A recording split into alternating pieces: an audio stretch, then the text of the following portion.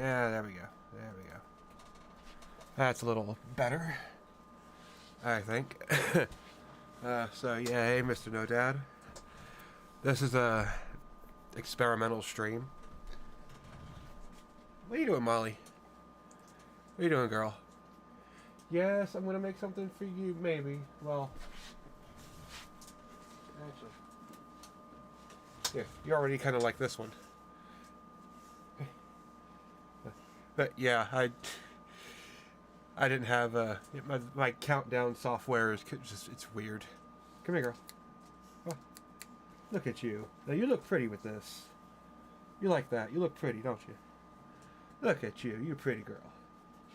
You're a very pretty girl. See, now I'm gonna try to make something like this again. That's what this entire stream is going to be about. I'm going to try to make something like that for the other dog.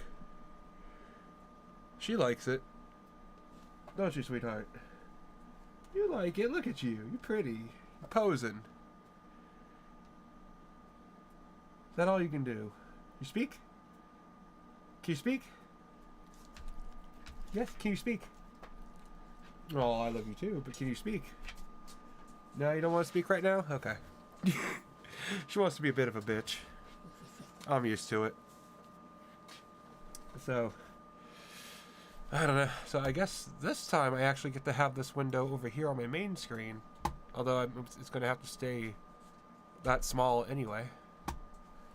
Yeah, you're watching a beauty pageant now. Yeah, might as well be. Now, so I'm gonna pick some yarn out of here, and I'm gonna use to make this damn thing. So, you know what? You know the smell of a pool toy, of an inflatable pool toy when you get one, you break it out in the box. That's exactly what this smells like in here. I love it.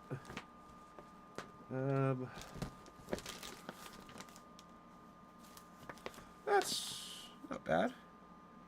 It's a nice lighter... Literally, it's a nice lighter green than what I was using before.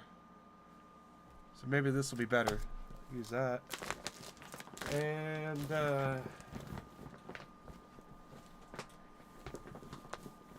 what else?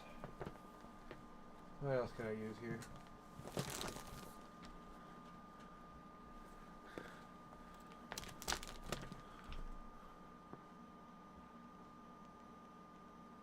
That could work.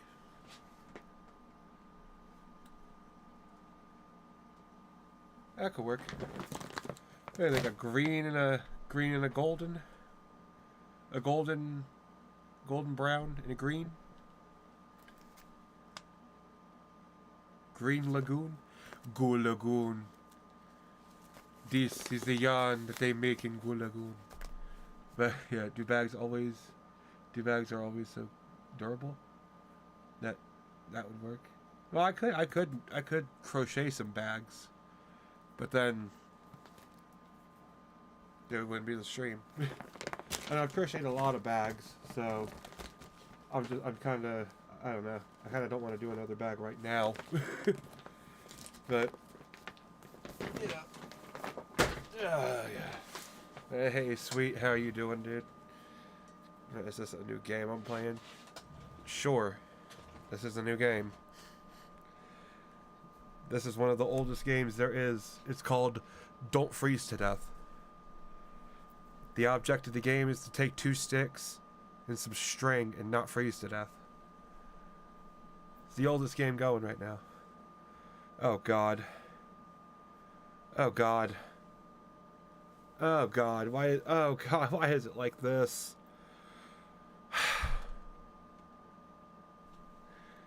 Why is it like this?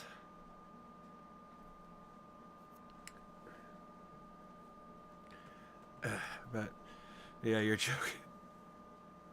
Yeah, I would hope. But you know my dumbass. So anyway, let me get this fucking shit here undone.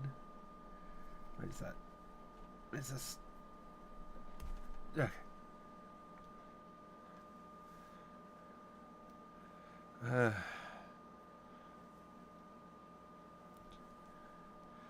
God damn it. I might have to just pick a different yarn. This one is not going to be fun.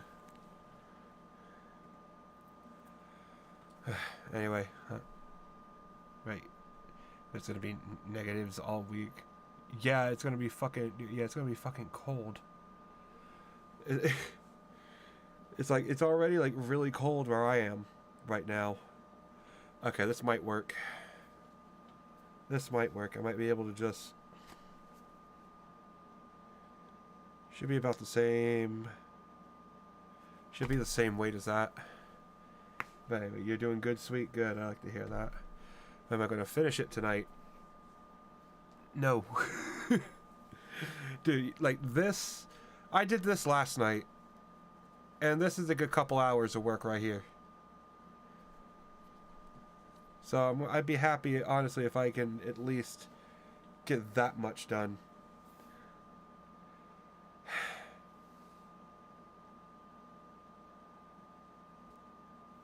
Actually, I don't think that's going to be... Yeah, this isn't conducive to a good knit. Maybe if I doubled it up, but I don't feel like having to double this shit up right now, so... We'll take that. And we'll throw it away.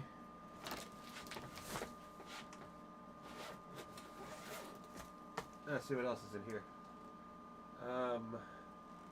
Ooh. A good green and pink. Nah. That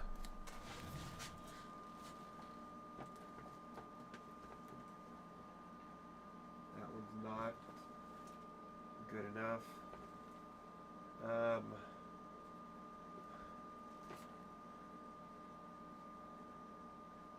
Well,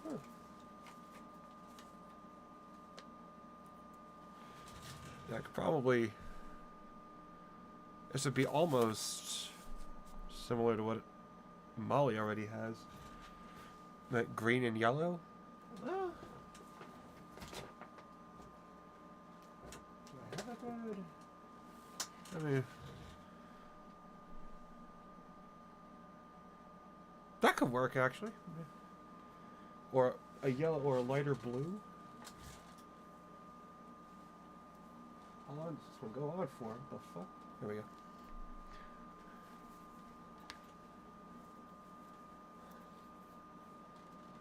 That's a thicker yarn right there. A lighter blue. That's mohair. I'm gonna use that. There you go. This is a never-ending rope from hell. Actually, I think these two... I think those two work. That's a good recommendation there, Mr. Note. That actually kind of works. And that'd be perfect for Mello, since he's a boy anyway. So yeah, this would be perfect. Okay. I'm going to be using these needles. Now these, I believe these are just...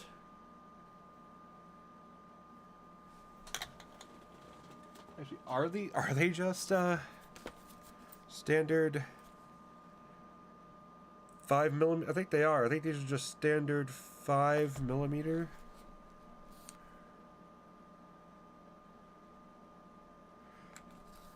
Yeah, these are just 5mm 5mm needles. I've said 5mm like 1,000 times already, it feels like. Let me try to put something on here. It would be something good to actually watch. Or fun to watch. Or entertaining to watch. Or something to watch. I should probably turn this up just a little bit. So I can be heard properly. Yeah, 6 years of experience. That's nice. I mean, 6 years, yeah. Although, I don't know, have I... Yeah, about 6 years I've been knitting, so it's not that, yeah. It's pretty easy. I like it.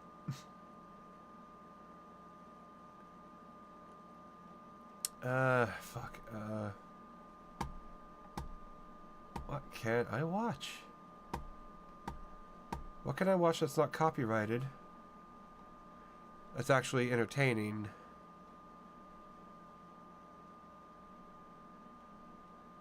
I wish I could watch Kenny versus Spenny. I don't know if I can.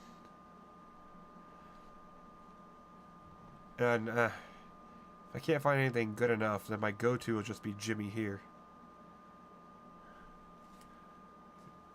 Okay, yeah, that is Green Lagoon. From here, it was starting to look gray, but then I'm like, nah, I'm just colorblind, I guess. It looks green on camera. It looks gray in real life. That is weird.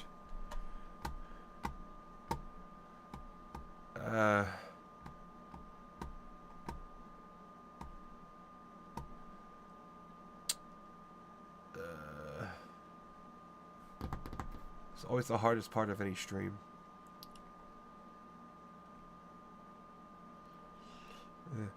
Yeah, hey, mouse.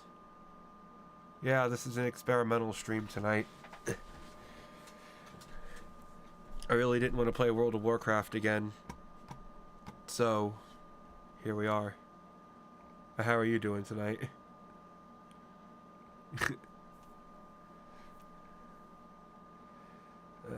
What's good? What's good? What's good? I can't even finish that. I can't even do it the K version of it. The knitting version of it. I can't even do that because it sounds too much. Too similar to something else.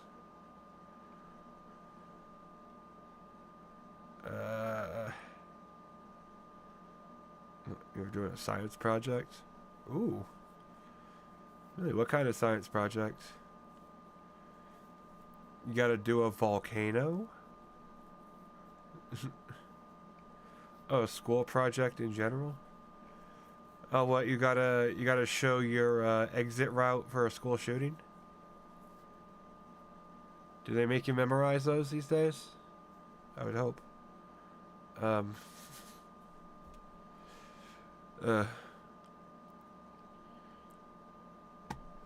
Jesus, there's nothing. A pinto bean cake from 55. No, thank you. Pinto bean cake? No, thank you. You better throw that pinto bean cake back. Oh, it's an assassin class? Bruh, you're so lucky. You get to have an assassin class? Oh my god. I mean, all I had to choose from was like art and cooking. You got to choose assassin? Dude, you're so lucky. I wish I could have been in an assassin class. Is your teacher the dude with the big yellow head with the smiley face on it?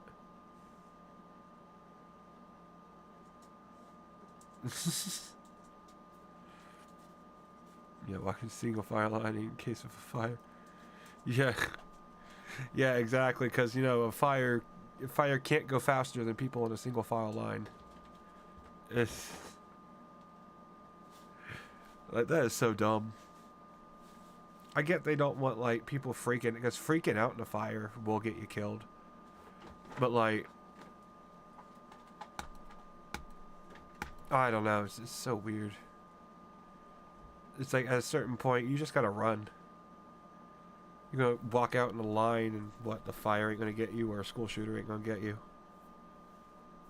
This makes you an easier target for half of the things that can go wrong in a school.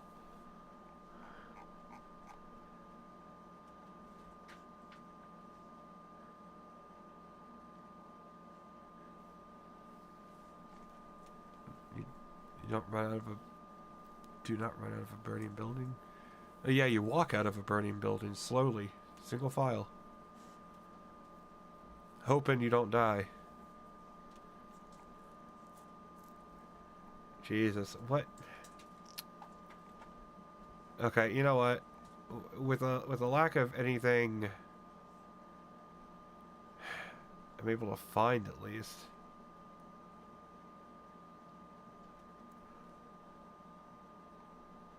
Might just watch some Jimmy here again. Like always. I mean, Jimmy here is funny, right? Yeah, after does walking in a line ever teach you? Teaches you how to be British. The British gotta walk in lines all the time, apparently. So if you know how to walk in a, if you know how to queue, you're automatically British. You fucking wanker. Yeah, it's kind of weird.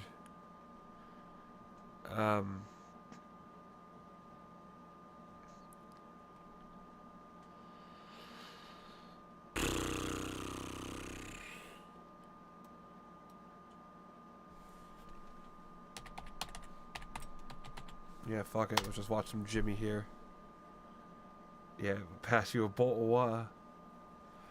Why is there a T in there? There's no T in bowl of water.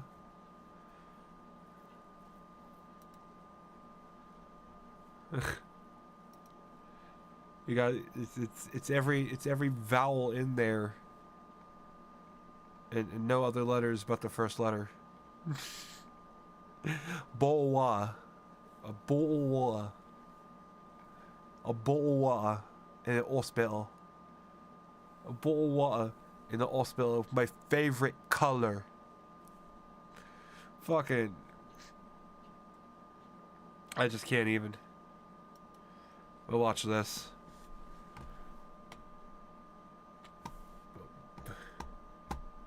Also, they're banning porn. Dude, if the Brits want to ban porn, they're gonna end up killing themselves. Or getting themselves killed. Put that on like that. I gotta take all this shit off of this one.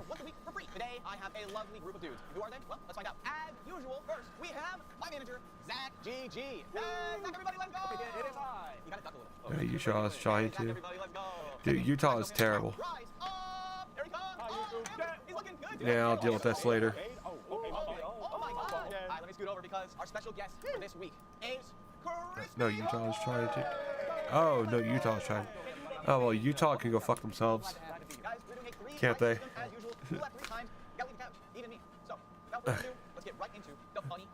This yard is dirty as fuck. I don't care though. Oh, is he okay? He's so passionate. He's got asthma about breathing. He's still alive. Right, how's this one? Good. Pretty clean. Whoa, it fights back. I walk to Burger King, then I walk back home from Burger King. We're so sad. Hi. Bro, odds. Your job. Get him here. Okay, hang on. You're so worried, Jimmy. What's this video? It is a cat. I wasn't worried. I was just. Yeah, they go back to Playboy. Yeah. Texas trying to ban social media. Oh my god. They're doing it. Oh, I'm not surprised. Oh, it's okay. Texas being dumb, that's just Texas. Rats. You guys know when that movie came out, it was on 2 VHS tapes? Guys, actually, happy birthday. Let's see. I think it wasn't even big though. That's 10, 20, 30, 40, 50, 60, 70. We'll do a 70 count there for that. Just to be safe. I mean, it's different. Yeah. And any excess I'll cut off. Hopping on the ball. Why are you hopping on the ball, bro? Bro, you pushing me? Now I need to get a calculator All the rats, they like the cats in the deep fryer. Is that a toaster? over here. I hate you, Bryce. Alright. Constructive criticism time. It sucked. Nah, it wasn't. How Polish people fight. It's A polish? What? Polish. That was the reverse behind grapple. Really Two. difficult. This is the move that Well, I'll people count that love, as right? 1, Somebody said that's the move I use. 2, Okay. I saw that one coming a mile away. 3, Because I've watched every single one of these videos and I've noticed a trend. Like, 4, usually that dog doing is on the rise. It's 5, definitely not on the rise. Yes, it is. 6, Alligator sperm? Please don't tell me that's what he's drinking. Shots, baby! 7, I got it. I tried. You had to jerk off the 8, So there's the bartender and then there's the ball tender. It's a dynamic duo. 9, 10. My favorite video so far. I just love balls. How- Think fast, chuckle nuts. How do I count? He didn't. Like this. This is solid. Go. This is not solid. One. This is slander. That is so much work, dude. 2, Why do your eyes look like that? They don't look like that. Listen. 3, Oh, shut up. He's just getting me back for the 49-year-old joke. 4, 5, 6, Damn! Wow. 7, You must kill it at party. 8, Yep. Bro, don't tell me this is my old video. Oh, I'm ready for this. Oh my god, dude. 9, This is like 2017. 10. That is an old video. That's my old content, chat. Like that. I gotta count like 100 and... I gotta get like 132 fucking stitches, so... Oh, I smacked it. You see that? I'm gonna do a lot of counting for a bit. With my Yeezys. He just threw his back out. Bro, how you gonna compliment my back? 'Cause I'm doing what's called the, Dude, okay. So, chat thinks that I look like that dog.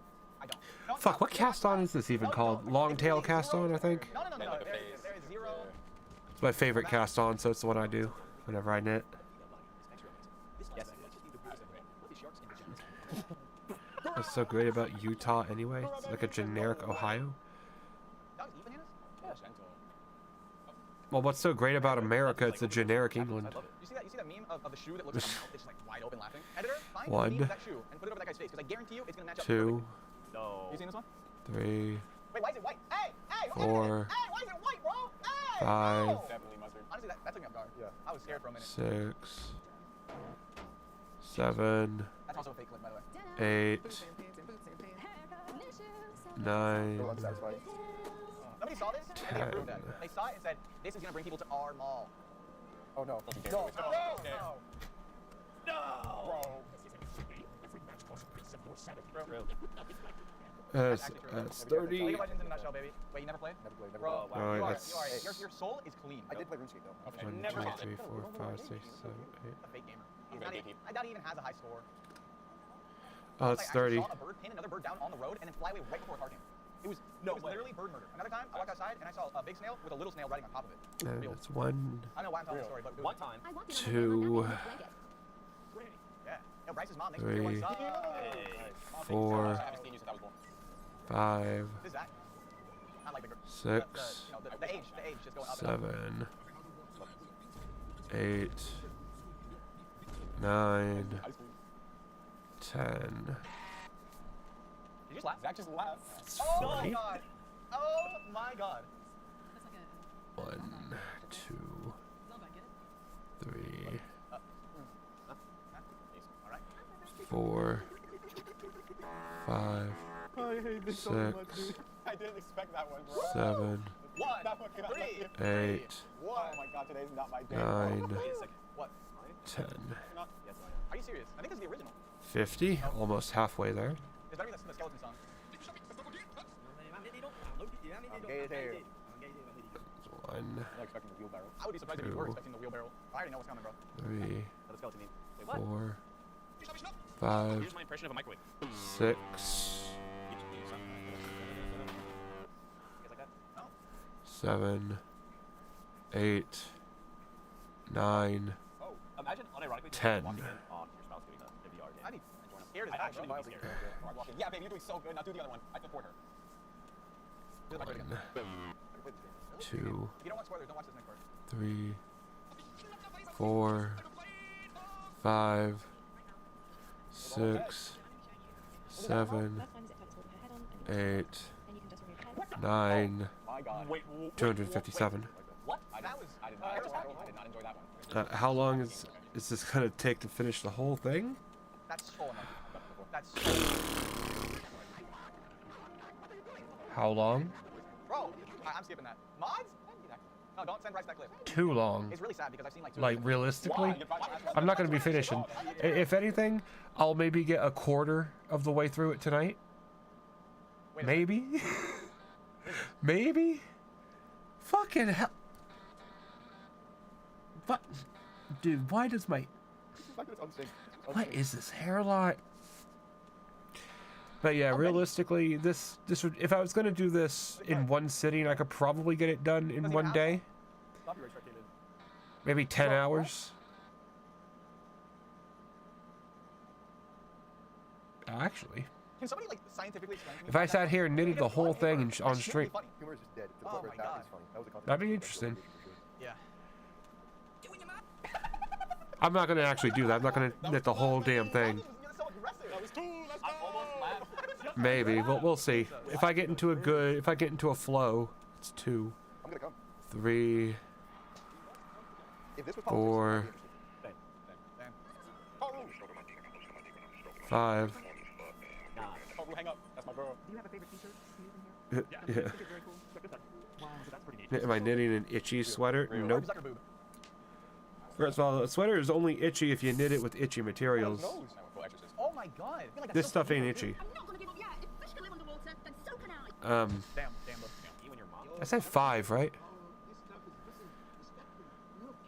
What about you, OBG?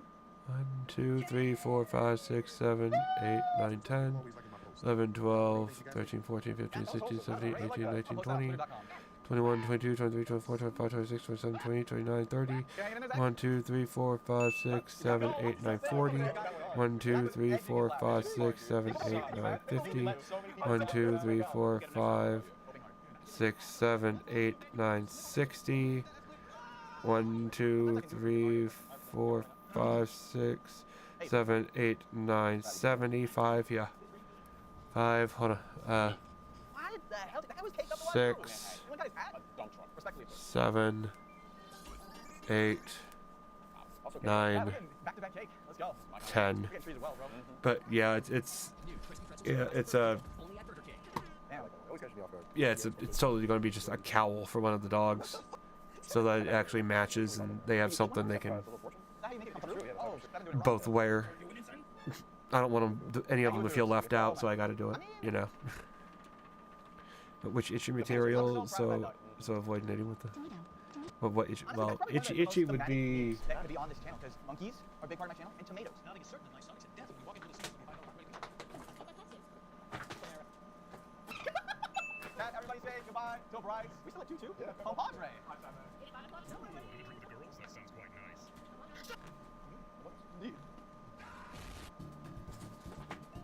Quick ones, man. It's always the quick ones. Okay, actually, I don't really have any I got scrambled. itchy material. I'll be honest. I try not to have anything that's too itchy. They probably say that. But like something like a hardcore wool would be itchy Tune in. That sounds interesting. Damn, that's crazy. more than anything. But this is a pretty good That stream. was hot. Okay, dude. Yeah, just totally amazing, isn't it? I'm actually pretty good. I was a good imposter. I was not sussy. It's 1, That commercial probably could have aired today. No. No. I remember that. Okay, I used to have that. I think I tried to like eat it. 3, Chocolate, and it's right in my mouth. 4, 5, 6, I've 7, seen the full version of that meme. I need the full version. Kyle, what are you doing here? 9, Hell is that? 10. Yeah, I might try to do this instead of World of Warcraft, because doing World of Warcraft just kind of got boring I was in like high school. I feel like Kyle's just stopped existing. after a little while. That plays at least once every life you lose. So hey, we did it. Hey, we're staying consistent. I mean, I'm still playing it, but It's you a know. lot. Yeah, That rolls down to actually, the deep. True. Sometimes it's hard to resist the urge to drive right off a bridge. Oh, no, there's one. Real? Okay, that's Oh, 1, Get going. The war. They had to stop 2, 3, 4, 5, 6, That's my favorite one so far. 7, 8, 9, 10. That is 100. We got 32 more to go. That one's actually yellow. Yeah. Someone's gonna make me That's do why that. more amazing than seeing the Cowboys lose to the Jaguars. It warned you. I bet it would You be. have to shoot on a helicopter. This way you don't have to worry about it. You can focus on something else for at least a good couple hours if you do something like this. I don't know, bro. I honestly, I have no idea. 1, 2, 3, Immersive, dude. Immersive. 4, 5, 6, Oh my god. 7, Damn, damn, 8, 9, What is that? 10. My favorite streamer, bro. You literally turned red. What is he? Not a dog stupid. We're on Twitter with social media.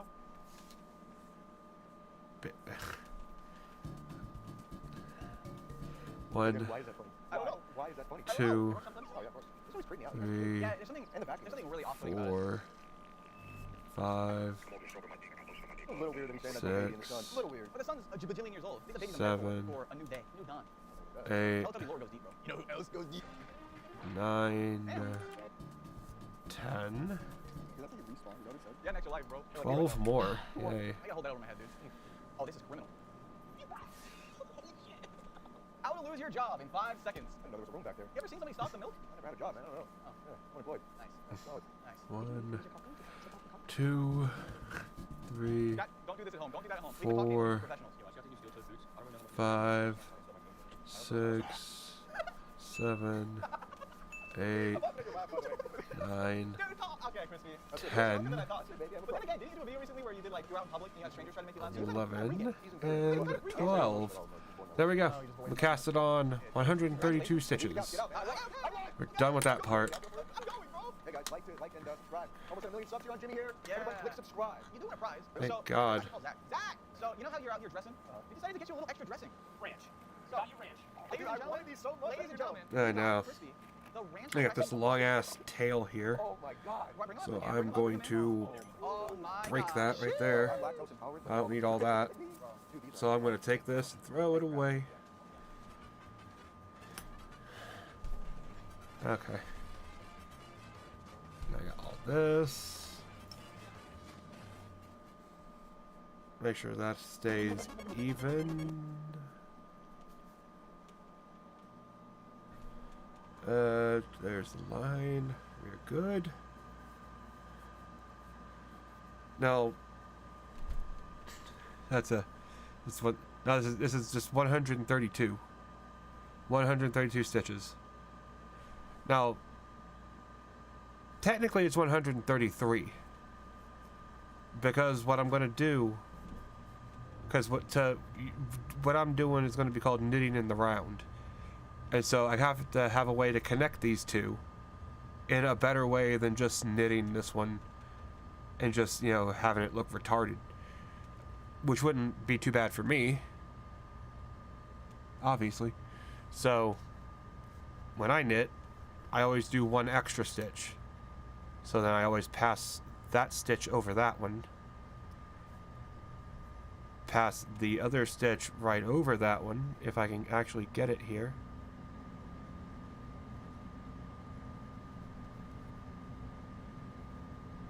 I hate this part. And then pass that back over to the other stitch, or other needle.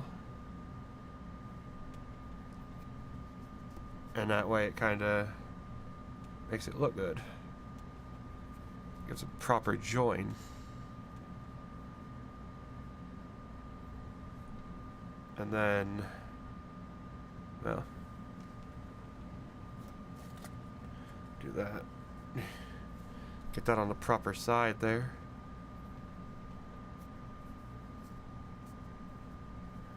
And now that's basically, that's been joined. Like, as you can see. But yeah, you was gonna say 133 to be funny, but yeah, you could have been funny. You had the opportunity. You could have been funny and you failed. Sucks for you. So, so now what I need to do,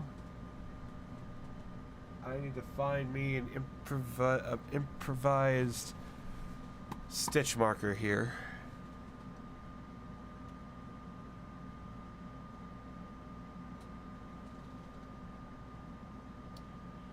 I could use a Fruit Loop, but nah, I don't want to get Fruit Loop on my. I gotta fuck. This is part of somebody's Christmas gift, Raspberry Pi. So that's gonna be fun. That could have been a stream on its own right there. Also, just for the hell of it, can anybody guess what this is?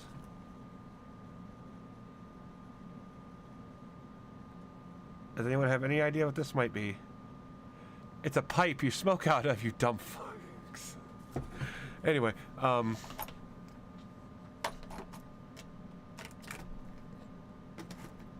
so, but yeah, what you're knitting is actually good murdering material.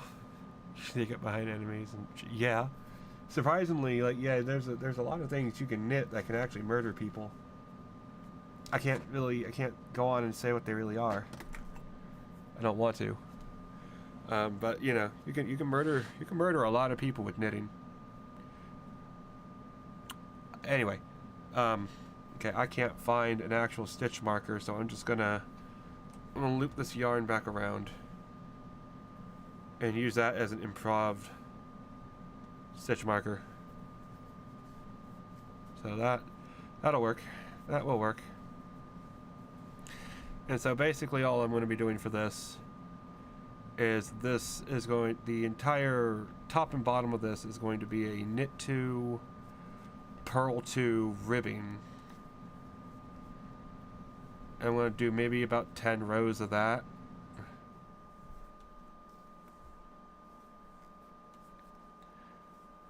So this is going to be fucking fun.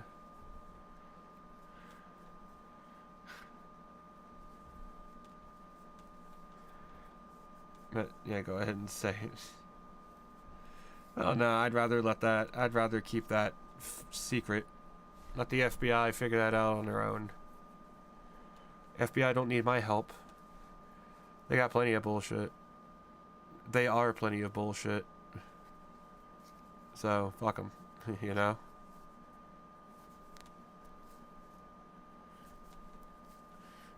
So, now that we got this started, I can actually put something on. Actually, no, now that I got the cast on completely done, I'm gonna reward myself. Yeah, the one thing I'm not.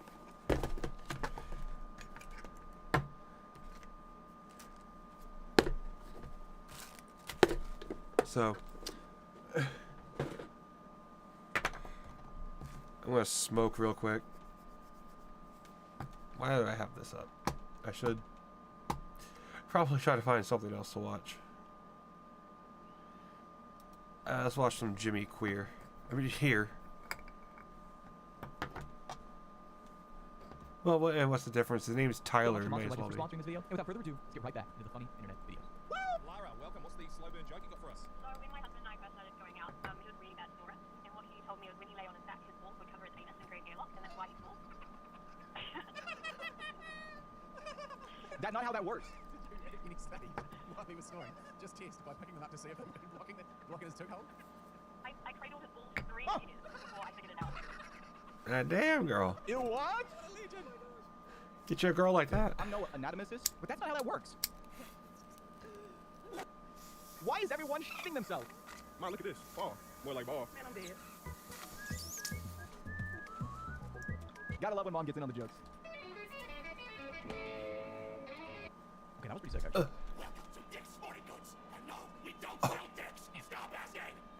What if I said please? Do you think they check in the back for me? It would be a better game. Let's be honest. It would be a better game. Guilty. Oh. I had a 50-50 chance. Yeah, baby. I'm doing more. I'm going up. I had a 50-50 chance I lost. Should I get an automaton? Automaton? Donkey Kong's serendipitously. The way this whole thing works is different. Huh? I need an adult. 19. I am an adult. Yeah.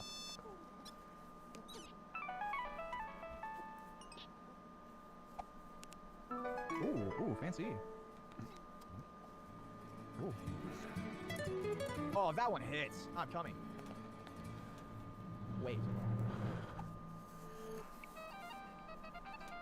Huh? Okay, that's the best one.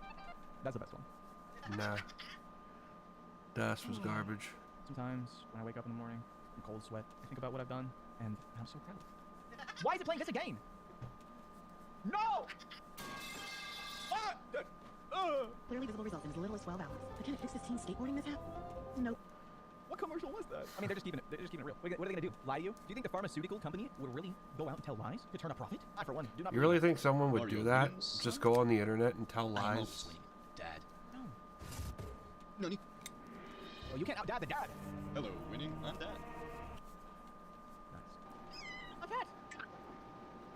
Okay. What the hell? Oh hell no! We gotta return the whole damn thing. It's broken. Hello, my name is Michael Berry. For years, cinema has been confined to a single shape, the rectangle. That is, until now. With our project, Circle Cinema. Please set your monitors to full screen and enjoy our film as it was meant to be witnessed. Enjoy Joseph's Requiem. Huh? That's actually kind What? of a cool idea. Not gonna lie. I need to poop. Oh, I don't feel What so the good. hell? Oh, I should have pooped earlier. Dude. Oh, my whole body hurts in my butt. I need to find a bathroom. Someone help this guy! My whole body hurts, even my butt. What? Huh? I don't even. I've seen that like 15 times. How is it still funny? How? Oh, I already know where this is going. Oh, I already know where this is going. This is gonna be good. Oh God. That's pretty accurate. I like how you guys hear stuff like that and you're like, you know what? That's like a car tire being changed. I'm gonna make it a reality. Dude, I love mouses now. What the hell? Spices. Where's the sub button? It's gone! Where's the sub button? So that I... No, chat, I only want to know so that I can block them. I don't want to see that. Armadillo. Where do armadillos even spawn? Oh, here comes... Ooh! That's so weird. Dude, you guys are supposed to be putting these wholesome videos in? You're trying to make me laugh. It's just so cute. Hey guys, what's up? Your cat here, and today I am here to tell you how to dock your Switch. You know how to put your Switch in the dock so you can play on the TV. That's Isn't that the just like beautiful thing about the You gotta Switch. dock your It's the most Switch? amazing Standard device. thing to So do the with your first thing Switch?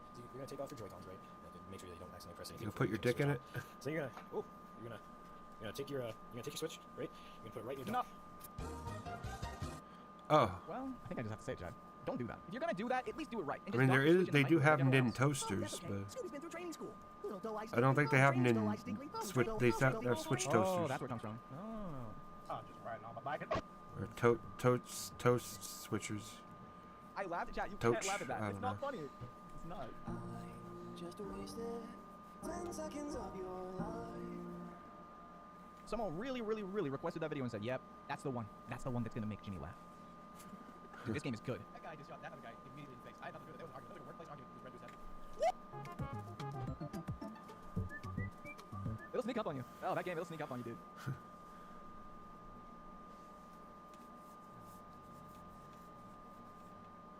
I gotta get out of here. I gotta get out of here. Down, get a hold of yourself. I gotta get out of here. calm down. I'll get back to your seat. I'll take care of this. Classic. It's fake, by the way, chat. It's a movie.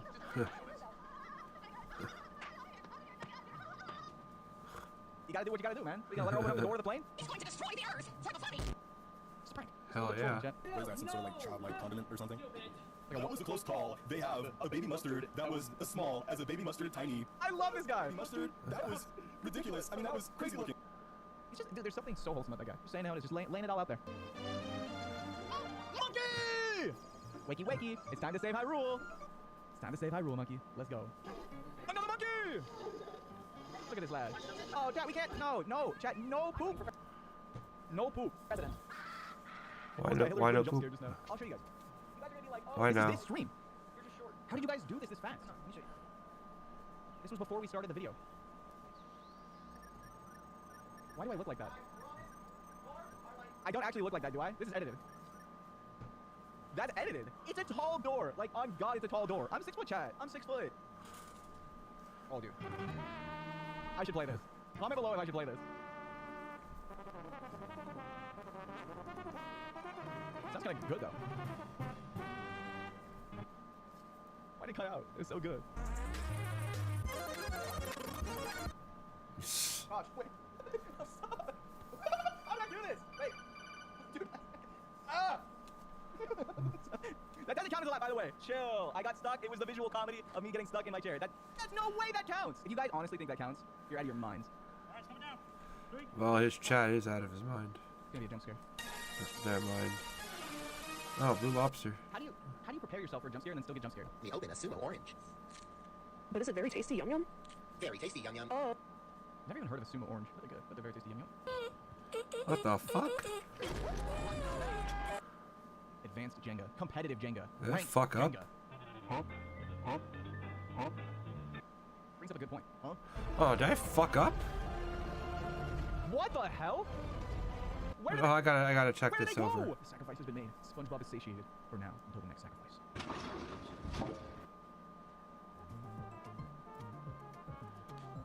Oh no, I didn't. Foul ball, dude. Okay, No, I'm just stupid. no, I'm no, just no, stupid. no. I'm just stupid, everyone. I'm just stupid.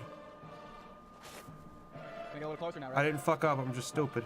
Why can't I never guess these videos anymore? There we go. I wanna go home now. Okay, row 1 done. That's the perfect word. He definitely skedaddled down the stairs. Okay, for real though, where do I get that hat? And I say, hey, getting row 1 done. No. I say that calls for a smoke. No. Gotta reward myself the small goals. I didn't know. Where can I get that bird? They can do that? Keep those people away from that bird. I want that bird. You thought the ball's gonna hit us? No. I love these guys. We're just playing Fortnite.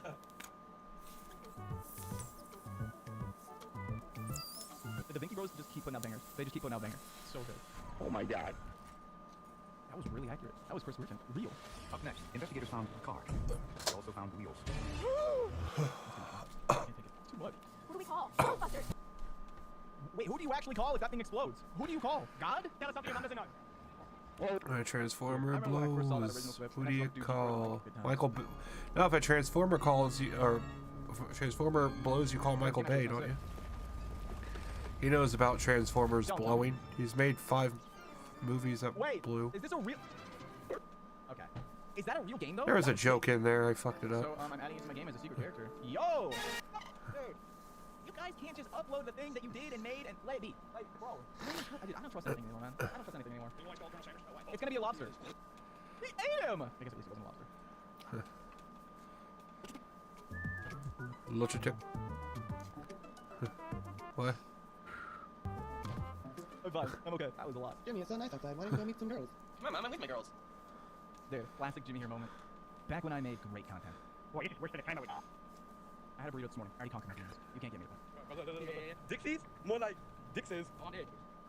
Wait, I don't understand the joke. What is, says? What does that mean? I do like how that one was just a little skull. That was good. Oh! Oh! No! Not the bunny. Hey, where'd you get that? Need that plant root. Oh, okay, whoa, hang on, chat. There's something just came up. Delivery. Next day shipping. Check out. Let's. Oh! Mr. Krabs, can I...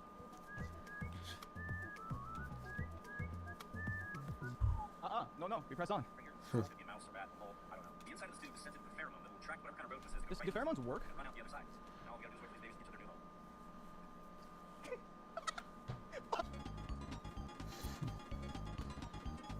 home. Weak. Actually, was that at 2 times speed? It didn't seem like it. Oh, that wasn't. Reminding you to check out Monster Legends collaboration. That was at 2 times speed. I watch everything at 2 times speed, so I hardly even notice. Fuck.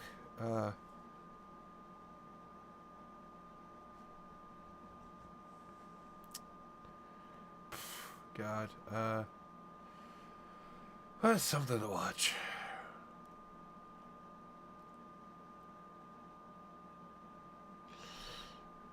Like, yeah, I want to. This asshole. Oh my god. I've been seeing this asshole everywhere the past few days now. Seriously. Oh my god, I'll tell you what, Mr. Kirby, you know what we're not gonna do? We're not gonna talk about it. Okay, this is split a bit weirdly. So, Miss Nerdy Kirby is a chatter in his chat, who's there quite frequently, and she pops in, he says, oh, where have you been? And it gets cut out here if the video limits, whatever. But she says, oh, really bad, my mom died, or something like that. Like, I've been gone because my mom is dead. And then we get late epic wholesome response. Oh my god, I'll tell you what, Mr. Kirby, you know what we're not gonna do? We're not gonna talk about it in my chat.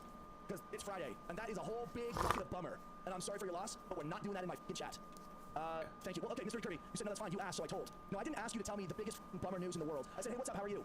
I actually, No, I you actually didn't. love this guy You because I feel literally like he's a didn't. perfect representation of that like toxic, wholesome positivity vibe, where people are like miserable human beings, but they cloak all of it behind like folksy aphorisms and like fake positivity and shit like that. Like juxtaposing the phrase "bucket of bummer" with "shut the f up, don't tell me your mom died" is so on the nose that it does feel like a parody. Like it feels like an Adult Swim cartoon where there's a character who's supposed to be like an obviously neurotic and mentally unwell self-help counselor. You know what I mean? Like that's the archetype. And then like inevitably they have like the breakdown or whatever, and it's like you know, well it's like Ned Flanders getting mad, except Ned Flanders is supposed to be a nice guy, at least in the earlier seasons. You know what I mean? Now don't you ding dang don't dare tell me about your stupid dead mother, you son of a bitch. You know, it's like a BoJack character. It is like a BoJack character. Slight middle McElroy brother. Oh, you mean Travis, right? The one with the paint and nails? Yeah, I totally see where you're coming from. That bit that Travis did where he was doing the Among Us, and people got mad at him because he was being super Oh wait, hold on. I'm so sorry. I was getting I'm in a bad mood. I want to watch other people being worse than me. This incredible bit here. Travis McElroy is one of the 3 brothers who does My Brother, Me podcast, and he was playing Among Us a year and a half ago for a Twitch, just some people playing Among Us on Twitch, just chilling, just playing together. Yeah, it's cheesy. Oh my god. And people kept killing him because he was being really annoying the entire time. Like he would tell other people to shut up so he could continue doing a bit. Like imagine the worst version of me where I'm in a group call where I'm being very loud, but rather than like being self-aware about that, instead I get annoyed with other people for being annoyed with me for talking over them. Anyway. Also being less funny than me. I will point that out. I do like the Vim Bam, or at least I used to when I watched it, but yeah. Someone right in front of me, chill. This is really gonna make me decide. I don't even know how this even happened. So it's not really fun for me if I. What's your favorite attack? Yeah, they kept killing him and like voting him out when they knew he was the imposter. It's not really fun for me if I'm being honest. This style of play, where like it just seems chaotic for the purpose of it. So like we know it's cheesy, and I have an audience who's watching because they want to see us play the game. So we're not gonna play it right, and I don't know, it's just not as fun. No, It's the way he's talking too. He's doing the like Tumblr. He's doing like the Tumblr overacting. You guys remember that TikTok trend where people would like record themselves dubbing over like an animated movie bit, and they would do it like, here's me acting like a theater performer, here's me acting like a Hollywood actor, here's me acting like a cartoon character, and they would act like an over-exaggerated, very impressive performances sometimes, you know, with how people acted there. But anyway, I feel like he's leaning into that. At this point, we all know. Yeah, you can vote yourself. Yeah, it's a good name. Do the speech. Oh my god. I guess you can't go. Yeah, you can't. Yeah, it's not real. Playing to frustrate each other is not a fun way to play because we're all on the same team and that team is to have fun together and to make it entertaining for our audience. Yeah, totally. Absolutely. And so when people make plays just to frustrate each other and just to troll each other, there's enough of that in the world today of people trolling each other to be mean and to be hurtful. And if we're gonna play in this space together, we need to do it because we want each other to have fun and not because we're trying to frustrate each other. Because there's enough frustrating things in the world right now and there's enough we can't control. And one of the things we can control is that everyone's here to have fun and not waste each other's time. And so when we make decisions that are meant to troll each other, that's something that bad people do. I feel you. A lot of people, Bad are like people. close personal friends, and I understand that. I understand that completely. it's a bit of banter that might not translate as well if you're not as tight with that group. The answer is one thing, I completely understand that. Totally. But making votes where you're completely disregarding something someone else has said just to frustrate them is not okay. I hear you, man. I totally get you. And I'm establishing my own boundaries because I love playing with you guys and I want to play with you guys more. But I want you to understand that when something I have said is just completely disregarded in someone. It's not included in this video, but the broader context is that he was being incredibly annoying the entire stream up until this point, and nobody had an issue with him until he started acting that way. So, watch, please never do this. I don't think I'm at risk of behaving this way. The thing that skeeves me out the most is him co-opting woke language and manipulating it. Yep, a lot of people do that. Anyway, that's what this reminds me of a little bit. Just the bucket of bummer thing, where people have this like, I don't know, this like Tumblr-esque like summer camp counselor, like I don't know, vocabulary while they're being a giant piece of shit.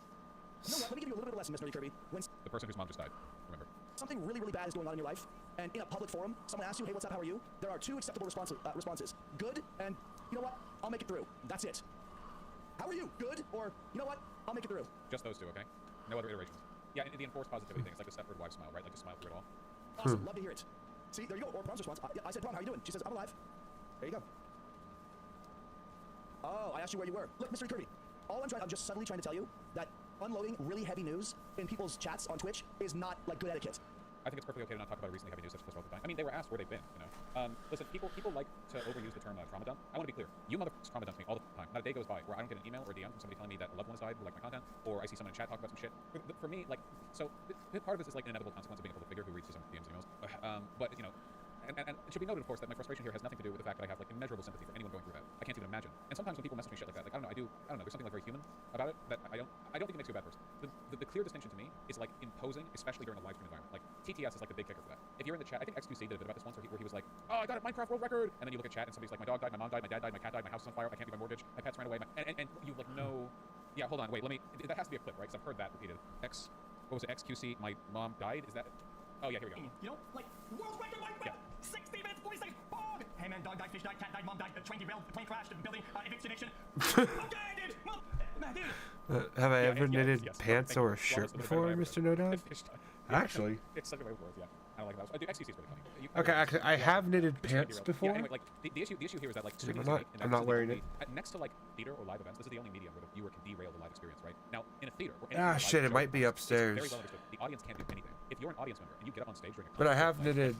I do have a shirt that I have you're knitted supposed to stay in the audience, not that I actually really like. Yeah, you can boo. That I wear all the time. Booing, that's like a sacred pact between the performer and the of course, audience. I've made sweaters that's like and a together thing, you know. But booing is useful in that it conveys like exactly one thing, right? It conveys I think I probably showed this off before. Chat, somebody can just enter the live stream chat and think, I'm going to derail this live show with 12,000 people watching, and just start talking shit. Literally, it just takes 2 sentences. Gosh, I don't know what to do. I have no one else to talk to. Things are falling apart for me. I don't know what I'm going to do. And instantly, you have taken the stream, and you've wrangled it, and you've launched I didn't bother making the sleeves for it because I just wanted to see if I could do it. Now I may have been having a good time. I could have been having fun. I might have been having a pleasant day. All of that's done now. Now I have to navigate this like minefield. But to me, the main gotta be a is hole like in two it things here. that make it really bad. Okay, Pigeon, shut the up. Speaking of derailing, I'm gonna give her a tap. Wait, hold on. There you go. Tapped her. What was I saying? Oh yeah, there are 2 things that make it bad. Okay, insistency and I got an idea. Severity. To me, it's like if somebody comes in the chat and they're like, I feel like shit, my mom died. I don't think in and of itself that's bad. If you keep guess what? This just turned into an after dark stream. Because that's what you're very clearly trying to use your negative life experiences to like direct the course of I wouldn't do that. I wouldn't do that to y'all.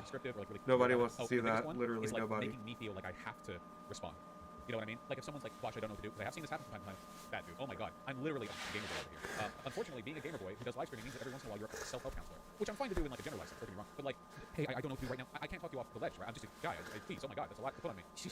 Yeah, I'm just you know, just caring less about the things you've seen. No, I just can't respond to all of them, which is like emotionally hard sometimes when people email me. See, it's not very. It's not fat.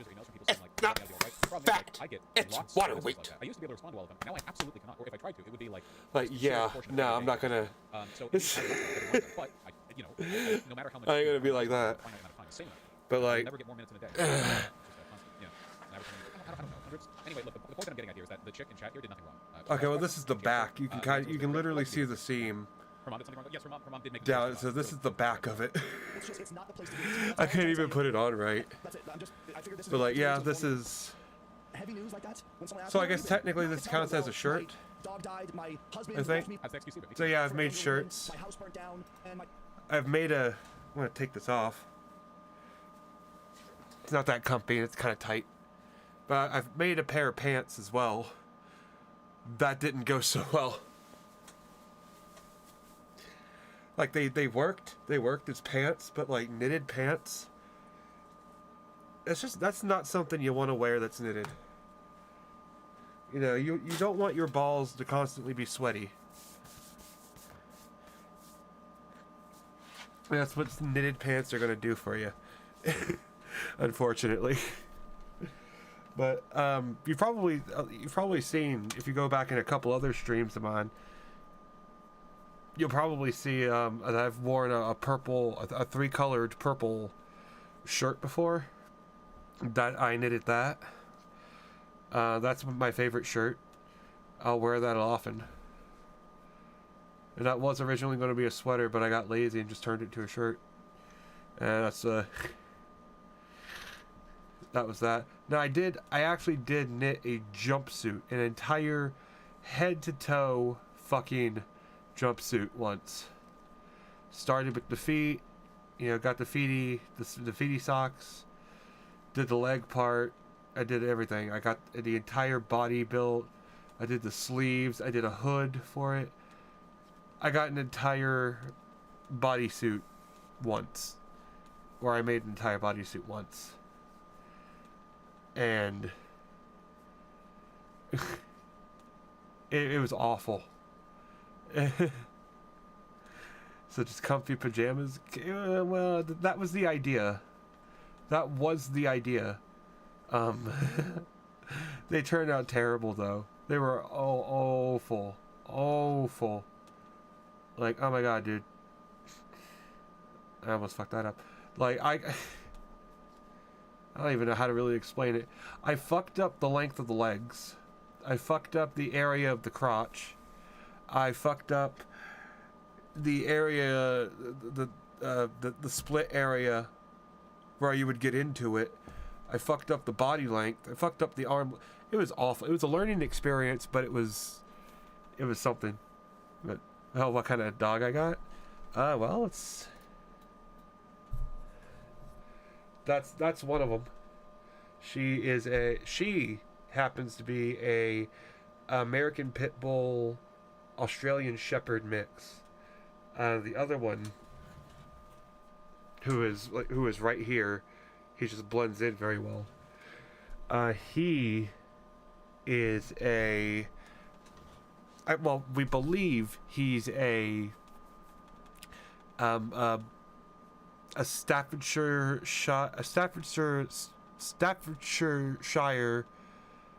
pit mixed with boxer. We believe. We're not entirely sure. He's very muddy. But he has that boxer leap and he looks just like a Staffordshire Terrier.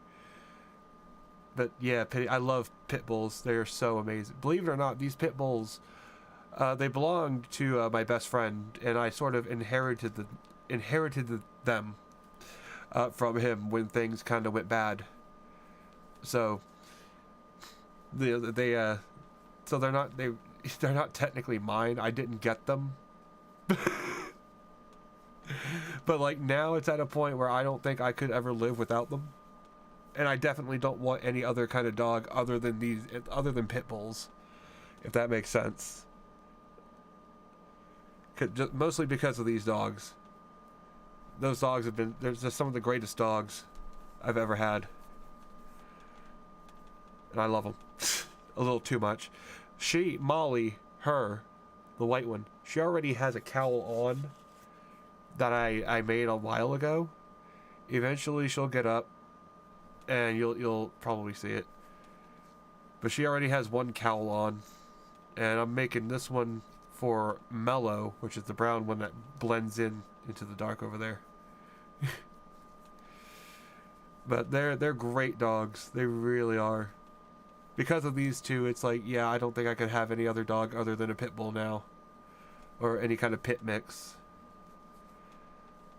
They're such perfect dogs. Like, both rescues. She was rescued from a puppy mill in Louisiana, and Mellow back there, the little brown one, he was rescued from the neighbors next door. Believe it or not, they kept him as an outside dog. So, and when I say outside dog, I mean literally outside 24/7, 365.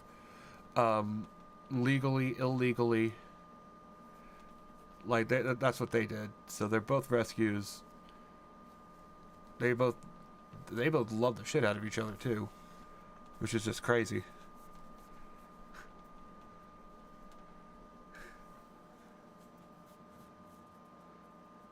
But yeah, pit bulls are amazing. They're some of the best dogs in the world. I think I read somewhere that they're like the most tolerable dogs. Like, they'll put up with the most bullshit almost out of almost any other dog. They'll put up with the most from people. And it makes me wonder how people are able to get them to be, or how some people are able to get them to be such bad dogs, you know, or such not well behaved dogs. It's just sad.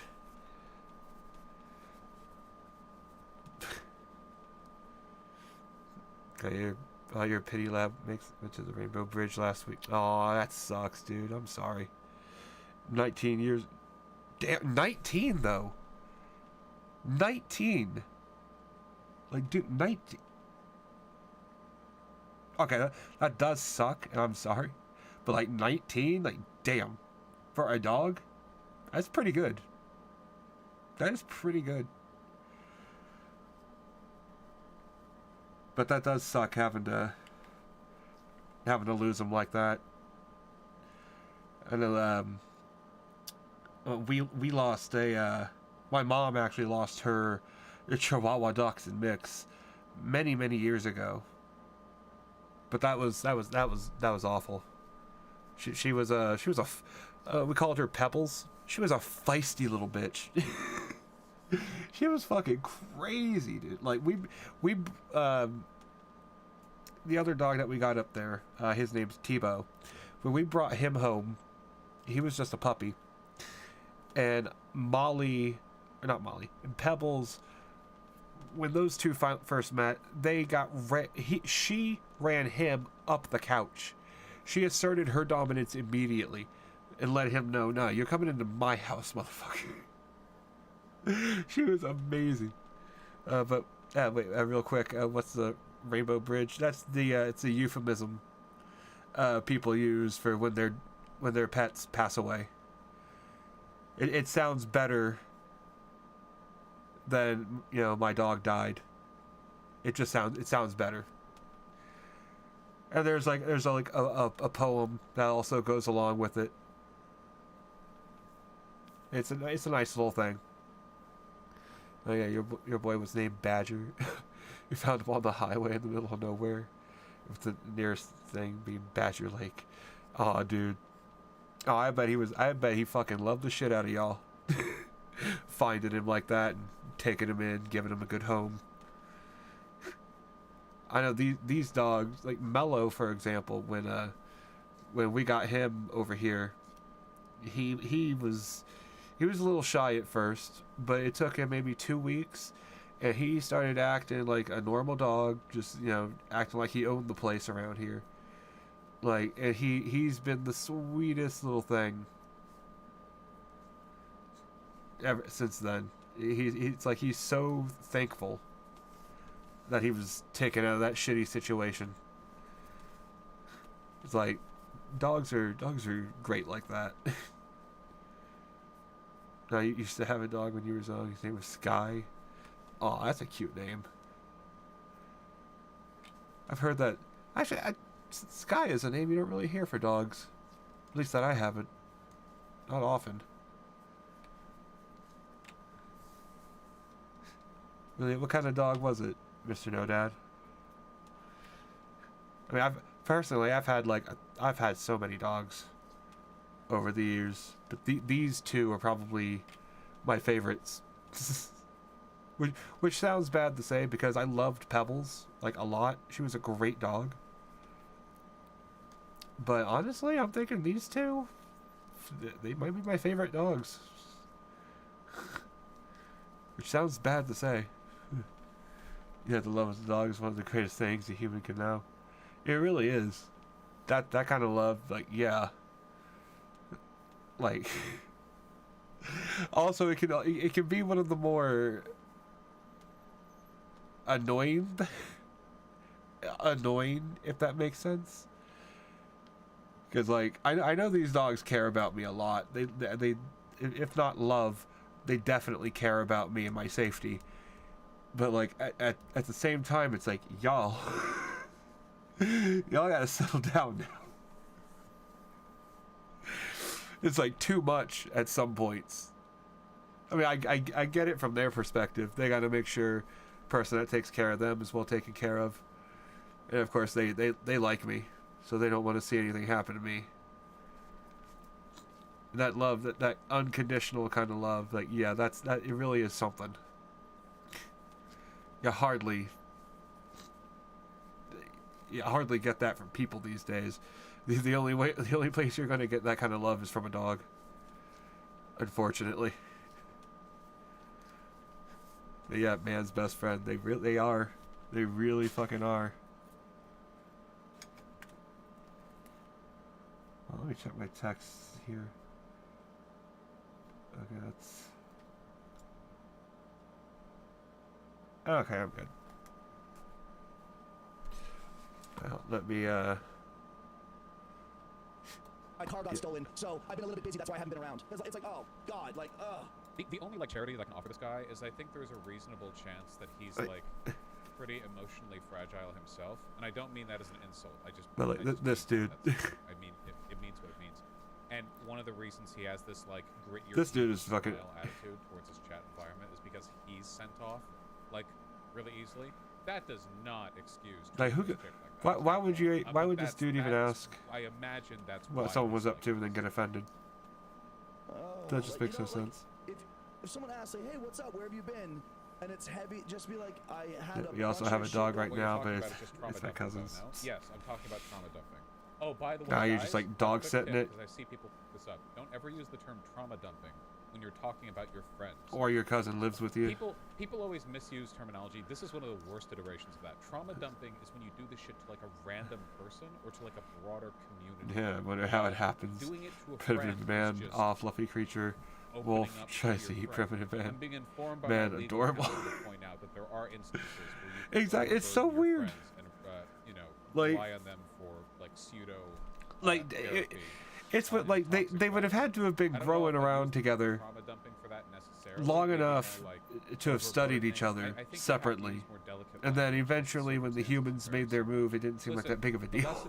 The lesson is as follows. It's so weird. Nobody is your therapist except for your therapist. Okay. Now I wonder how many primitive men tried to domesticate bears, and then you know they thought, oh, fluffy creature and bear literally kills them. I wonder how many people had to die before they're like, okay, bear's not a good idea. Wolves, yes. Your problems at the end of the day, this is an up here thing. So, like that had to have been a bitch of a process too. Constantly dumping all your negative emotional shit on friends, partners. I know somewhere in Russia, I think they domesticated foxes not too long ago, and watching the process of that, like a couple of YouTube videos about it. The process of having to breed foxes and then taking the ones that are the most nice to people and then breeding those and then taking the ones from those that are the most nice and then just doing that over and over again.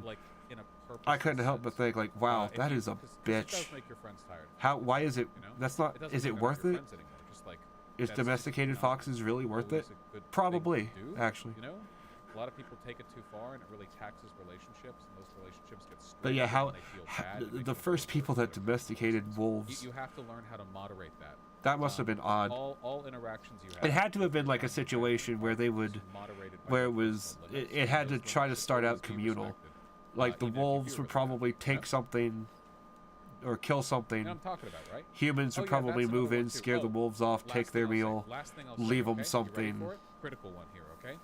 Don't Alright, say, maybe it was like "I'm a sorry for leechy doing kind of that." parasitic Say, relationship at first. "Thank you for And listening." then eventually they're like, Critical oh, some of these wolves difference are nice makes to all the us. difference in the world, okay? The If you ones just that they spent could an hour and a domesticate. half emptying negative feelings on a And it friend, just the probably last thing they rolled wanna from hear there. is an apology. It's an They odd don't process care. to think You'll about. Just make them feel worse. Don't do it. You're looking for absolution that doesn't exist. I really Stop wish it, there was okay? like more Say thank information you. on how it Make all them happened. Feel better, and it'll make you feel better. There we go. Going on, so I've been lying low for a little while. Got it. Yeah, who has the balls to steal his domesticate it. cats? I'm not trying to rip you Actually, in the how ass. were Kinda cats did, though. domesticated? What is this streamer's name? Didn't they make an apology video? I really want to see it. I'm sorry. I know I'm I getting actually- into the weeds here. What is the name of this? Actually, that is how are cats domesticated?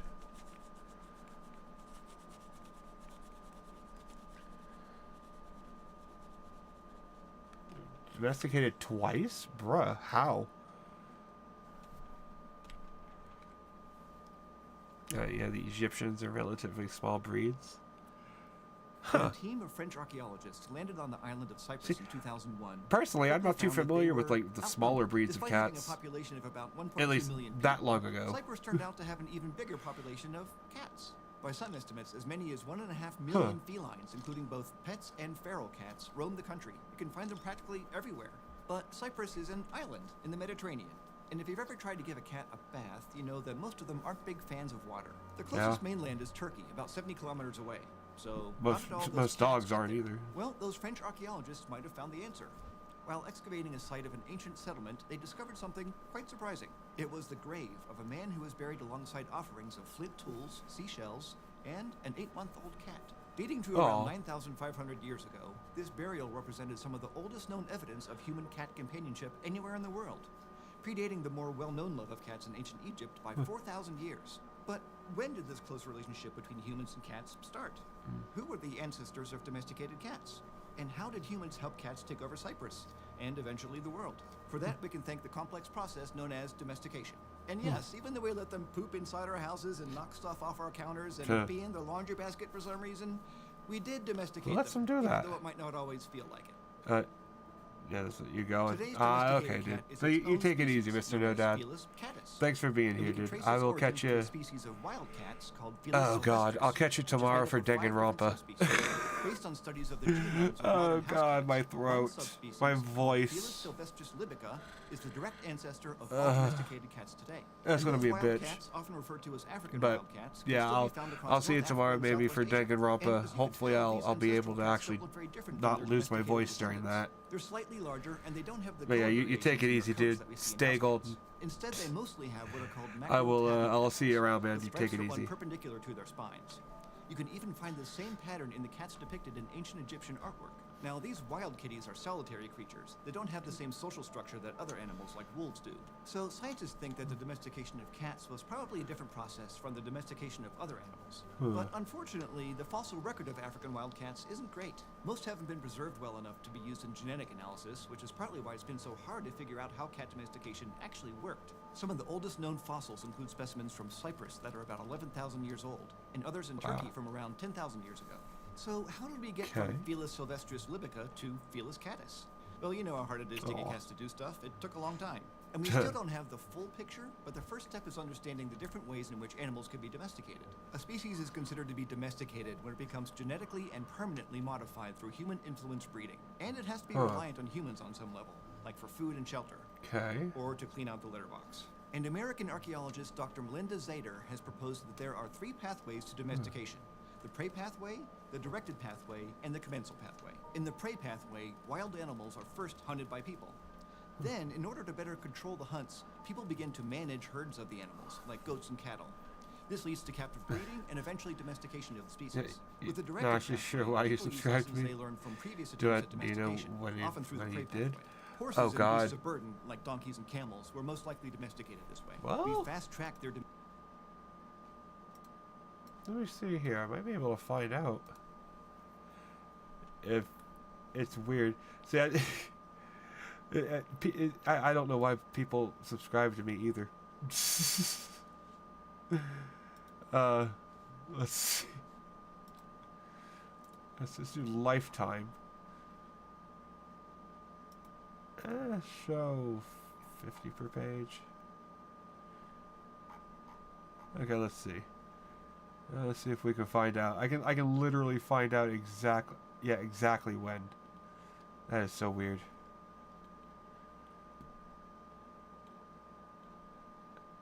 If I could find it. Actually, I can't bring it into another window. Let's see.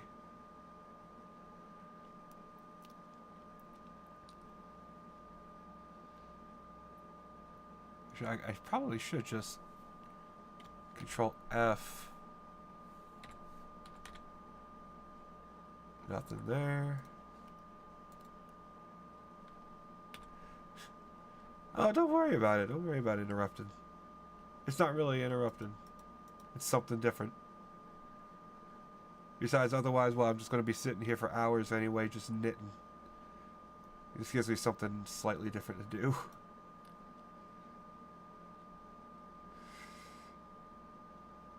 Weird, I can't actually find it.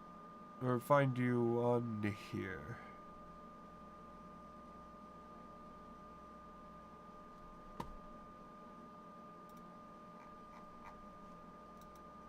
Why does it only go to 122?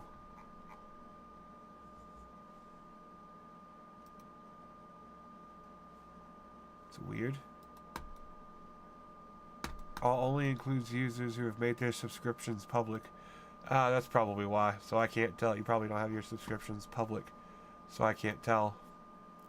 So domestication to harness their abilities. So unfortunately, I can't tell exactly when. And finally, in the commencement I was probably playing some game are attracted to human settlements by at the time they go where the people go, that you eating off liked. their scraps, I or assume. on prey that may have also been drawn to the humans, like mice or rats. And this eventually leads to I don't know why. I This decided probably to do helped something us experimental tonight. For thousands of years, they stayed close to human I've been wanting to dwellings do for this food, for a little but while. weren't necessarily close to the people themselves. See how it but works. Eventually, people noticed that cats were actually pretty good at catching the pests that were plaguing their food stores, and began to actively entice them to live in their settlements.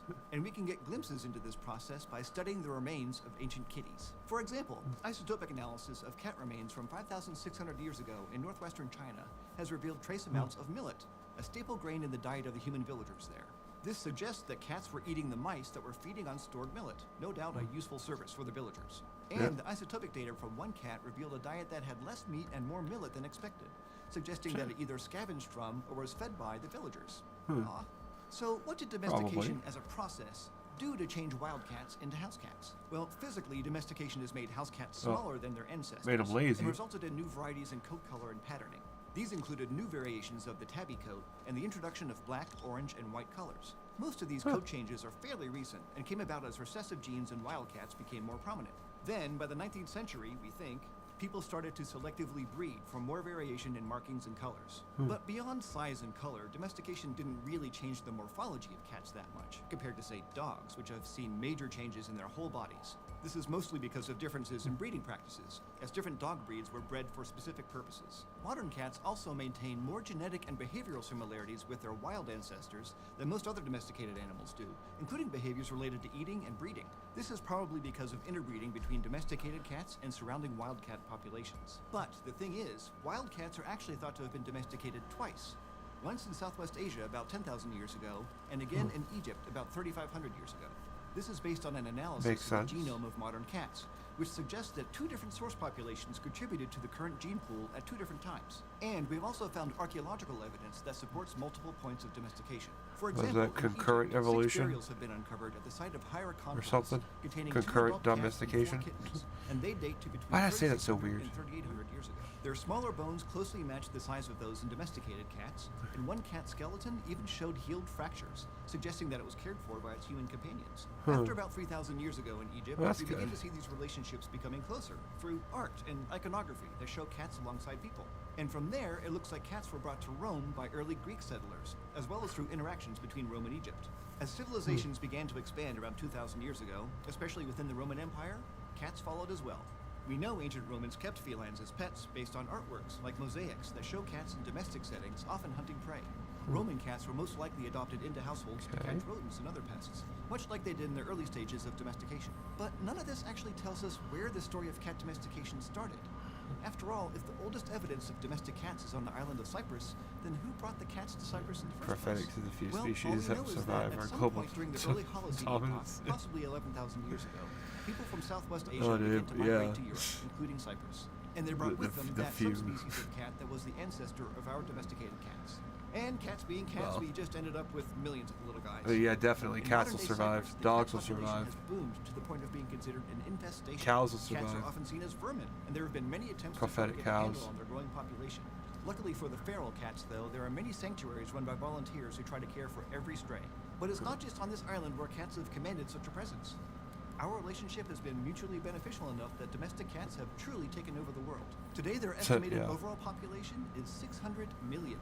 Cats have achieved world domination. But if it wasn't for us, They they have. might never have left Africa or Asia. We carried them to places they otherwise might never have seen. So maybe our pet cats should treat us with a little more respect? Mine could have started by not peeing on my laundry, but I love them anyway. Yeah. They'll Thanks and do. Kenny Snuggles to this month's Eontologists. Patrick They do Sutherland, whatever they Jake want. Hart, John Davison, Ing, and Steve.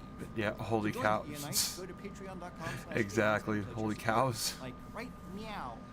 Oh, God, fuck that pun. I'm not gonna watch the rest of that. That reminds me of a video. I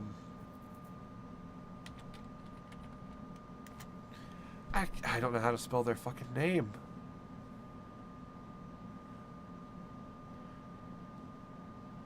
I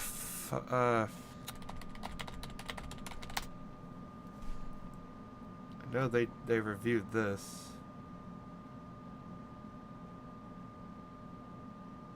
There they are. Zhao, not Zhao. Okay. Fuck, I'm stupid. Yeah, that's what this reminded me of. Fucking how much people loved cats. How ingrained cats are in history. You ever read something someone wrote like 800 years ago and realize that humans haven't fundamentally changed that much since ancient times? Never have I felt this more than when I read a bunch of cat-inspired poems by Lu You, a poet from the Song dynasty. Lu Yu is typically known in China for his patriotic poems, because when he was a year old, the infamous humiliation of Jin Kang happened, in which the army of the Jin dynasty, established by the nomadic Jurchen people, broke into the capital of the Song dynasty, which was the native Han Chinese regime, and captured the Song emperor and the emperor's dad, who had emergency abdicated because he was terrified of exactly this scenario. Guess he didn't get out misspelled fast China's enough. name. He was a Minus great social artist, credits. though, but terrible emperor. Anyway, Well, you the mean there's no remainders of the Y in Song dynasty China? had to flee south Really? and became known as the Southern Song dynasty, losing the northern half of China to the Jing. Because of this, Lu You grew up dreaming of getting vengeance against the Jing and reclaiming Oh, the lost man. territories of his homeland. Unfortunately, the I Song mean, I court can't didn't say the have the same wrestler's name. ambitions. They were China. corrupt and lethargic, basically fine with growing up in the South and forgetting that they ever held the North. Lu You tried to change this by going through the imperial examinations. and Look at becoming an another. official, If but you're looking at others a in the map court of got Asia tired and you of don't listening to immediately him look yell at about China vengeance first, and minus the social retaking the credit. North. So he was dismissed again and again, despite his literary talents. terrible. And he spent his life writing a lot of poetry instead, like more than 11,000 poems in total. Many of them were Damn. about his frustrations at political corruption, but he also wrote about basically everything. Poems were the ancient Chinese scholar form of live blogging, and Lu Yu's live blogging happened to document his descent into total cat obsession. Let me God. set the scene. The year is 1183. 58-year-old disgruntled scholar Lu Yo has had enough of these rats in his study. Yeah, munching listening to up Asian his prized history is like collection of hearing books. soap opera So lore. he decides to get a cat. Dude, In those times, getting a is. cat from It's someone interesting was as almost shit. like getting a concubine. You had to offer a bridal Like price good, in exchange. a So good Lu Yo Asian traded a bag history of lesson salt is for a like kitty. the most And then he amazing wrote a thing you can poem listen about to. Poem for my cat 1. I traded a bag of salt. Speaking of, I got an idea for the next video. Books in my You want a mountain good study. Asian history It's a lesson. shame my family is poor and my prestige is low, so it has no rug to sleep on in the cold and no fish to eat. What are the results of this adoption? Actually, let me Great! try. Amazing! Not only does the kitty take care of the rat problem within days, Lu Yo now has some company in the house while everyone else in his family, by which he probably means his sons, are out in the army fighting the Jing dynasty. Rats kept ruining my books, so I got a cat, and within days, the rats There were we go. vanquished. Conscription having left That my works a house little better. empty, I light incense by It's like a myself. natural sensor Only bar, my cat keeps in a me way. company in my meditation chamber. Sleeping by day, we stretch out together. Don't know on why a it kind of warm bed. works. Sitting up at night, we both listen to the water clock's long strokes. So brave and capable that he has ousted the rat's nest, as valiant as the soldiers slaying enemies on the battlefield. I cannot give it much fish to eat, but it does not mind, nor does it waste time catching butterflies among the flowers. Having a cat clearly becomes a fixture in Lu Yo's life, because years later, he writes about getting another cat and naming it Snowy. So it Aw. probably had white fur. I got a cat from a nearby village that I'm naming Snowy. It's like a tiger climbing trees. It's like a horse, though it won't pull carts. All it does is How is it like a vanquishing the horse? rat's nest with no mind for fish as mules. Every so often, it Hey, gets dropped off Harvey. cat. Hey, dude. Every night, How you it doing warms tonight? my rug. It must have been my servant boy in Thanks a for past dropping in life, this evening. I hope your evening's going reincarnated well. here to keep me company in my old age. Aww. But what's really interesting is that this poem suggests that way back in the Song Dynasty, people already knew about catnip. I do know that Song Dynasty markets would sell dedicated cat food, which was like little fish and eels. Maybe they sold catnip Fine, I too? guess. If you think this Well, is cute, fine I is gotta better tell you than about nothing. Boxu, my new favorite thing. Boxu is the sponsor of this Nope. video, and they are a pre-subscription box who Nope. have the United States, Japan. Nope. Like I want Nope. box of snacks that I've never. You don't actually. Tempers Nope. taking away Louis Pink Nose. Cat poem. We're not gonna do sponsor Anyway, bullshit. back to cat poems. I don't get The paid next for one that, so we takes ain't doing place that. After Louis Anyway, has yeah. gotten a third cat, Yeah, Pink Nose. get But fine with is Pink Nose, fine is better than dynamics nothing. seem to be changing in his household. Yeah, His at least cats you're have alive. fish to eat now, which is great, but they seem to be slacking off on their mouse No, eradicating it didn't. duties. Poem for Pink Nose. That's yeah. Night Well, I'm after full of night, surprises. You Yeah. used to massacre rats, guarding the grain stores Yeah, so ferociously. I've knitted So for why like. do you now act like you live within palace walls? I think I've eating knitted fish since I was every like day 25, and sleeping on my and sofa I'm cushions. This development does not dampen Luyo's enthusiasm No, I'm for 31 cats, now. though. I had to Years think later, about that. he gets a fourth cat, which he names Little Tiger. So I've been knitting So for about I'm thinking that it might be a six and a tiger. half, maybe 7 years Poem for my almost. cat 2.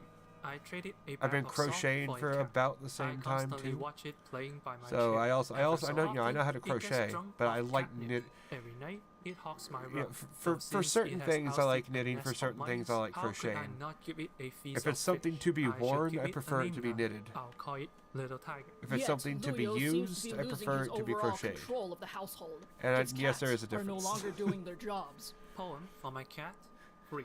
When you fail But to catch mice, I've always wanted I to. never recommend I've wanted to do I this still kind of serve you experimental meals of knitting fish stream on to see how top. something like this Every would day go. I see you sleeping without worry. So for what Because I reason haven't, do you I haven't keep been rushing knitting here and there? much lately. Finally, one day, And this it gives me a hits bit of an Luyo excuse to what actually has do it for a happened. few hours. He has made a terrible mistake, spoiling his cats so much. They no longer have any incentive to work hard. Some thoughts. My cat is sleeping in my blankets as if it doesn't hear how the rats are rampaging, ruining the books on my shelves, damaging even this poem. The magpies dare to come down from the roof, their chirps clamoring before dawn. It was all a ruse to get food. Could it not have asked a passerby? When it's lazy, it gets to be warm and safe. When it's hungry, it gets to be full and docile. Your plan was so clever that my frustrations are difficult to explain. This is his life now. A life full of rats and birds his cats refuse to kill. But does this mean Luyo hates his cats now? Of course no, not. he grows to accept his fate. This is and what he happens. cuddles them on stormy nights like the full-fledged cat slave he is. A rainstorm on Like the a true 4th day Egyptian. of 11 month. 1. Wind sweeps the waterways, and rain darkens the village. Rumbles roll Yeah, up the mountains. yeah, take the like L ocean human, you waves belong to churn. cats now. The kindling from the creek makes a soothing He fire, does. and my rug I is could- warm. I could Me and see- my cat are not leaving the house. Even when he's having I could totally see, like, at least as far as the Egyptians go, I can totally see how cats completely emotionally manipulated the Egyptians. I could totally see how that happens. My friend, when I go over to his house twice a week, I'll cook dinner. You know, we'll hang out, watch wrestling and shit. But he has a bunch of feral cats out there that live that live around in this bamboo forest that he has behind his house. And every time I come around, 2 of these cats, they come running right up to me, and they start, circling around my legs, rubbing their heads on my ankles, waiting for me to bend down and just start petting them and all that. And they act so sweet. But I know it's just a fucking ruse. Like, they act so nice. Like, yeah, hey, you gonna give us food now? You give us food? Yeah? Okay, bye. And that's what they do. I'll give them food, they'll fuck off. They're awful. Cats are terrible. I could totally see. Exactly, they do it for food. I could totally see how the Egyptians fell for it. I could totally see this. Like, I fall for it. If I'm falling for it, the Egyptians are obviously falling for it. So I could totally see, yeah, cats emotionally manipulated the Egyptians into worshiping them. And the Egyptians fell for it. I don't blame them, though. Cats are fucking masters at that a shit. midnight drink, he's not lonely as long as he has a chunky cat. Master by his emotional side. manipulators. Drinking alone at night. It's been a long time since I've had a drink of Mr. Malt. Now I enjoy his company happily. They're Rather awful than little counting creatures. pints and bushels, I'll just measure by basins. Dogs are better. Listening to the rain, I put on robes as rugged as a monk's. Lighting a lantern, I crouch next to a hearth. Feelings of loneliness do not arise in me when I have my fat cat as my brother monk. Fat cat, And so literally. that is how Luyo live blogged his descent into cat fatherhood 800 years ago. Clearly, the relationship between us and cats have not changed that much since then. Not at all. And no, it's not just Luyo who's on record for being a cat lover. For example, there's this other cat poem by the poet Liu Zhongwing, who was actually on the other side of the war in the Jing Dynasty. It's called Not Going Outside, and it reads, I have run out of good poems to read on my woven mat. With a bronze jug, I add some fuel to my hearth. The weather is slightly cold, so I have no wish to go out. I shall simply share a blanket with my cat. So... It's like, yeah, I'm gonna dress like a slob and drink, but it's cool because I got my cat, bro. Exactly. Like, bro, it's like, yeah, I got my cat. I don't need nothing else. I just sit around, be a slob, dress in a robe. Why not? What else am I gonna do? Just try These to 2 old men were on during the opposite war. sides of a war, living the same cat-dad life. It's actually kind of sad. It's crazy. But then, that is the nature of war. Anyway, special thanks to Tom Mazanek, Dude. Isendale, Semi Cats- Okita, and Jeffrey it's really Kotick weird. for correcting my initially Like, kind the of cat-human wonky relationship translations hasn't of the changed poems. at all. If you see my thread of these poems on Twitter, They're still manipulating and notice us. some differences, these are the much more accurate translations. And thanks so much to Ax. Nah, that's over. Okay, there's some. Okay, so yeah, earlier, Matt Mazik, you said listening to Asian history is like a soap opera lore.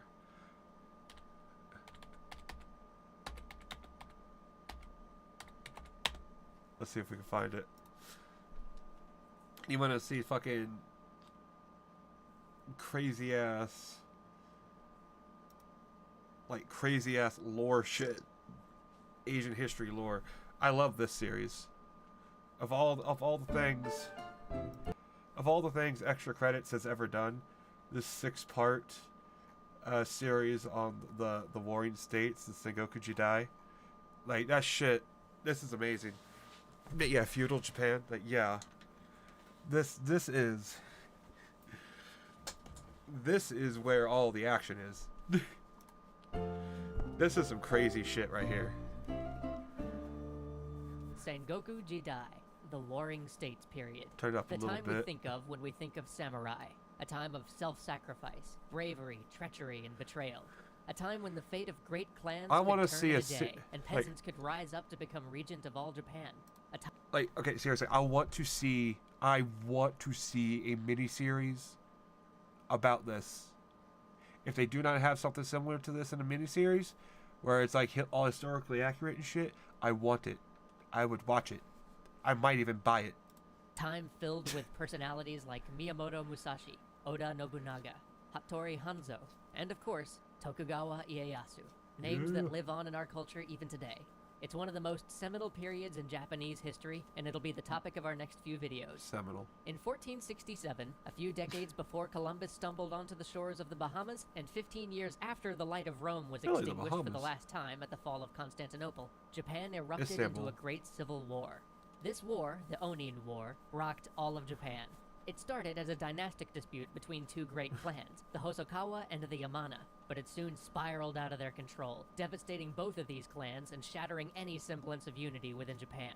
As central authority collapsed, regional warlords called daimyo fought to assert their power over whatever portion of the country they could grab, fracturing Japan into 100 feuding fiefdoms and plunging the whole country into chaos and 100 years of ceaseless war. There we go. But we're going to pick up the story in the province of Mikawa, the home of the Matsudaira, in 1548. This province Sounds and this familiar. whole region is central to our story, because Kyoto, the capital of Japan at the Kyoto. time, and traditionally the home of the emperor and the shogun, is just a short distance away. And whoever controls the shogun, at least in theory, controls Japan. Yeah. But in Mikawa, the Matsudaira are surrounded by two larger, much more powerful clans, the Oda to the west, and the Imigawa to the east. It was just a matter of time until one of these larger clans attacked the Matsudaira, looking to claim their territory in this age of might makes right. 1548 is that year. The Oda forces start marching into Matsudaira territory. The defenses collapse. Without help, the Matsudaira are clearly lost, so the head of the Matsudaira clan turns to the Imigawa.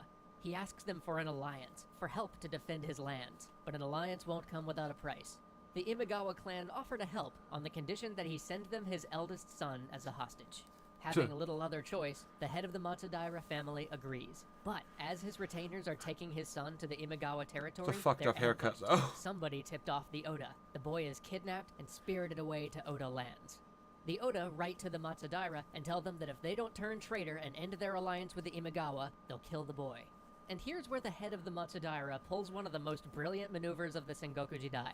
Now, I don't know if he did it as a brilliant stratagem or if he was just doing it out of stoic samurai bravado, but still, brilliant. He writes back and says to them something roughly like, "Kill my son. In doing so, you will show the Imigawa just how committed to our alliance I am." What a catch-22. Don't kill my son, I win. Kill my son, I win more. And boy does Damn. it work. The Oda don't kill the boy. In fact, they have no idea what to do with him now. So he just sits around at a local temple for several years. Thus, in a world where hostages are slaughtered left and right, this boy is left unharmed until, at last, an opportunity comes for the Oda to get what little use out of him they can. The old head of the Oda has died, and the Oda forces are in a bit of disarray. The Imigawa see their opportunity and put to siege the castle that houses the new head of the Oda clan while he's relatively undefended. Then they offer the Oda a deal. "We'll let you live if you hand over the castle we're sieging and give us back the Matsudaira boy you stole from us years ago." The Oda jump at the deal because, hey, good riddance. The head of the Matsudaira clan has also just recently died, making this boy, in name at least, the new head of the clan.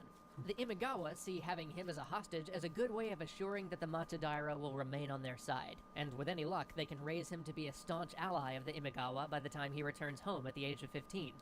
In 1556, the boy is now officially a man by the standards of the time, and he returns to Mikawa So to rule the 14. province in his own right. The alliance with the Imigawa is going well. The Oda are feeling the pressure of the combined forces of the Matsudaira and think. the Imigawa, and now it is time for this teenage daimyo to take up the sword himself and lead the Matsudaira forces. His capacity for war is quickly confirmed as he storms through Oda lands, reducing the hill forts along the border. But even as his armies are raising the Matsudaira flag over these fortified hills, the Imigawa forces are doing even better, cutting deep swaths into the Oda lands. The end is near. The Imagawa forces are going to march on to the final Great Oda Castle, destroy their last major rival, and sweep on to take Kyoto, with the loyal Matsudaira at their side. Kyoto. The Imagawa Not forces are resting in Kyoto. a gorge, fuck? partying, celebrating, and regathering their strength for the final siege of this castle. The Matsudaira forces are camped a bit further off at one of the border forts they've recently taken. Meanwhile, the last of the Oda forces are in their castle. They are preparing for one last desperate defense, but their leader, the 26-year-old Oda Nobunaga, has other plans. Oh, shit. His advisors counsel him to hide in the castle, or perhaps to surrender without a fight. But he turns to them and he says, "Do you really want to spend your entire lives praying for longevity? We were born in order to die. Whoever's with me, come to the battlefield tomorrow morning. Whoever's not, just stay wherever you are and watch me win it." He knows that all Just watch defending me. the castle will do is buy him maybe a few more days. He's But he badass. has no interest in losing more slowly. He'd rather take the 1,000-to-1 shot at victory. So he gathers up the few hundred men he has in his castle and begins riding toward the Imagawa force, an army that numbers in the tens of thousands. He rallies men to his banner as he winds through the countryside, mustering a force of about 2,500 souls not afraid to die on this suicide charge he's proposing. But his information network is still good, and he knows that the Imagawa forces are resting in a gorge. What's more, it's a gorge he knows well from when he was a boy. He has a plan. It may be a desperate one, perhaps even a foolhardy one, but it is a plan. He has no intention of charging onto the spears of his enemies just to die with glory. When they near the gorge where his enemies are resting, Oda Nobunaga does something that seems like madness with his force of 2,500 facing up against an army of 25,000. He splits up his men. But he's playing to win here, and he knows that he's only got one shot. So he sends a division of 500 men up to a fortified temple on a nearby hill. These 500 men are not there to fight, but rather to create a decoy army. They take flags and banners and litter them atop the hill so that the men in the gorge think that Nobunaga's entire force has taken up a defensive position there. Hardly a threat for them to worry about. After all, it's just one more hill fort to take. But Oda Nobunaga has another plan. He knows how to sneak around the gorge and enter it from a place the Imagawa will never suspect. As he begins to lead his forces around their stealthy path, a storm rolls in. The rain begins to pour. The clouds and the water whipping through the wind mask his approach. No one in the gorge sees them until it's too late. The men in the gorge have been drinking. Some are in tents. Many have dispersed to find shelter from the rain. And then, just as the clouds part and the rain stops, Oda Nobunaga's men come charging into the valley. It's mayhem. It's a slaughter. The unprepared and drunken men scatter or fall where they stand. The attack is so sudden that the lord of the Imagawa doesn't even realize it's an attack. He thinks it's just a ruckus caused by the peasants in his army, so he doesn't move from the play he's watching until a soldier bursts into his tent. At first he thinks it's one of his men, but the soldier thrusts a spear at him. He whips out his katana at the last moment and slices the spear in two, but too late. Another man rushes in and lops off his head. With that, with such surprise and such panic, with the complete loss of their leadership, the Imagawa army evaporates. Thousands are cut down as they flee. Thousands more just quietly return to their farms back in the Imagawa lands. But this force was everything. The Imagawa thought they were going all the way to Kyoto with this army, so they brought everything they had. The weakened Imagawa are now just carrion for their hungry neighbors. All of those clans around them descend on their land and carve it up between them. Even one of their former allies. The young leader of the Matsudaira understood which way the wind was blowing. As he watched the routing Imagawa forces stream past his captured hill fort, he decided that it was time to meet with the young lord of the Oda. Oda Nobunaga, perhaps due to his own lack of forces, or perhaps due to the Matsudaira boy's nearly mythical ability to dodge death, agreed to work with him rather than slaughter his forces outright, as was often done to the losing side during the Sengoku Jidai. The young Matsudaira leader agreed to be not perhaps a vassal, but more a junior partner in wherever Nobunaga's adventures may lead him. This young man who will one day be known far and wide, Tokugawa Ieyasu. Join us for the next episode as Oda Nobunaga begins to formulate his own plans to march on Kyoto, and this young man transforms the Matsudaira into the formidable Tokugawa clan. Oh, and if you want some more cool samurai facts, check out this video from our friends at All Time Numbers. See you next time. There's that shit. Now that's entertaining. Go to the next part, and then yeah, this is only part 2. Like this shit is good, dude. This is expert storytelling. I love Welcome back to the Sengoku Jidai. Last time we left off with Oda Nobunaga ascendant after his surprising victory over the Imagawa, and young Tokugawa Ieyasu aligning himself and his clan with the victorious Oda. now we enter a period of consolidation, as Nobunaga tries to strengthen his holdings and plan for his own march on Kyoto. And this is where the alliance with Tokugawa becomes so important. You see, to the east of Owari, the home province of the Oda, were 3 great clans, the Hojo, the Takeda, and the Uesugi, all of whom were arguably more powerful than the Oda. Uesugi. So why didn't one of these clans march west and steamroll Something everything between rabbit? them and Kyoto? Well, because every time one of them would start to, one of the others would invade their territory. But now that Oda Nobunaga had the Tokugawa as allies, his eastern flank was secure. He could look west with impunity, or at least with a pretty big buffer between him and anyone who wanted to stop him. So this just leaves 2 clans to the west between Oda and Kyoto. These were the Azai and the Saito. But remember, right now, Oda Nobunaga isn't grasping for the prize of Kyoto. He's trying to consolidate the gains he's just made. So he marries off his sister to the Lord of the Azai, bringing them into the family, and hopefully ensuring their friendship. At the same time, he opens overtures with his father-in-law, the old daimyo of the Saito, Saito Dosan, a crafty ex-merchant who managed to raise himself up to ruling a whole province. Saito Dosan is on the verge of making a deal with the Oda when he's trapped and killed by his own son, Saito Yoshitatsu, who then rejects Oda Nobunaga's overtures of peace. Damn. Looks like it's back to war then. And now it's time to bring in our third major actor, Toyotomi Hideyoshi. Actually, wait, no. Before we go on, we gotta talk about names. Because, you see, at this point, Toyotomi Hideyoshi isn't actually being called Toyotomi Hideyoshi yet, and Tokugawa Ieyasu isn't called Tokugawa Ieyasu yet either. And basically everybody in this story changes their name like 13 times, because it seems to be a thing at the time to demand that everybody call you by increasingly cooler names the stronger you got, which, yeah, it's kind of awesome, but it also gets extremely confusing. So we're basically just gonna ignore it and just call everybody by the names history remembers them as. The only really important one to remember is that Tokugawa Ieyasu was called Matsudaira Motoyasu, and like 6 other things before that, before he became Tokugawa Ieyasu.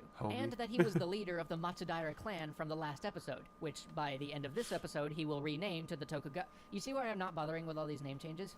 Anyway, back to Toyotomi Hideyoshi. Here is a guy who really embodies the changing fortunes of the age. He began life as a peasant. When he was born, he wasn't even cool enough to get 2 names, but then he joined the Oda forces and became a sandal bearer. I kid you not, he was the guy whose job it was to carry Oda Nobunaga's shoes around. But apparently he was really good at it. So good that he got promoted to being one of the guys who oversaw repairing castles, and from there it was off to the races. What's the fucking trajectory? Oda Nobunaga invades the Saito lands. No, seriously, what is the trajectory for, hey, you can carry my shoes really well? I want to, you can oversee the building of castle. What? How the For 3 years he's rebuffed, never quite able to take the mountain castle of I guess it makes Inabayama that the sense. Saito use as their headquarters. But then Oda brings in Toyotomi Hideyoshi. Toyotomi's specialty was administration and diplomacy. He was a decent enough warrior, I guess, but that's not what Oda needed right now. If all it was gonna take to beat the Saito was a good general and some courage, Oda Nobunaga would have gotten the job done himself already. So instead of attacking the Saito head-on again, Toyotomi applies his special brand of skills. One by one, through bribes, appeals, and threats, Toyotomi turns almost all of Saito's retainers against them. With nearly all of their forces defecting, the Oda conquest of the Saito is a near certainty. But there's still the impregnable fortress of Inabayama to deal with. So long as it stands, the Oda will never safely hold the land. They need a jumping-off point, a place to gather their troops and store their supplies, a place to safely maintain a siege from, and a place to retreat to if things go poorly. Their last several incursions fell apart because they lacked such a place. So Oda Nobunaga orders Toyotomi Hideyoshi to build one, You want to have right cooler at the foot names. of Inabayama. The better Now, off you would are. think that right under the arrows I of mean, the like, damn, enemy, it dude. would be You gotta impossible have to that many. build such a fortification. But not for Toyotomi Hideyoshi. According to legend, Like, he built Prince the place overnight. had now, less we name can be pretty changes. sure that he didn't actually build that place overnight, but getting himself a legend like that probably means he built it pretty darn fast. Snoop Dogg changed he his certainly name did less. it fast enough that he got it built before the Saito could really muster an effective attack against it. As our story rolls forward, I think it's worth pondering why these 3 men with their particular talents were able to unify Japan when for 100 years all who came before them had failed. And the conquest of the Saito gives us some good hints, I think. But back to Inabayama. Once Toyotomi Hideyoshi's fortress is in place, Oda Nobunaga brings his forces up to put the Saito's castle under siege. But Hideyoshi's not done. He has one more trick up his sleeve. He's been talking to the local villagers, and he knows of a path up the back of the mountain. A path that would let him and a small handful of men slip into the castle undetected. He tells Nobunaga of his plan, and they agree. He is to pick his men and head out. In the dead of night, they scale the side of the mountain, and just before dawn, leap over its walls. They quickly rush to set fire to the storehouses and the powder magazine. The magazine explodes in this great gout of flame. The defenders inside are totally disoriented. Outside the walls, they see thousands of men advancing on them. They see the treacherous banners of those they thought to be their allies slowly creeping up the hill, and then bang, the castle erupts. Some men throw down their weapons right on the spot. Others leave the castle walls and race to the courtyard, thinking a full-scale attack is going on. In the midst of this confusion, Toyotomi Hideyoshi and his small band of men seize the gate and throw open the doors. It's not long before the castle has fallen. This is the end of the Saito. When the campaign is done, Nobunaga makes Toyotomi a lord for his services and appoints him to rule over 3 prefectures of the former Saito's land. With the Saito out of the way, Oda Nobunaga plans at last to march to Kyoto. But how could he justify it? What legal reason did he have? If he simply marched in as a conqueror, it might unify other clans against him. It might even weaken the support of some of his retainers. But then, in 1568, a 31-year-old man turned up on his doorstep claiming to be Ashikaga Yoshiaki, displaced from Kyoto when his brother, the shogun, was murdered. This man asks Nobunaga to cast out the pretenders to the shogunate and reinstate him as the true and rightful shogun of Japan. What an opportunity. Nobunaga, with all the reverence and humility due to his station, says that of course he'll help. He wants nothing more than justice for Yoshiaki and to see the Ashikaga shogunate restored. Of course he'll help him retake Kyoto, fingers crossed. Then Nobunaga makes it known far and wide. He's marching to Kyoto to restore the shogun, and anybody who tries to stop him is acting against the rightful will of the shogun and will be destroyed. Not much you can say against that. And so, with a somewhat naive heir to the shogunate in tow, Oda's forces sweep west, smashing the few clans that stand in their way, and by the year's end, they're in Kyoto. And there we will leave our story for today. Everything's great, Oda has Kyoto, the, quote, rightful shogun has been restored, Hideyoshi's managing the Saito lands, and Ieyasu's holding down the fort in the east. What could possibly go wrong? Tune in a couple weeks to see what goes wrong. I don't want to spoil it, but warrior monks. Yo, warrior monks. Get right on to it.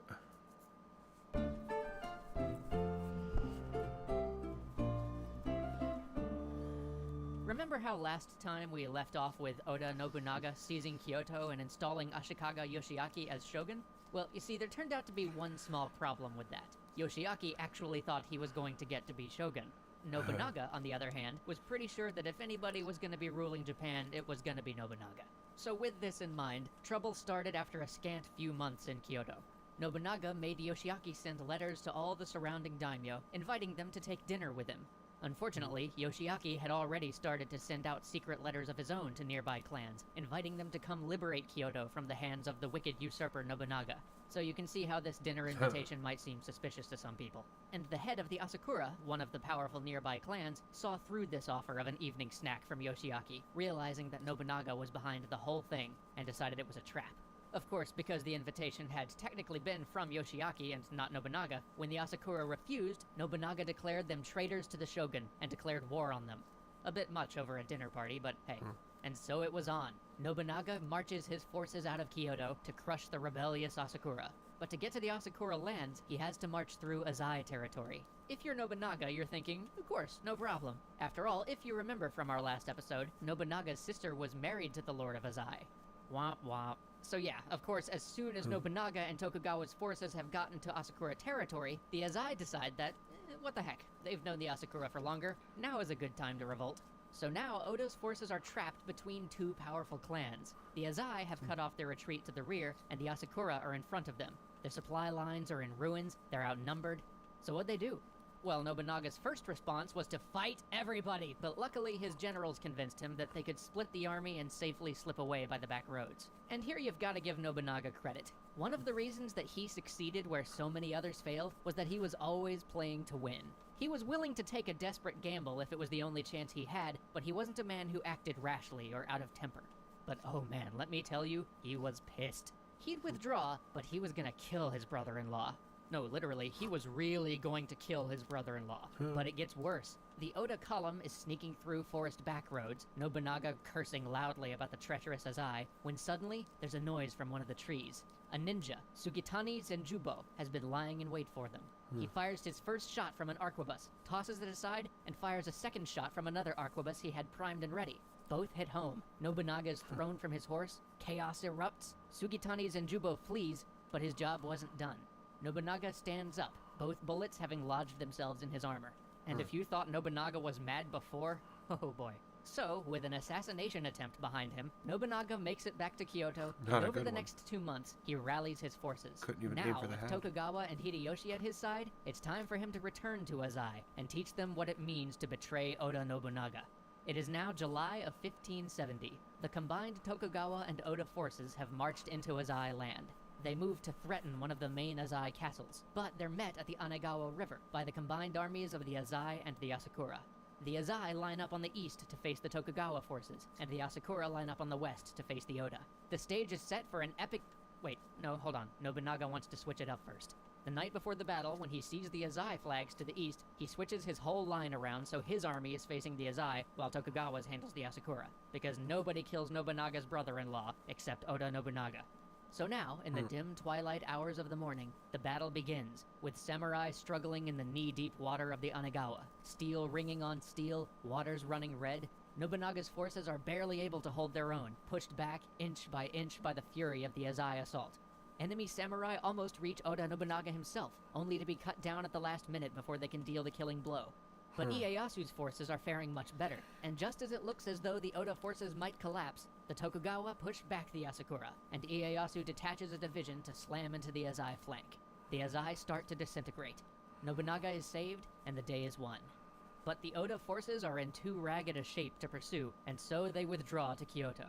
Seeing the desperate shape the Oda troops are in, another clan, the Miyoshi, the clan that Nobunaga initially kicked out of Kyoto, decided it was time to get theirs back, and aligned themselves with the Ikoiki, warrior monks who held the nearby temple fortress of Ishiyama Honganji. Now, have you noticed how everyone's coming at Nobunaga piecemeal?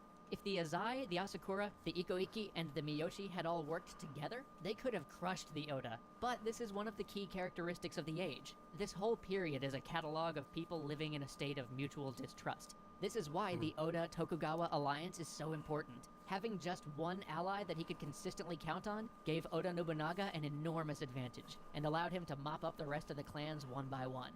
Which brings us back to the Miyoshi and the Ikoiki. The Miyoshi are sort of a historical footnote, but the Ikoiki are something we've gotta talk about. These guys were militant Buddhists, and when I say militant, I mean these guys were able to kick an entire samurai clan out of the Kaga province and just take it over for 100 years. To put that in perspective, this was the only province in all of Japan not to be ruled by samurai at that time. These guys scared the heck out of Oda Nobunaga and Tokugawa Ieyasu. In fact, they were probably the biggest obstacle between Oda Nobunaga and unifying all of Japan. Luckily for Nobunaga and Ieyasu, these warrior monks were more of a loose coalition than a unified group, suffering from the same distrust and fragmentation that afflicted the rest of the country. Now, in this case, the warrior monks giving the Oda trouble were from the temple of Ishiyama Honganji, a vast fortress complex at the mouth of the Yodo River. Nobunaga sallied out with 30,000 men to reduce the temple. He had to. You see, the thing about the Ikoiki was that they weren't a clan. They didn't follow the same rules it's just a simple of territory. 2x2 anyway. A samurai clan had its domain, and if anybody entered it, well, that meant war. But the Ikoiki were monks, I which can get meant a that, few sure, proper they had their rounds province into of it, Kaga, but they especially basically with set up this, their temples wherever they pleased. it'll look better. After all, it's hard to stop your own peasants from building a nice, peaceful But temple since I in your finished province. that, I shall And this reward temple, myself. Ishiyama Honganji, was just south of Kyoto, where Osaka is today. These monks had been refusing to pay taxes, disrupting trade, and generally just being a nuisance for some time. Nobunaga couldn't have them deep in his territory while he tried to conquer Japan, and now that they'd allied with his enemies, well, it was time for all-out war. So Nobunaga raced south, and his 30,000 men surrounded the temple. The order to attack was given. They tried to charge forward, but the marshy land around the temple dragged at them. They sunk into the tidal flats, weighed down by their heavy armor.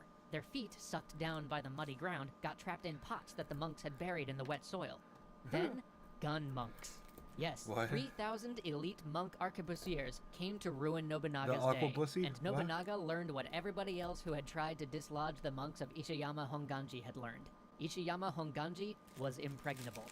For 11 Ishihama more years, Yongusi. Nobunaga's men would camp around Ishiyama Honganji, making it the longest siege in Japanese history. No castle defended by samurai, no daimyo's fortress ever held out as long as these peasant monks. But no sooner had Nobunaga's offensive against the Ishiyama Honganji stalled than he learned that the Azai and the Asakura were back in it, coming after him with the warrior monks of Inryakuji. 11 years. See what I mean about Buddhist monks actually being Nobunaga's strongest opposition? Well, Inryakuji was a fortified monastery on top of Mount Hiei. They didn't Wait, fuck around. Mount Hiei? Come on, this one's practically in Kyoto. That's it. Nobunaga bites his pride and makes a truce with the Azai and the Asakura. It's time to deal with some monks. Especially with those fucking Now, pole the story arms. of Mount Hiei is actually a tragic one. Nobunaga's learned from his experience at Ishiyama Honganji. He wasn't going to try to assault one of these impregnable temples again. Instead, he sets his men to encircle the mountain, and then on his command, fucking he had them light the tree line ablaze. hand As the cramp. fire roared up the mountain and started to consume the temple at its summit in Ryakuji, Oda Nobunaga gave the order to slaughter every man, woman, and child fleeing from the burning temple. 20,000 people died on that day, and all of Japan learned what kind of man Oda Nobunaga really is. A dick. In our next episode, things get grim for Tokugawa Ieyasu, and one of the most famous ninja in history enters our story. Huh? Most famous ninja? Shit, I feel like I know. Hanzo Hitori?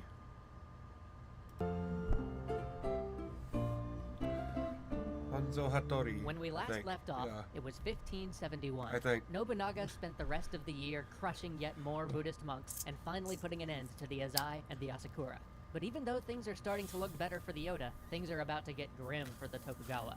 Takeda Shingen, egged on by the powerless shogun Ashikaga Yoshiaki, decides it's time for him to take Kyoto by marching through Mikawa, Tokugawa Ieyasu's home province. Now, Takeda Shingen is one of the legends of the Naruto Shogoku does. period, and somebody I hope we get to come back to Right, in I future totally series forgot. and spend some more time on. Most He is famous no ninja. minor daimyo. Of He is course, serious Naruto. business. He's literally the guy who invented the cavalry charge for feudal Japan. Such a great And historical here he's gonna figure, use Naruto that cavalry was. to smash Tokugawa Ieyasu. Tokugawa lapse. The army disintegrates into rabble, fleeing any way they can. Now get this. Ieyasu makes it back to his castle with only 5 men. Yep. Yeah, 5. He's a Wow. goner. Nobody can hold a castle with 5 people. It is ridiculous to even consider it. But remember how I once said Tokugawa has this almost preternatural knack for surviving things nobody should? Well, buckle up. Instead of Oh, he writing might. his death poem and committing seppuku like any other daimyo would in his place, he had one of his followers light all of the braziers along the castle wall and throw open the gates.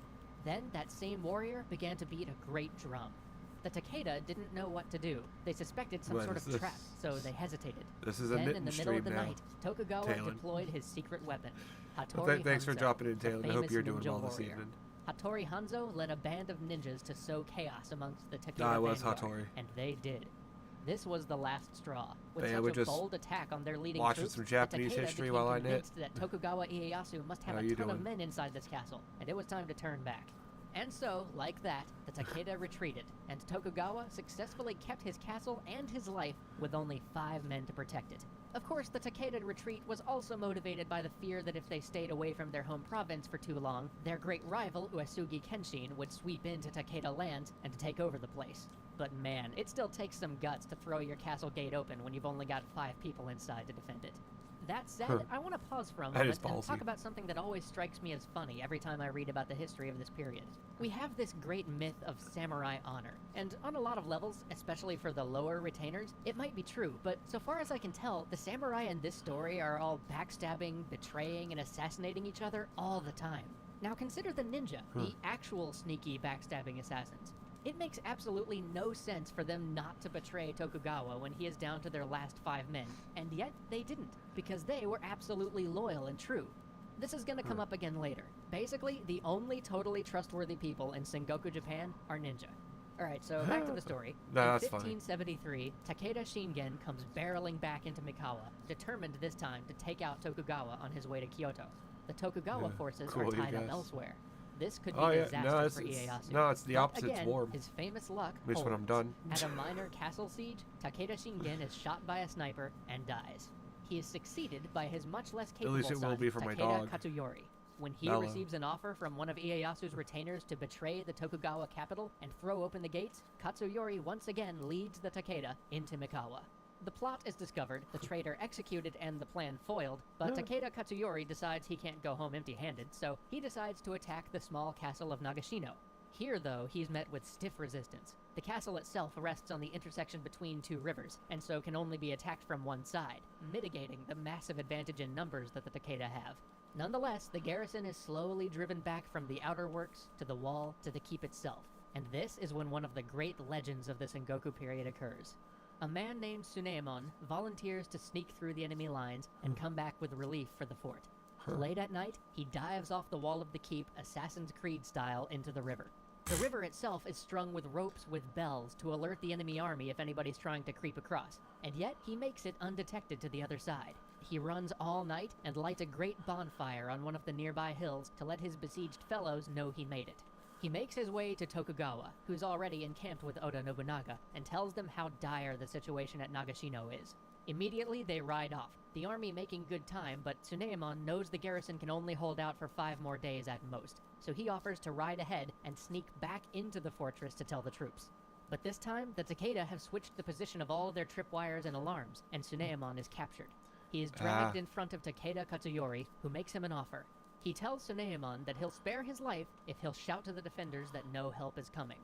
Tsunemon agrees, so the next day they raise him up on a crucifix in front of the castle. Tsunemon takes a deep breath, everything is silent. Tsunemon shouts that Tokugawa's on his way, hold firm, and then he's stabbed with dozens of spears and dies. The garrison does hold out, and Tokugawa and Nobunaga arrive with their army. Katsuyori wheels the majority of his forces to face them. The fight is completely uneven. badass. Katsuyori is outnumbered at least 2-1, but he still has that incredible Takeda cavalry that his father built up over the years, and he is willing to take a gamble. The Takeda cavalry come thundering down on the combined Oda-Tokugawa forces, but they've learned a few tricks since the last time they met the Takeda in battle. They've hastily thrown up a bamboo palisade, a loose fence to blunt the enemy charge. Behind it, they place 3,000 arquebusiers firing in volleys. The Takeda horses are slowed as they cross the river. Waves and waves of shot pour down on them. Their lines are ragged, the charge has lost all of its impact, all of its shock, and yet still some of them hurtle on. At last, those few still riding approach the Allied defenses. The arquebusiers retreat and are replaced with men with yari, the long infantry spear. It is not even a contest. Yep, this is the this is the story of the Sengoku Jidai. A very abridged version of it. It's basically the Japanese Civil War.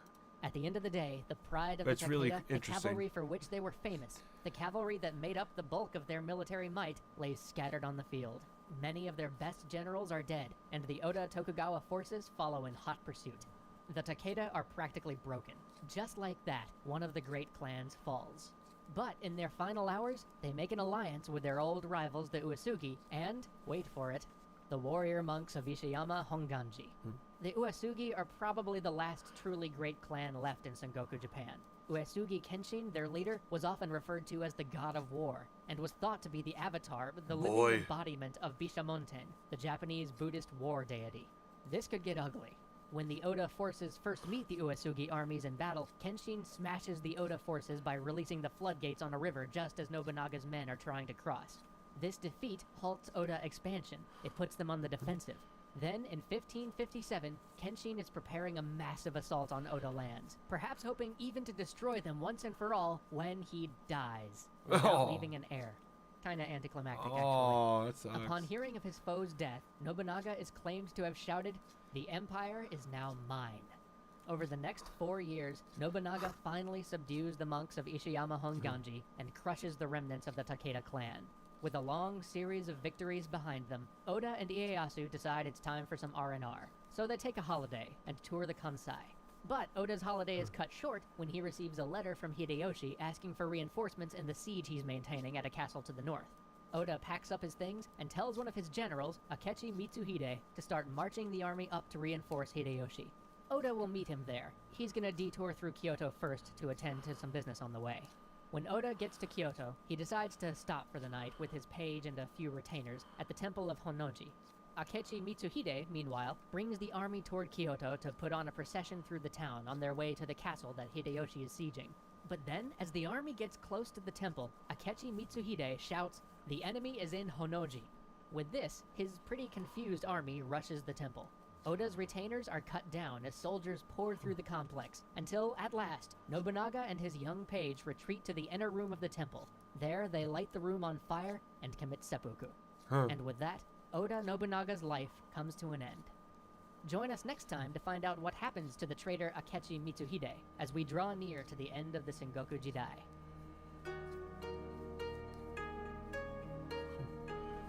Yeah, it's getting fucking interesting.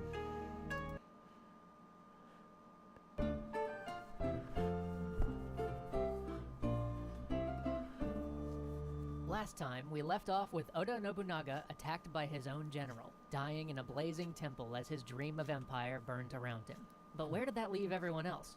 Well, first off, let's start with Tokugawa Ieyasu. Remember how he was touring the Kansai with Nobunaga before he got called off to be killed by Akechi Mitsuhide? Well, that means he's now in the middle of Kansai with a handful of retainers surrounded by Mitsuhide's troops, who will certainly put an end to him if they can. Hundreds of miles from Tokugawa territory. He needs to get back to Mikawa. But how? Well, it just so happens that in his party of retainers is Hattori Hanzo.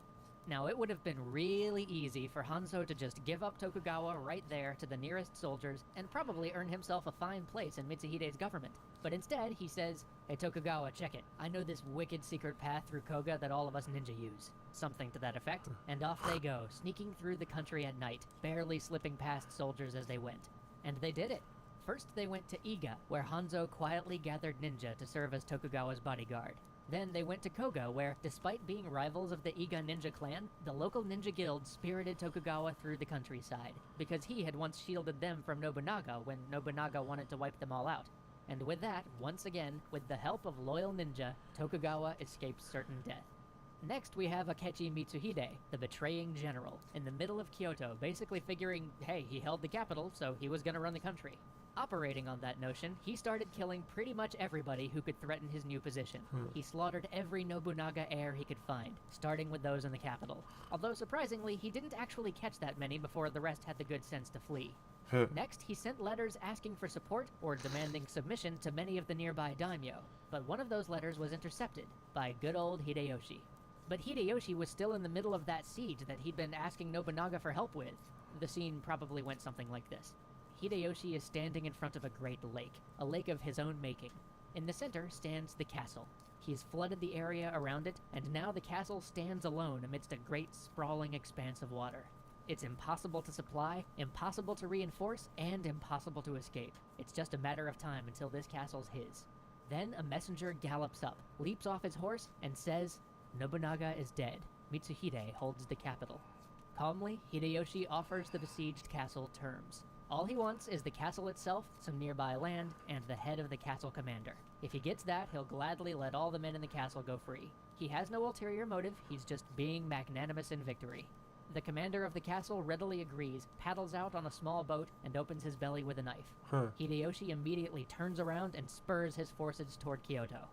Mitsuhide was not expecting Hideyoshi to move so fast.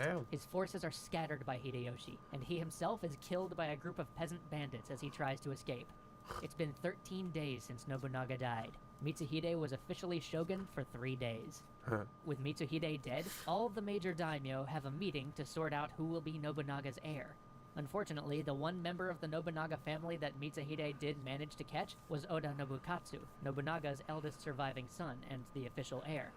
In the end, after a great deal of debate, they agreed to go with Oda Nobukatsu's eldest son, a 2-year-old boy named Oda Hidenobu. This may seem a bit odd, as Oda Nobunaga had other sons who were of age to rule for themselves, but Hideyoshi is, as always, a smart guy, and I'm pretty sure he realized that he had a much better chance of taking control and ruling everything himself if there was a 2-year-old at the head of the Oda clan rather than a fully grown adult. After that, the next several years are pretty much a cavalcade of suppressing rebellions, expanding on Oda's conquests, and yes, beating down some more warrior monks. Tokugawa and Hideyoshi even went after each other at one point, but both of them realized that they'd bleed each other dry if they fought. So in the end, Tokugawa acknowledged Hideyoshi as his lord, and Hideyoshi gave a number of special privileges to the Tokugawa clan, including the exemption from serving in Hideyoshi's armies for 10 years, which is about to become very important. But before we go over that, it's time to set all of these battles aside for a minute, and for the first time in this series, talk about civil administration, because, well, this was really the first time civil administration was possible on a national level since our story started. Hideyoshi wanted to end the Sengoku Jidai. He wanted to create a strong, centralized government, prevent civil war, and keep anyone else from threatening his position of power. So to that end, he enacted 3 major reforms. First, he completely overhauled the tax structure. Remember that the central government had completely broken down in Japan during all of this fighting, so effectively the government hadn't been collecting taxes for years. Instead, every local lord or monastery stronghold had imposed their own system of taxes on whatever region they happened to control. Hideyoshi needed to change that. Without revenue, without the ability to pay soldiers, build castles, and employ administrators, the central government couldn't exist. But before he could start imposing his will and charging everybody taxes, he had another big problem to solve. With the years of war and strife, no one knew exactly who had what to tax. So Hideyoshi sent out ministers to do a grand survey of Japan in order to find out what exactly was out there and how much it was worth. They divided each region up by the amount of rice it could produce and started to tax them accordingly, completely abolishing many of the old exemptions for temples or specific lords. Now this is a pretty incredible thing, and it tells you just how powerful Hideyoshi is at this point. Sure, he has to threaten everybody with killing them if they mess with his surveyors, but fundamentally he could go into every province in Japan and assess it. He could impose new taxes, and he could eliminate the age-old exemptions. This means that for the first time, we have a real ruler of Japan. But besides taxing, he also has to stop all the fighting. So secondly, he demands that all peasants give up their swords and turn them over to his administration. He felt like having a massively armed populace was a destabilizing factor, leading to peasant revolts, banditry, and insurrection. And he was probably right. So on top of collecting all the swords, he forbade peasants from ever owning swords or guns in the future. This again shows just how powerful Hideyoshi is at this point, to be able to get Smart everybody to motherfucker. turn Like, over oh their my weapons God. without a fight. Which he then did the morally upstanding thing with, and had them all melted down and turned into a statue of the Buddha. Finally, Hideyoshi established a permanent caste system in Japan. Peasants were peasants, merchants were merchants, and samurai were samurai forever. No more switching between classes. Which is a little bit ironic because you may remember that this Hideyoshi guy, who just got himself declared regent of Japan, was a peasant himself and started all of this out as a sandal bearer. He completely forbid anybody else from taking the path that he himself took to greatness. Additionally, he put severe restrictions on travel. Peasants no longer had the right to travel freely or to change their farm if they didn't like where they were. They were permanently tied to the land on which they lived. And while this may seem damaging in the long run, it certainly made rebellion much more difficult, and it increased the overall productivity, and thus tax revenue, of Japan, as peasants were stuck working their land rather than going off on military adventures. In fact, this system, awful as it might sound to us today, basically stayed in place until 1871. It wasn't until the questions of industrialization and modernization began to come up that social mobility and national productivity trumped the value of a rigid system to enforce peace. So Hideyoshi created a tax system, rounded up all the swords, and locked people into feudal castes. Now all that's left is to figure out what to do with those few 100,000 armed men kicking around his country who have no marketable skill other than being trained killing machines. And since we all know that having a great number of warriors with no war to fight never ends well, Hideyoshi found something for them all to do. Namely, conquer China. Suffice it to say, they never got further than Korea. It was a disaster. Both sides lost hundreds of thousands of people, and the brutality of the war was unimaginable. It's a story for another extra history series, but for our tale, it's important to know that in the end, the Japanese had to withdraw from Korea after uncountable losses. But remember how Tokugawa got an exemption from having his men serve in Hideyoshi's armies? That meant that Tokugawa didn't suffer any losses from the Korean campaign, and in 1598, as the war draws to its close, and Hideyoshi nears the end of his life with only a 5-year-old son to succeed him, this leaves Tokugawa in a unique position. Join us next time as we conclude the Sengoku Jidai. Until now.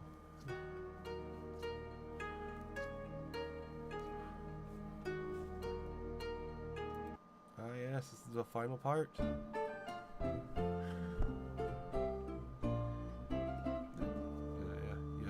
Yes, the Sengoku Jidai nears its close, but not without one final grand But chapter. yeah, it seemed to work. The year is 1598. As Toyotomi bad as it seems Hideyoshi, nowadays, the second great that unifier shit of worked. Japan, has just died, leaving a council of 5 regents to guard his young son until he becomes of age to rule. So that's By a far, fucked the up greatest haircut. of these regents is Tokugawa Ieyasu. His wealth is nearly that of the other regents combined. Hideyoshi, before his death, set in place a number of edicts to try and keep Japan from descending back into chaos, and to ensure the survival of his 5-year-old son, Hideyori. But loyalties are deeply divided, and suspicion starts to split the country almost as soon as he's gone. Some daimyo are still pretty bitter over the failed Korean campaign initiated by Hideyoshi, and so, quietly, where few can hear, they whisper their support for the idea of a Japan ruled by a Tokugawa rather than by the son of this peasant who cost them so much. Others fear the Tokugawa's growing power. But, if he's you not know, stopped soon, he may well become unstoppable. I mean, it may Still, not be others see the like instability of officially having a enforced, minor but, as you a know, successor to the artificial caste shogunate as a systems chance still for exist. advancement. Mightn't it be Can't really possible change at this that. 11th hour for them to swoop in and somehow take the grand It's not a prize? caste system all of anymore, Japan? it's a tax One bracket. of those in this latter category was a man That's what named it is. Ishida Mitsunari. Ishida was a courtier and not a warrior. He had served Hideyoshi as an administrator, reporting to him on the state of the Korean campaign, and was famously skilled at finance.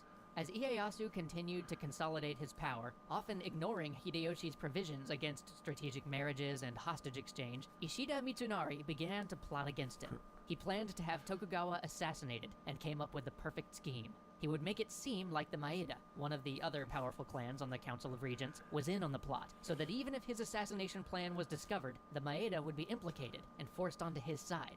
Unfortunately, his plan backfired. Tokugawa had used his wealth wisely, and had many people at all levels of society in his debt. He not only found out about the plot and the fact that the Maeda were falsely implicated, but also had a trusty Maeda retainer inform the head of the Maeda clan about exactly what was going on. As one of his final acts, the aging Maeda clan leader, Maeda Toshiie, traveled to see Tokugawa personally to pledge his loyalty. Shortly thereafter, Maeda Toshiie died, and at his funeral, a number of Tokugawa generals planned to have Ishida killed, but Ishida fled to Ieyasu himself and begged for mercy. Strangely enough, Tokugawa granted it, probably deciding that it was better to have an enemy you knew rather than one that you didn't. Besides, if he had Ishida killed now, some other force would certainly arise to oppose Tokugawa in the Sengoku Japan. After being released, though, Ishida continued his scheming. He began to gather as many allies as he could, knowing that a final conflict with Tokugawa was inevitable. In 1600, that conflict began. Uesugi Kagekatsu, Uesugi Kenshin's heir, came storming into Tokugawa land from the northeast, while Ishida started to move his forces up from the west. But Tokugawa had allies of his own. In the last calm days before the war, Tokugawa had made a visit to a lifelong friend, one Torii Mototada, a man he had known since they both served as hostages to the Imigawa way back at the beginning of our tale. They sat and drank sake and discussed the coming war. Tokugawa mentioned that the castle Mototada held was likely going to be one of the first points hit by the enemy, as it stood between them and Kyoto. Mototada acknowledged this, and said that he understood it would be the last time they drank together. They both knew that Mototada and his garrison couldn't possibly hold out. Mototada did not ask to leave or for reinforcements. Instead, he said he'd sell his life dearly, and that he did. When the attack finally came, his 2,000 men held out for 10 days against the onslaught of 40,000 Ishida troops. The castle itself wasn't breached until only 10 of Mototada's men remained. The entire garrison died there, but they took a heavy toll on the anti-Tokugawa forces, and the 10 days they held fast against the Ishida contingent of the army significantly delayed their march to Kyoto, which would prove crucial to Tokugawa in the end. Thanks to Mototada's sacrifice, forces loyal to the Tokugawa had time to rally and throw back the Uesugi, leaving Ishida to face Ieyasu alone.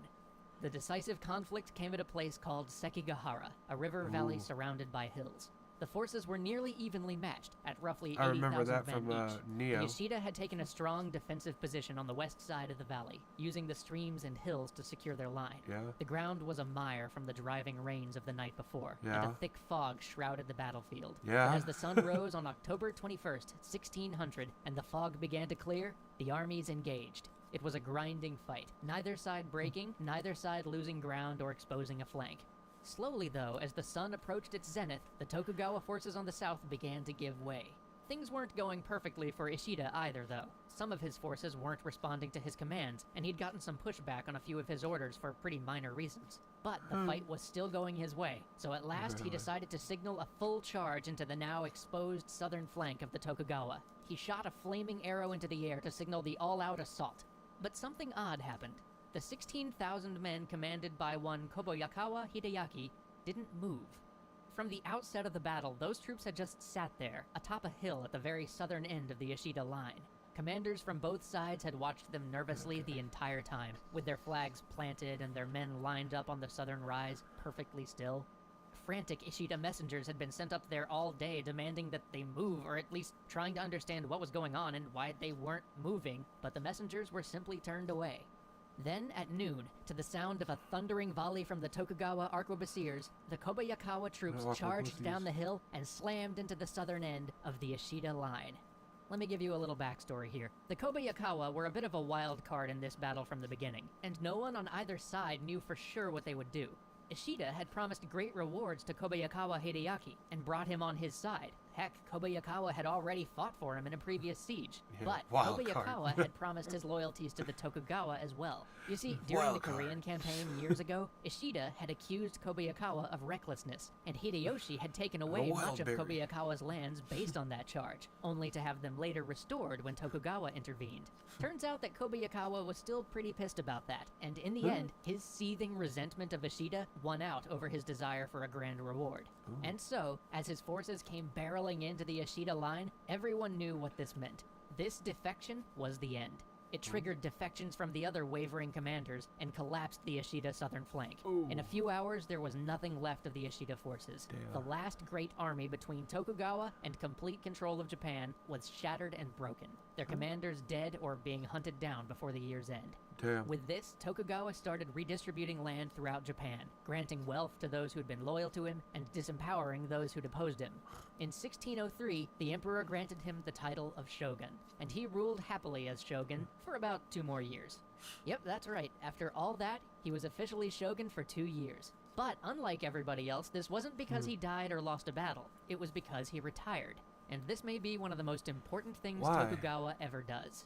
He continued to rule safe in his home province for the rest of his days, but officially he passed the title of shogun to one of his adult sons, Tokugawa Hidetada, and gave him a fair amount of responsibility in managing the bureaucratic organization of the shogunate. Because Hidetada was an adult who already had a strong military record, and because he ruled in name, and even in part, in fact, for over a decade before Ieyasu died, no one opposed his continued rule when Ieyasu passed. There would be no upheavals like those that followed the deaths of Nobunaga and Hideyoshi. By retiring early, Ieyasu saw to that. This left only one piece that could possibly disrupt the succession of Tokugawas as undisputed rulers of Japan, and that was Hideyoshi's son, Hideyori. So every year, Tokugawa tried to lure him out of his stronghold at Osaka Castle, and every year he refused. Until, at last, Tokugawa just attacked him on the flimsiest of pretenses, an inscription that he'd put on a bell which, if you really stretched its interpretation, could be considered an insult to the Tokugawa. Kind of.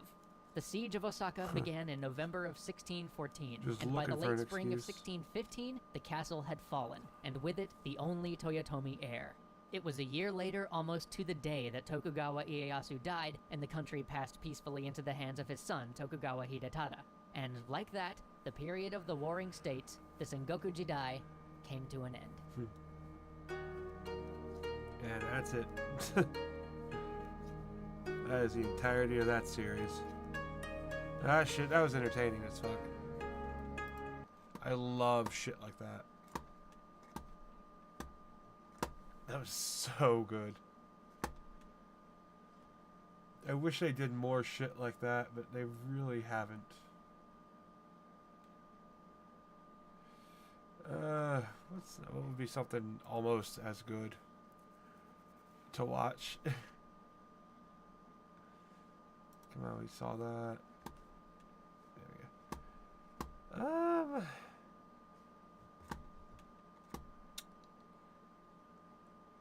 There we go.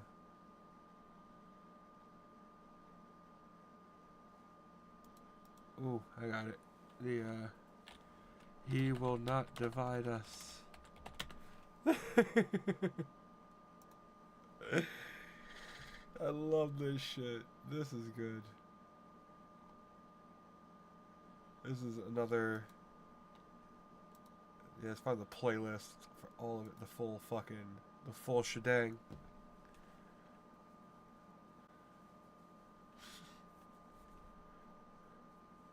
Shia LaBeouf is an artist. Welcome to his museum. Shia He LaBeouf brought is you a good such actor, works though. as I'll give him that. Watching all of his movies in a theater, back to back. And wearing a paper bag.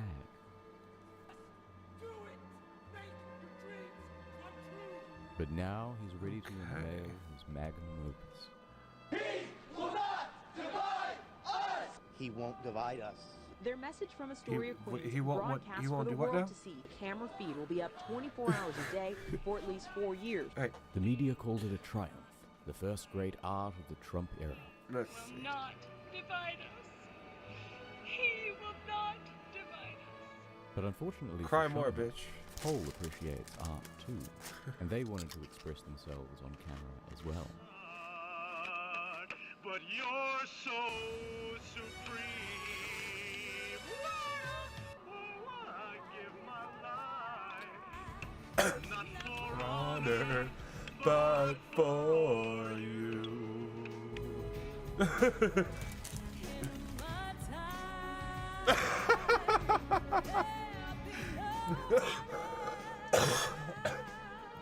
It's just a random Asian guy in El Kojima.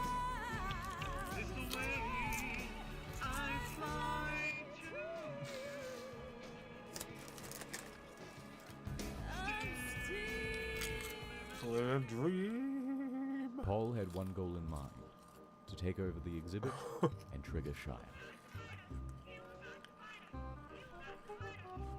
Museum of Cack.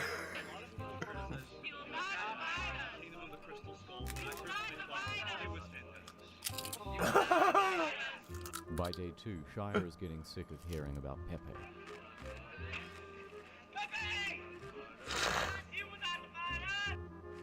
Pizzagate is real. Shia LaBeouf is a rich white liberal who doesn't care about the working class. Clearly. I mean, that's true.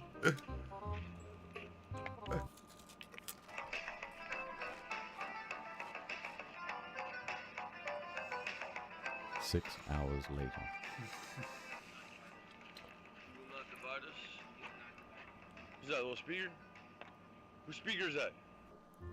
Paul learned that Shia was particularly triggered by Nazi role-playing, so it became a game to make Nazi references while he was on camera.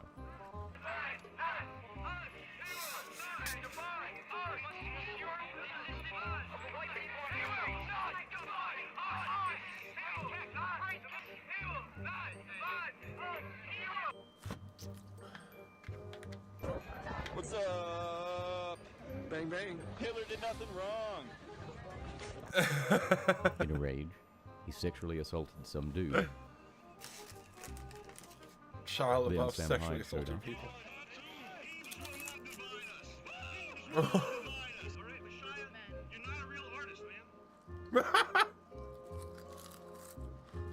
just want to red pill Shia on the truth about the Holocaust. Yo, be careful. Be nice out here. If you're nice out here, you're surrounded now. But it all came tumbling down. Off camera, because of a misunderstanding, he assaulted one of his own supporters. The police caught the event, and he was arrested.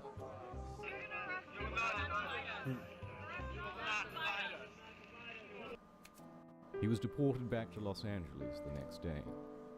Soon after, they also had to put up a fence. A wall, if you will, and now only 5 people at a time can come in, and they are very well vetted. But credit where it's due. Although this was not good art, Shia had created one of the most fascinating things to watch on the internet.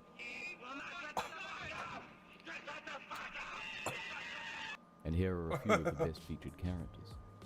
The Milky Bar Pimp. You know that's hate speech. Most hate speech, yes, towards black people. Subliminal racist type of things they do. They try to say that, like, black people are lactose intolerant. Like, just purposely drink milk outside very obnoxiously. How do you drink milk obnoxiously? Did you hear that? At the end, he said Hitler did nothing wrong. There's so many racist people calling me right now. AIDS Bjorn. Bjorn. I don't use the word Nazi lightly. still Nazi. Make America fight Nazis again. I love you and I love these people. Fuck off, Nazi. People started chanting, "My wife's son, my wife's son." My wife's son. My wife's son.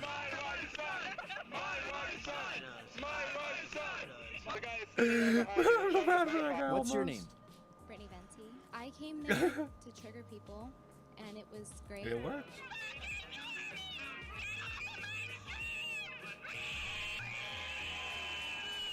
But there are many, many more.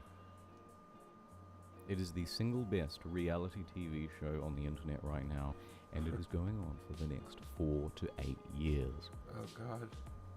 Is it now?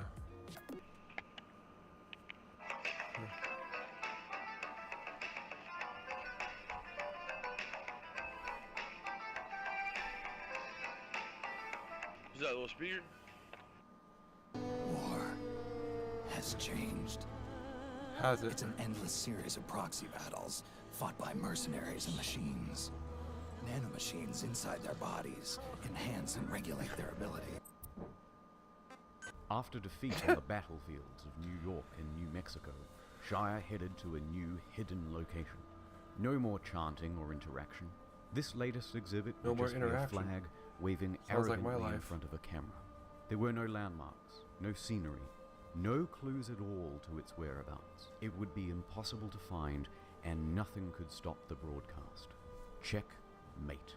And this would allow Shire to act smug for the next 4 to 8 years. That Yeah. is, unless Pol's agents could find a way to track it down. Challenge accepted. It was to be the greatest game of Capture the Flag ever. Pol began organizing.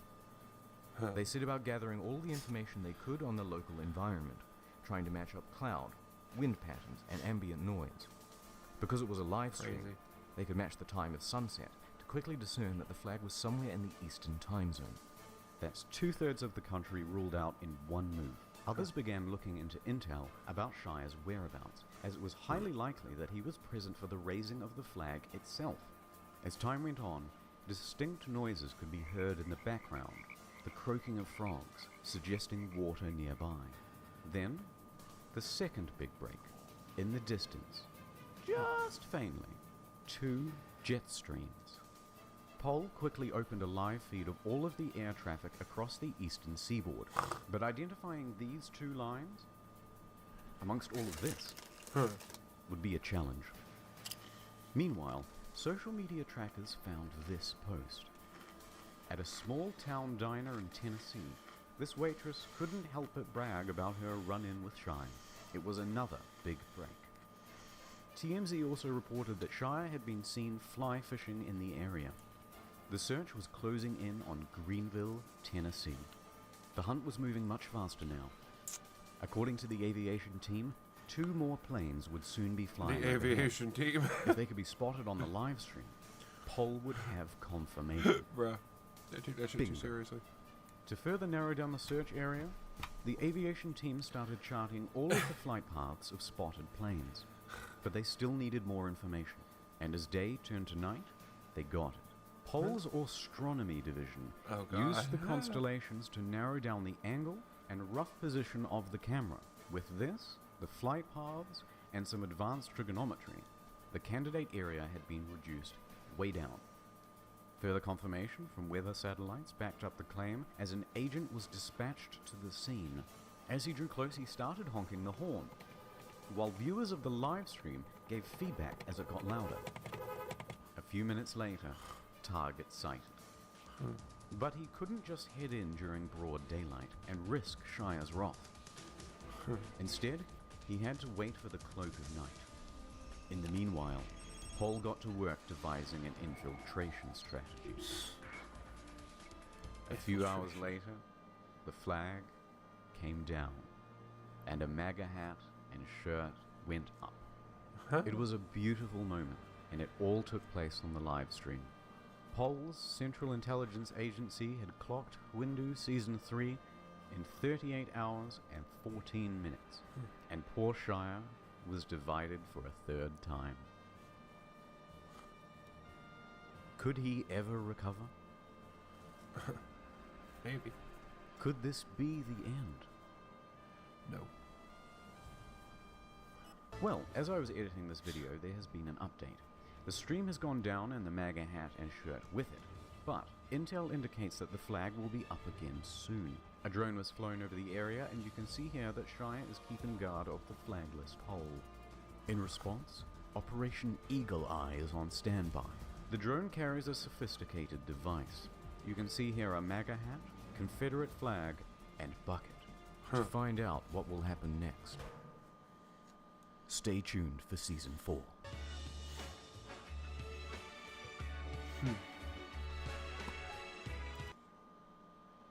Season 4 is here, and this time it's at the Fact Museum in Liverpool.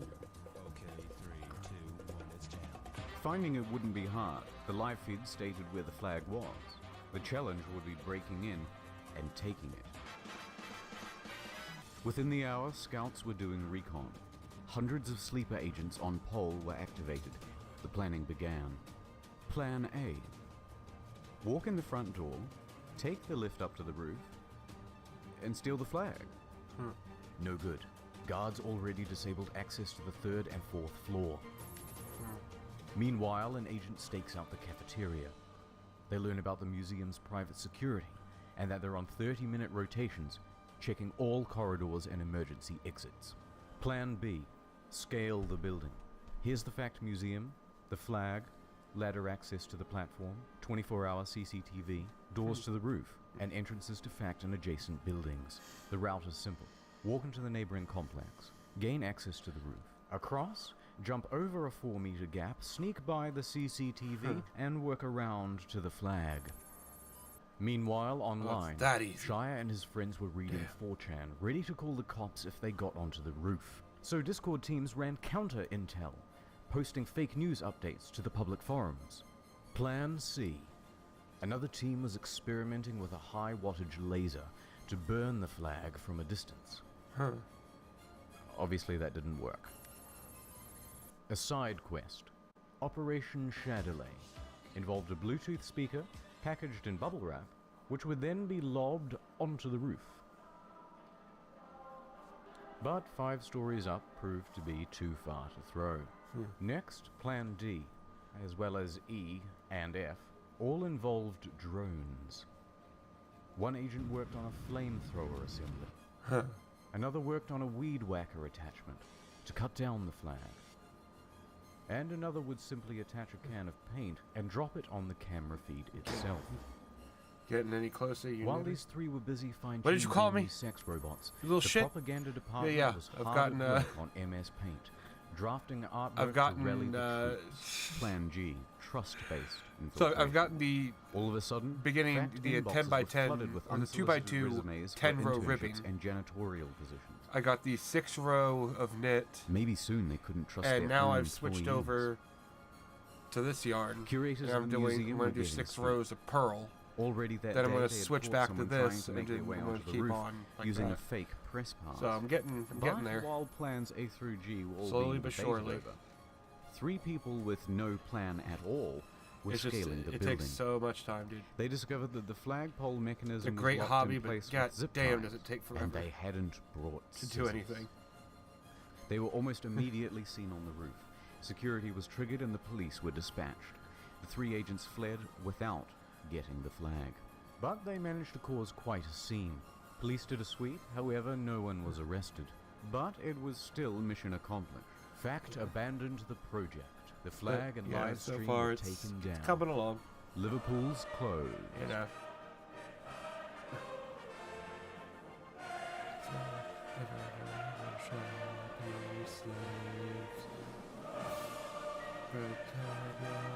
Britannia rules the waves.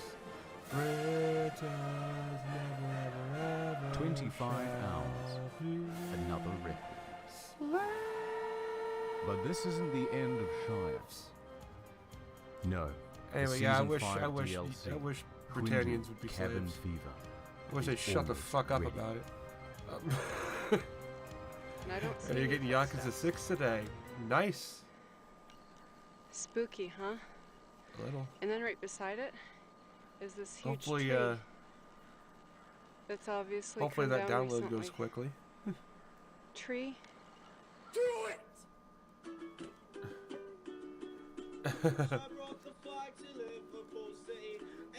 But that should be fun. Given how much of it you've seen me play, you should get the basic idea of it now.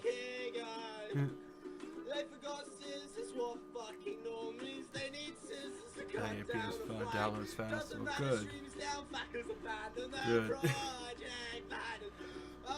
It'd be a fucking disappointment. You paid however much you paid for it, and it has slow download speed.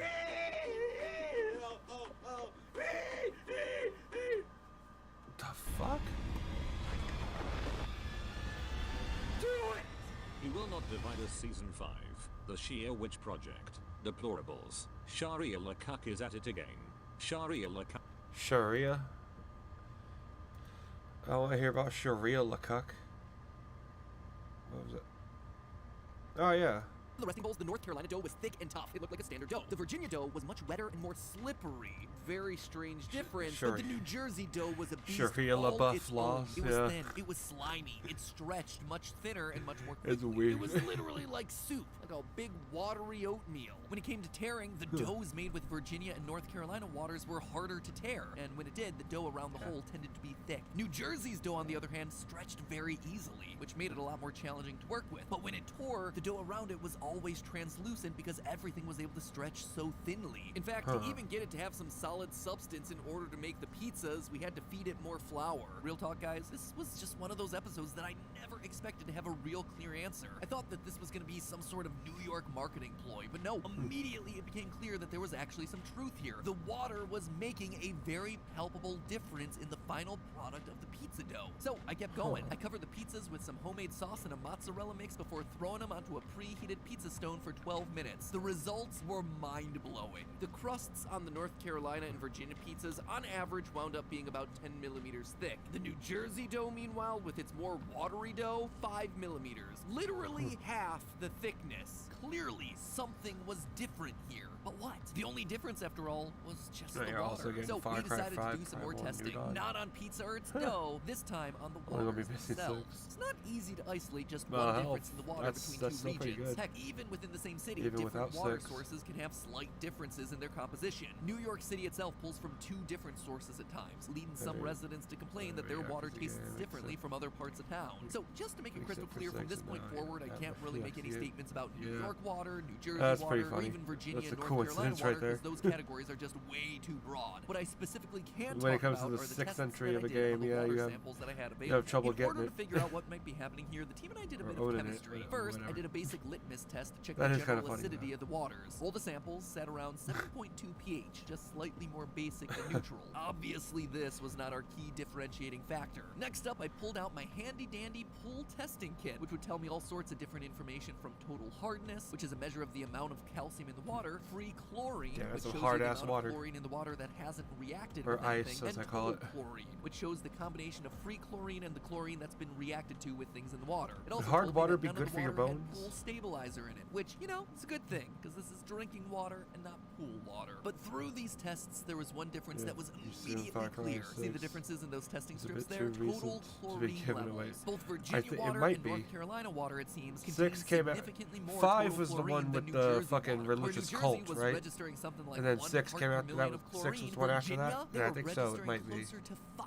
That's heavy, even for a pool. So what's chlorine gonna do in our food? Well, when you put it in water, chlorine Okay, then kills yeah. Then yeah, it might be a microorganisms. little In too drinking recent. water or swimming water, that's gonna be a good thing, because many microorganisms Eventually, can they'll make us sick. probably But add when it that comes one. to bread making, the chlorine seems to be killing off And another I think there's one microorganism, after that the one yeast. too. Yeast is a tiny I don't mushroom-like think they've organism that chomps down on given sugars out and grains yet. to produce carbon dioxide and alcohol as waste. Alcohol and a CO2, worse they're version of basically New Dawn. yeast poop. If you have something in the water that's poisoning the Okay, yeast, that makes obviously sense. you're going to end up with less of that signature pizza crust flavor. But flavor The only thing I isn't know the about only thing 6 that's is affected that when the you kill off main yeast. character To from the explain 5th why that game makes your makes an pizza appearance. crust different, we have to zoom in to the molecular level. In bread dough, glutinous proteins all I line know. up and form chains connected by little chemical bridges called disulfide bonds. Long gluten chains can create tougher, crumblier bread. In faad, bread Because I never really companies actually played utilize methods to elongate the gluten gluten chains in their dough that many as much Far as Cry possible, games. thereby creating the extra crisp Right from crunch 3 that you to 5. expect Well, I from mean, bread the main crumb. On the character, other side of the molecular spectrum, specifically shorter from gluten 5, chains create softer, chewier, and makes an gummier bread. appearance. Now, when yeast dies, it releases a substance Not the main character. Like the main character from Free. I mean, Brody dies. Gluten chain.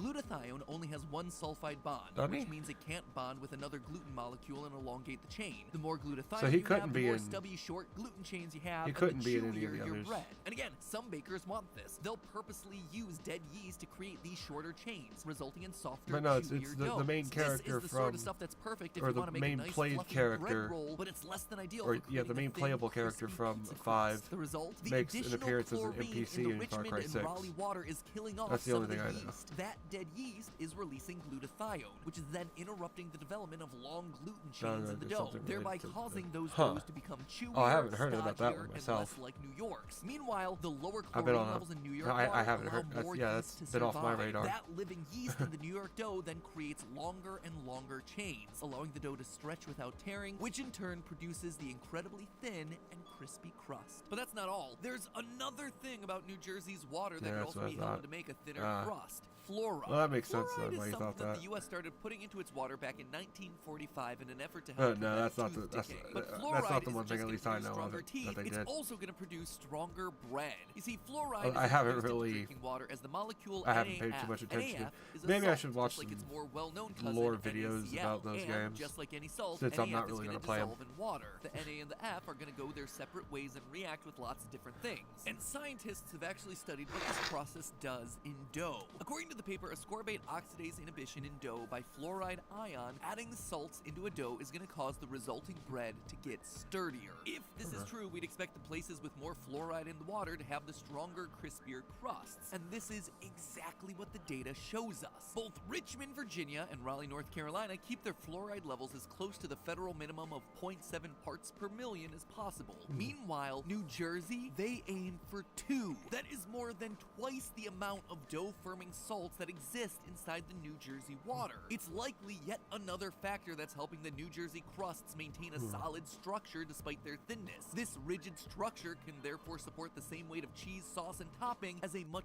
thicker crust that's made with less fluoridated water. And again, the secret ingredient here is just that. It's just water. In short, I think the most interesting takeaway of all of this is that ingredients aren't always created equally, even when they seem to be the most innocuous thing in the world. Everything from your soil and climate to your local government ordinances can affect the end product of what you're really getting, even if it's called by the same name. Okay, that and this sounds whole a thing bit applies familiar. not just to the raw ingredients themselves, but also to the recipes that are I think I've seen spawned something from about those that. The ingredients. Joseph This whole thing kind of Seed, makes me right? wonder, could this be the reason San I think I Francisco's remember renowned for something its about sourdough? that Why New Orleans is the be-all in end-all of 6. beignets? Or, if I checked everything here in North Carolina, whether I'd be able to learn the secret of making the perfect biscuit. In fact, let me know down in the comments what your local specialty is. I'd be curious to see what all local 3 of 'em. delicacies we have Oh. represented, and who knows, maybe me Well, and my shit, poll okay. testing kit will wind up in your neck of the woods I to didn't know the other understand 2 had, scientifically bits in the it. magic that's being created in your kitchen. So the next time you're in a different part of the country, or maybe a different country altogether, grab a few bottles from the tap to bring home and get cooking. But hey, that's just a theory. A food theory. Bon appetit.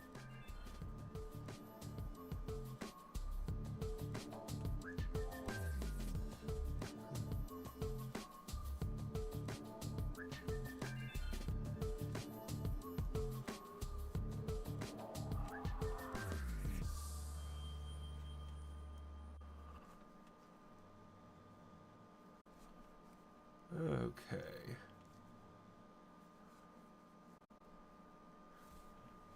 Now, what can I find? Try to lean back a little more instead of being so fucking hunched over.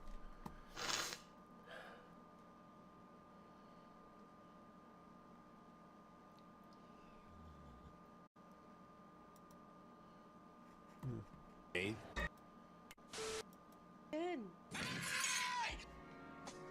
Okay, I haven't seen this one yet. Becoming a loser in how long? Let's find out.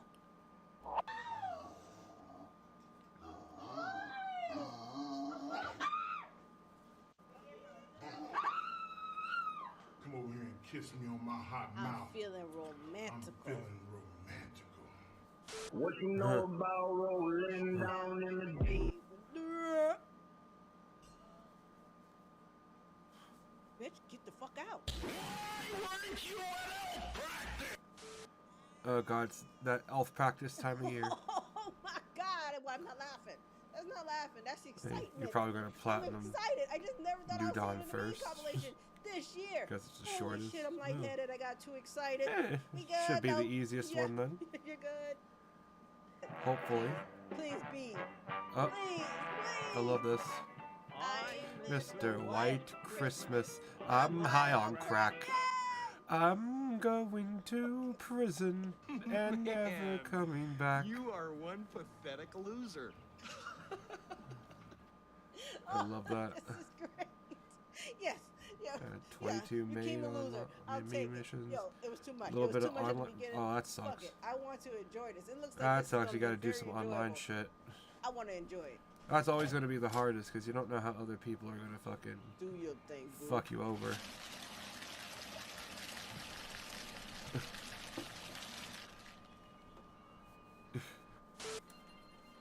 It's the one thing I hate about like any kind of game that has online achievements. I hate that. Please, Because you have to rely on me other out, people please. to be shit. Men literally used to fight bloody wars to the death and hunt with their bare hands. And women didn't used to have rights. What are you trying to say here? Huh. True, man. Oh boy. That's why I say I think I appreciate, you know, the time I'm in. As much as bullshit I go through, I still appreciate the time that I'm in. It could be a little bit better. There's of only course, one but online trophy? it could be Really a lot now? worse. That is kind of, that's good. Yeah, Mr. Krabs. Fucking weird. Promise me you'll never eat at Arby's. Oh, I'm fucking dying. But yeah, I hate online trophies. They really are the worst. Like, I understand if it's like, you know, get so and so many kills, like, okay. But if it's like specific shit like TF2 has a lot, like get so and so many kills when, like, fucking, what's that one achievement? Fucking light 6 spies on fire while they're flicking their cigarettes? Like, what? Like, that shit's just weird. That was a fucking amaze balls. Yeah, something like that is stupid. It I really got excited is. for nothing. It really fucking is. Especially if it's something like that that's going to require that you need it for 100%. Or for a fucking platinum or whatever. Like, I hate that so goddamn much. Are you on somebody? What? And if it's luck, exactly. Luck base is so fucking bad. Are y'all making out? I'm so happy the Pokemon games don't have achievements. I don't understand what's happening here. Because if they, imagine if fucking Pokemon, you know, Gold and Silver had achievements. And it's like, you know, get so and so, win so and so many coins on the slots in the game corner. Like, nobody would ever win that. Because who would realistically ever fucking win? Oh yeah. Go Jill. Go Jill. It's awful. Yeah, I see Sin City was a mafia. House. No!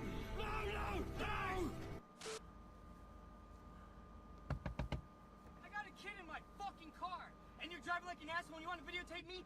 Fuck you! Is that all? You got a kid in. Is he gonna break the window? Like, I think I just Yeah, said they that's probably all gonna that he give breaks the window. everyone But you got a kid Pokemon's in your car son. right now. You're driving like a fucking Really? idiot, but you decided to leave your kid in the car. Dude, I actually 100%ed Pokemon Black 2. I totally understand. You know, it's your kid. I get that. You left Yeah, I your kid alone in the 100%ed car Black by 2. himself? How old is this kid? I got the shiny charm. It increased the shiny rates. That shit was cool. That's the only one I've ever 100%ed myself.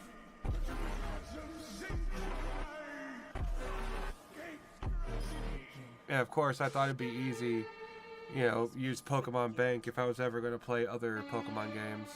I don't care about the blue lobster. You just use the Pokemon Bank and then only have to focus on getting every Pokemon in the new region. You know what the biggest bitch was, though, back in the day? Just getting all the other legendaries. Because what you had to... Basically, the only thing you could do is go on the GTS, and all you could do is trade your legendaries for other legendaries, and that was it. You go to the legendary you wanted, hope that somebody wanted the legendary you had, and you trade that shit, get it in your Pokedex, you go trade more. You may be in your I darkest hated that. Know that it was just kind of night weird. don't last forever. There's a morning coming in your life. Stay down till you come up. Stay down till you come. It's going right. This is stupid, and he Yeah, knows just it. hold up, 3,000, I think so. So about what a little less than a third of 3 times the Pokemon. I know that. It could hold all the current Pokemon, like what, almost 3 times. You could only really have 1 copy of each on there if you really wanted to maximize its usage. And they wanted to charge you $5 fucking for it, for that shit. Like, it was a good idea, but you want to charge $5 for it? Fuck you. Oh yeah, that was the only thing that There's no happened. point.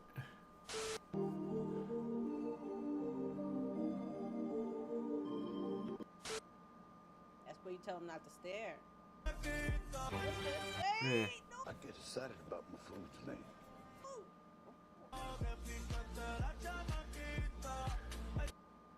Wow, that looks kind of good though. Good night, my bros. Love y'all. Stay safe. Ah, well.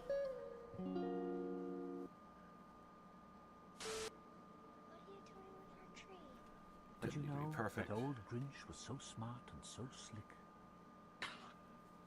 He thought of a plan and whipped out his dick. Hell yeah. Christmas memes are here though. You know, they are here. Mr. Beast. Spider-Man? Yeah, Spider-Man. Sponderman? And who's that? You don't know that guy right there? Mr. Nick! I'm gonna try and get an art. A bad idea.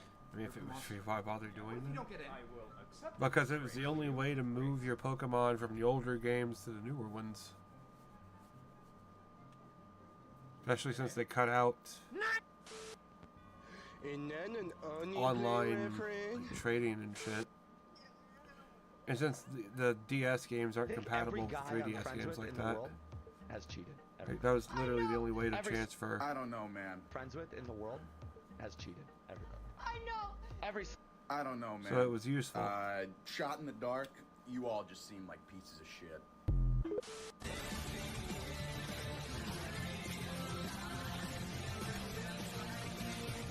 Imagine messages pop up.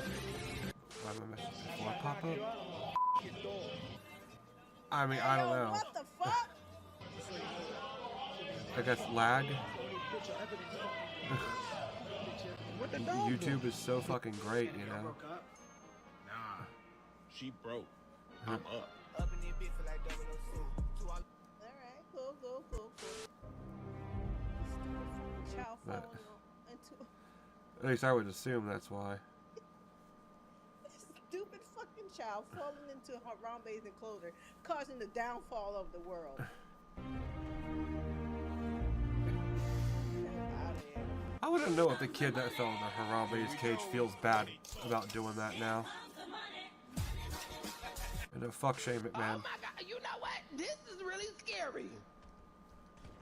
Oogly boogly, bitch. Huh? I've invaded Dave and Buster's.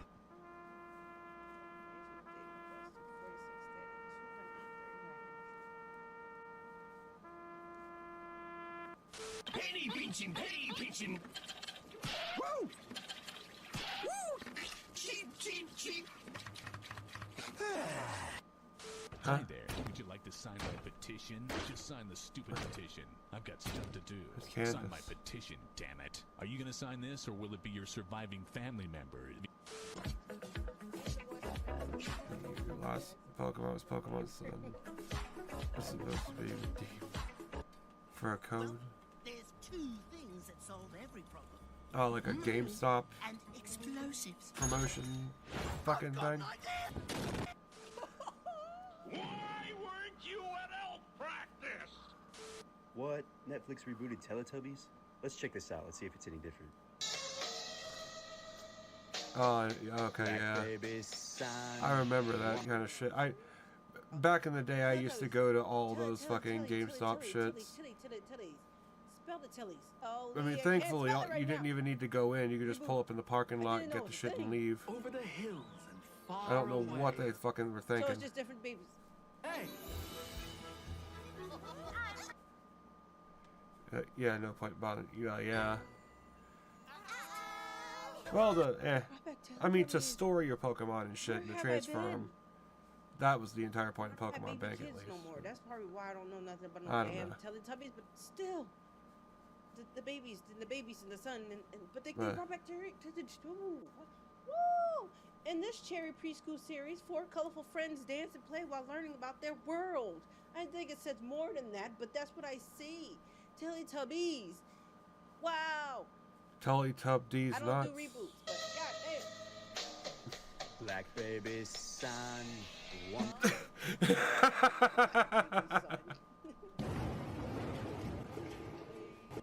No, they didn't make that song parody.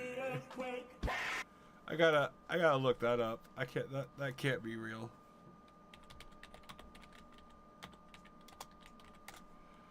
That can't be. That's just dumb enough to be true. No. Hi, Molly. Hi, sweetheart.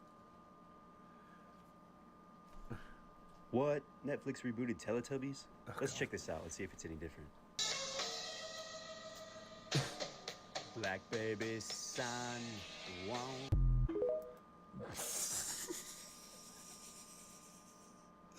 Why? Why? Why would you do that, Long Doggy Dog? You wanted to get it because you wanted to 100% fucking extra time. Well, yeah. I mean, that was the best way to do it at the time. Why is it, Mamo? Come here. Come on. Hi, bitch. Look at you, pretty girl. Look at you, pretty girl. You pretty girl. Look at you. You're being pretty. What are you doing? You don't know you're being pretty. Oh, you're being pretty. Yes. You're so cute. You're lovable. Mostly.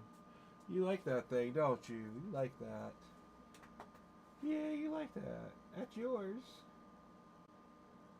Apparently. Even though I didn't consent to you having it. You know, bitch. You can wait. Yeah, most of the animals won't even appear next time. Yeah. They'll have a whole new set of 1,000 for you to fucking collect.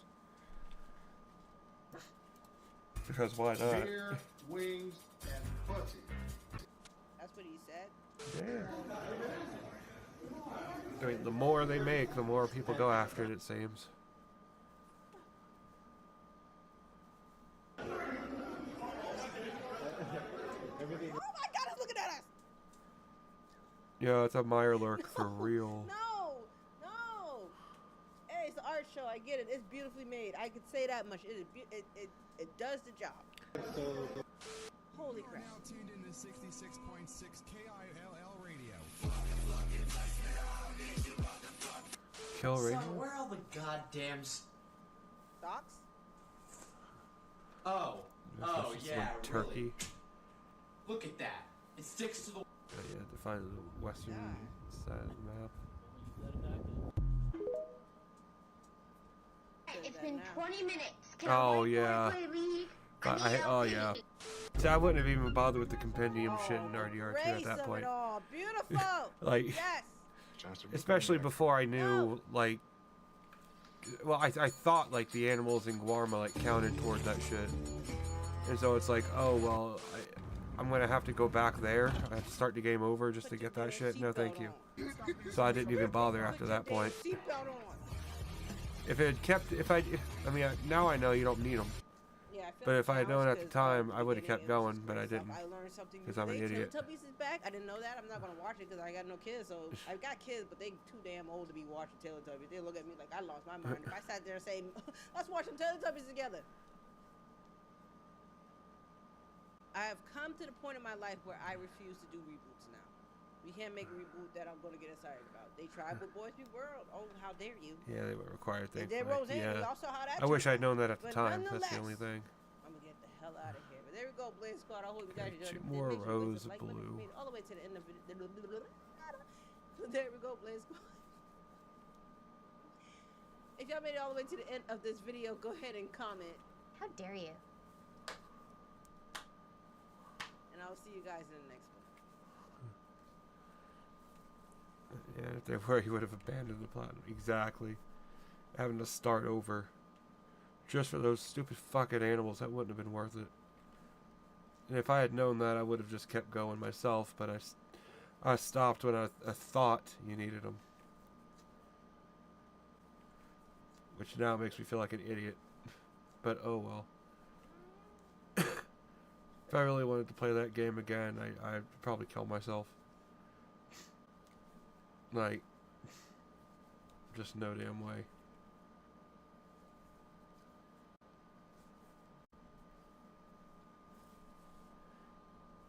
Campaign had animal companion. Yeah, it did. Except that one was worse. You didn't have to just go out and find them, which would have been a lot easier. For that fucking compendium, you had to actually set down traps out in the world when you were doing a mission. And then when the mission was over,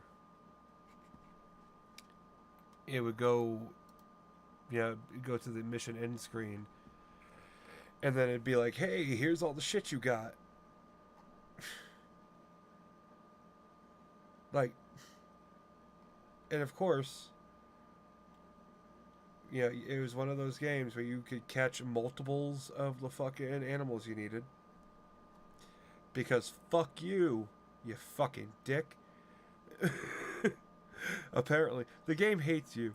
Like, Kojima knows how to make people just want to die with the shit he does. I mean, he does a good job, but it's like that animal compendium, having to set down all the cages and everything. That was dumb. And you could only set down a limited number of cages. I think maybe 16? Wasn't that many. And of course, you had a really good chance of just recatching something you already had. So that was completely up to luck. I hated that so much. Like, if I was going for that, I'd probably still be at it.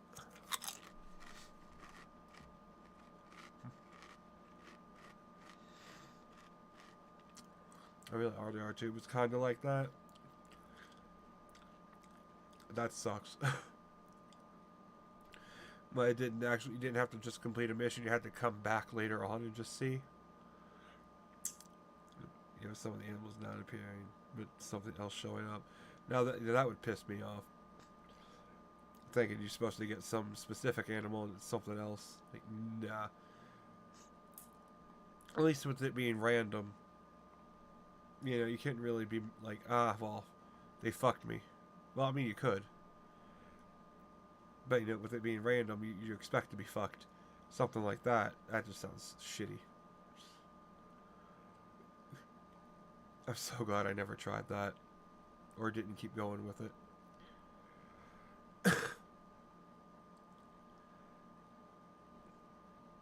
Like, I thought that shit was hard in Pokemon, getting everything. And it was. To be fair, it was kind of hard. I had to play, like, just to get all the Pokemon in Pokemon Black 2, I had to fire up Pokemon Platinum and I think Pokemon Soul Silver a couple times just to make sure I could actually get everything. You know what the hardest Pokemon for me to get was? Like, no lie. was a goddamn chikorita. Like, because for whatever reason in Pokemon Soul Silver, which is the one I had, I believe if you pick Cyndaquil in Pokemon Soul Silver, you never see a Chikorita. Ever. So trying to get that Pokemon was like the hardest fucking thing to do. Like, there were no trainers I could find with Chikoritas. Like, it was just impossible. That was the biggest bitch. You thought Legendary would be hard to find in Pokemon? No, fucking Chikorita, dude. Like, now you have one of these owl. You have to find 3 owls that appear in different locations and different times. Yeah, yeah. That's just busy work because it's the exact same thing and they just want to call it something different. And have it on a checklist and be like, oh, you gotta get this now. I hate that. Like, unnecessary checklists like that can go fuck themselves. You saved the rattlesnake, yeah. And the sand kitten. Like, that was dumb. And all the other fucking bullshit animals. I think there was like an insect section to it. Like, it's like Animal Crossing but fucking worse. Or, yeah, and all that yeah. It was worse than Animal Crossing's Animal Compendium shit. Took you a while to find it. There was a poodle? There was a poodle? I had no idea. Shit. I guess I didn't play long enough to find the fucking poodle. Oh, there aren't actually insects. Oh, thank God. Yeah, that would... Yeah, imagine on top of all the fucking other shit you had to get. It was like... Yeah, on top of that, now go find all the insects. Go find all 258 breeds of ants.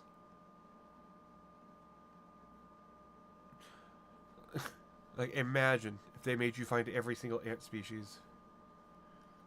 And I know that's not the right amount of ant species, I'm just saying.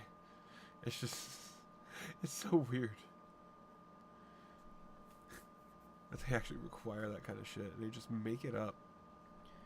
At least make up something interesting to find.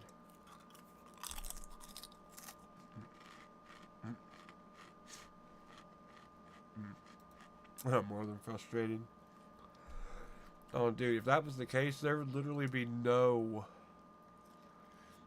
there would be nothing. No one would have ever have platinum that game if that was required to get all the insects as well. Oh, oh my God, could you imagine a Hideo Kojima game where you have to find every single atomic molecule and atomic everything? You have to find every single atom in the universe to get the platinum? That would be a Kojima game right there. That's absolutely something Kojima would do.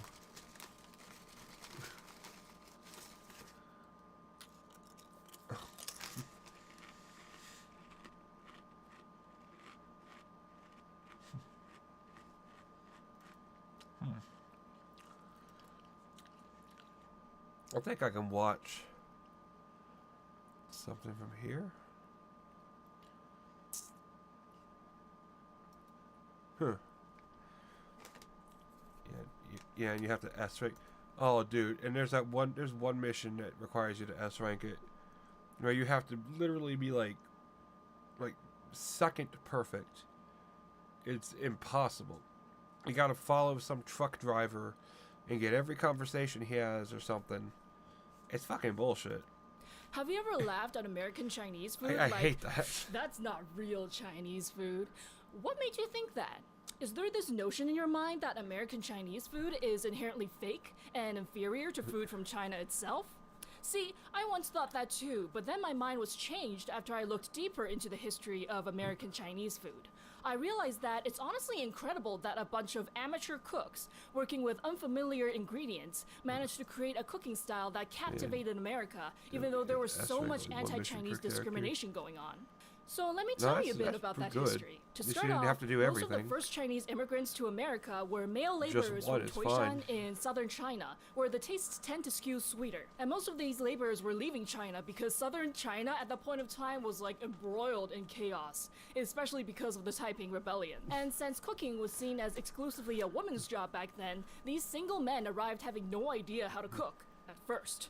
Yeah, they improvised real fast with local tools and ingredients. This is why you better not let any man convince you that he is incapable of cooking, so you have to do it for him. Leave him alone on a new continent and see how quickly he finds out. Don't fall for that strategic incompetence, okay? Anyway, back in China, there was a very developed restaurant culture. So by the mid-1800s, the first Chinese restaurants opened in San Francisco. There were a few fancier ones that catered to the richer Chinese Americans, but most existed in the nooks and crannies of Chinatown and served mainly other Chinese laborers. White people were too terrified to go to them because of the rumors that they cooked with rats and dogs. So Chinese Americans mostly kept to themselves until the gold rush ended.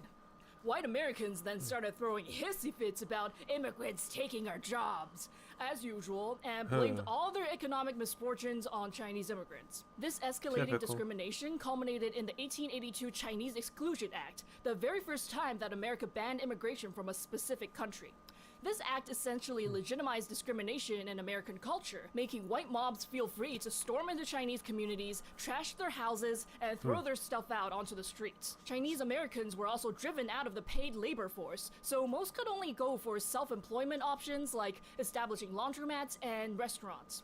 It's not a coincidence that these are both traditionally seen as women's work, like washing clothes and cooking food and all. The feminization of Chinese men can be traced way back to the beginning of the colonial era. They were seen as less masculine because of their long hair and long robes. So doing women's work, doing these service jobs, was often the only way that they could make a living after the gold mines dried up. But the anti-Chinese discrimination only got worse, especially on the West Coast. And so Chinese immigrants fled east across America on the very railroads they built. They opened restaurants in towns far apart so they didn't compete against each other. Around the early 1900s, chop suey was invented. The name actually just means bits and pieces or leftovers, but for some reason, white hipsters looking for exotic food went nuts for it. Oh God. They thought they were eating some secret oriental delicacy when it was really just random improvised ingredients thrown together to vaguely resemble what was eaten back in China. But hey, the dish spread rapidly across America. Then, because these middle-class white Americans were all, yeah, chop suey, woo! Chinese restaurant owners were among the few classes of immigrants that became eligible for visas in 1915. Then Chinese restaurants gained steady popularity throughout the 1920s. In 1943, the Chinese Exclusion Act was finally appealed altogether. But then mainland China had a communist revolution, and so Chinese restaurants were shunned. It wasn't until 1972, when Nixon visited China, that interest in Chinese food became mainstream again. The photos that came out of the Nixon visit, especially photos of the banquets he ate in China, made people curious about the actual Chinese food he was served. Meanwhile, the communist takeover in the mainland also drove waves of immigration out of Taiwan, some of whom had fled the mainland because of their ties to the Nationalist Party of China, such as the inventor of General Tso's chicken. He was Peng Changhui, the nationalist government's banquet chef. General Tso's chicken was inspired by his roots in Hunan cuisine and named after General Zuo Zongtang, a famous military leader from the Qing dynasty. So no, the general himself didn't invent it. His descendants don't even know what the dish is. While we're on the topic of food though, I gotta tell you about the sponsor of this video, HelloFresh. HelloFresh is a meal kit service that delivers fresh, pre-proportioned ingredients right to your front door. Very appropriate sponsor. No, learn to cook, motherfucker. You waste way less food and contribute to sustainability because you get exactly what you need to make these recipes, and it all comes in recyclable packaging. Not to mention that so much of the ingredient prep work is done for you. To try this out yourself, go to HelloFresh.com and use the code ZHAO14 to get 14 free meals plus free shipping. That's 14 free meals with free shipping on HelloFresh.com with my code ZHAO14. Anyway, the wave of immigration from Taiwan after the Chinese Chinese Civil War expanded the Like, I don't flavors have of that kind of American patience. Chinese cuisine, which can be argued to Or be the that kind first of fast skill to food. begin It was with. Chinese restaurants in New York in the 1970s that pioneered delivery, something we should all be very thankful for in this pandemic. In the 1990s, mainland China finally opened itself up, and so even more diversity was brought to American Chinese food. Though by this point, the expectations for what Chinese food is was so set in the American cultural consciousness that new restaurants had to go with what sold. If you're wondering why every small town in America seems to have a Chinese restaurant, it's because opening a restaurant became the thing that regional Chinese associations set new immigrants up to do. They were taught how to cook all the popular American Chinese dishes, provided with a starter pack to open an instantly recognizable Chinese restaurant, and sent off to assigned territories, maxing out their coverage like cell phone towers. So really, it kind of worked like chain restaurants. And the reason it worked so well was because people loved American Chinese food, this distinct style of cuisine that was developed by a greatly oppressed people across at least 150 years of history. I would say that the case is very similar to Italian-American food.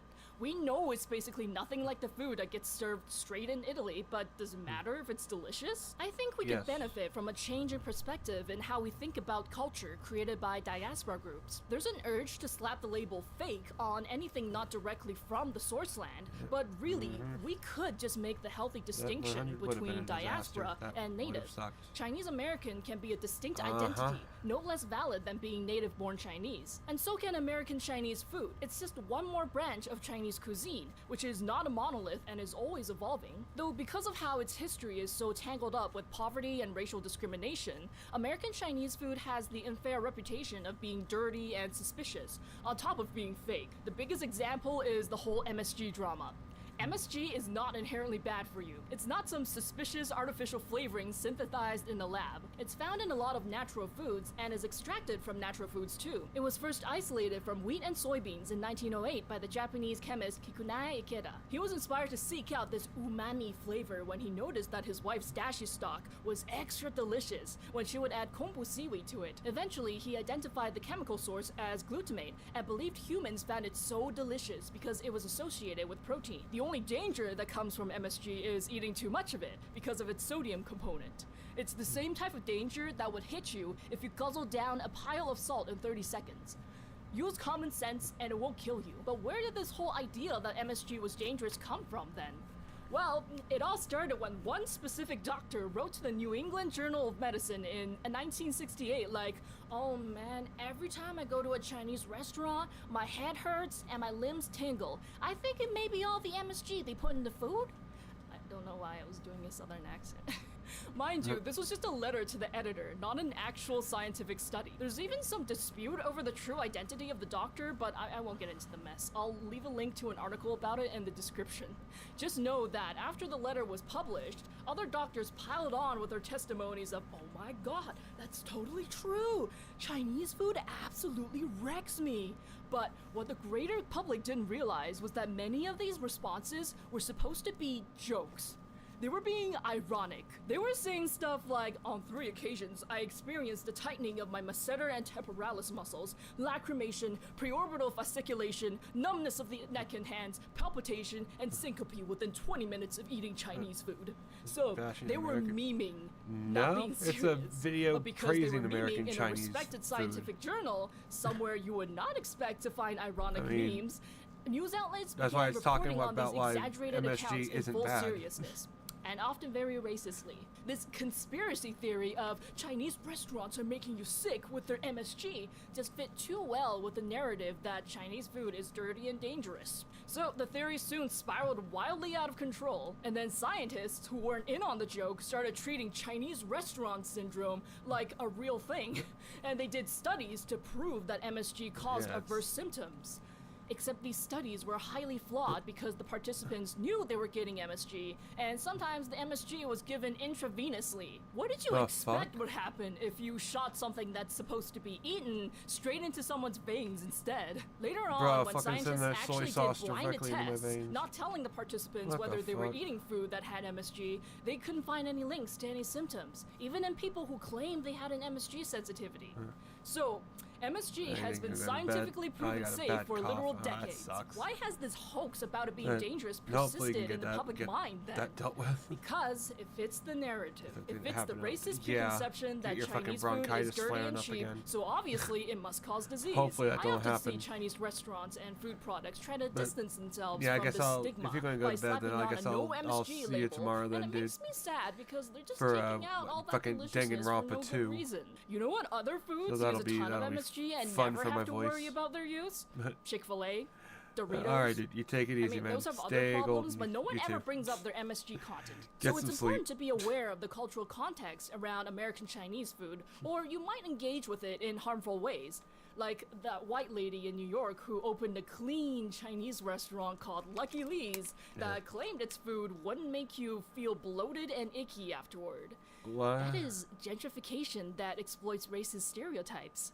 The problem here is that she is a member of the dominant majority trying to take business away from a disadvantaged minority group by claiming that she can do their thing better than them. Ultimately, my point is that diaspora history is still important history. Fortune cookies may not be found in China itself, but there's a tragic history to be learned in how they were actually a Okay. Japanese creation, but then the Japanese American factories got taken over by Chinese Americans during World War II. Because Japanese Americans were all sent to internment camps. And then there's how orange chicken was invented by Chef Andy Cow in a Panda Express. And speaking of Panda Express, that itself is a billion-dollar company still privately owned by a Chinese American family. It's definitely not any measure of white people's version of Chinese food because it was all done by Chinese Americans. This isn't some New York white lady faking it. Just because all of these things have nothing to do with China itself doesn't mean that they're not real or impactful or didn't leave a lasting legacy. When you see someone eating American Chinese food, your concern shouldn't be whether they're eating real or fake Chinese food, but whether they think that this particular style is all there is to Chinese food. Every region the Chinese diaspora has settled in has developed a unique branch of Chinese cuisine with the ingredients available to them. That's what happens with culture, they're ever evolving. And that's not even getting into the incredible diversity in China itself. Northern Chinese cuisine has lots of flour-based foods like noodles and dumplings, very hearty flavors that skew salty. And Jiangnan food, referring to the region south of the Yangtze River, has mild yet incredibly aromatic flavors, and the ingredients are mostly fresh and prepared in a very technical way. Sichuan food is very spicy and bold. That's the home of hot pot. Their spicy flavors are so famous that even the women there are stereotyped to be aggressive and confident. Then Cantonese foods tend to skew towards sweet flavors and small portions. It's the home of dim sum. There's a lot of braising and stewing of seafood. And then Western China has heavy Muslim influences, with lots of lamb dishes.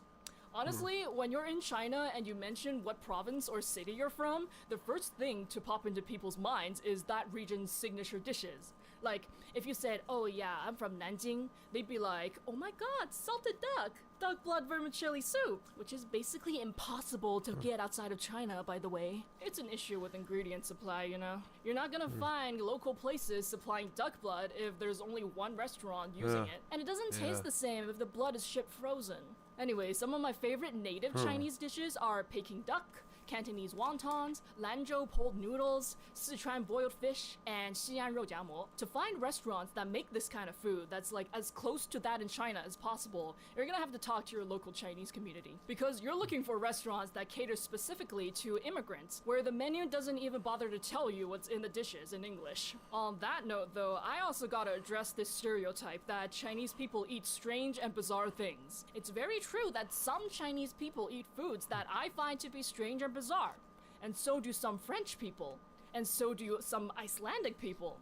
Food is extremely subjective, and I don't think it's fair for Chinese culture, and other Asian cultures by extension, to bear the burden of being seen as the weird food eaters of the world.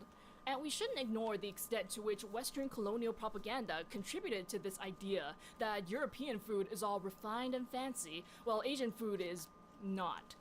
I swear, French people especially are the absolute best at hyping their cooking up.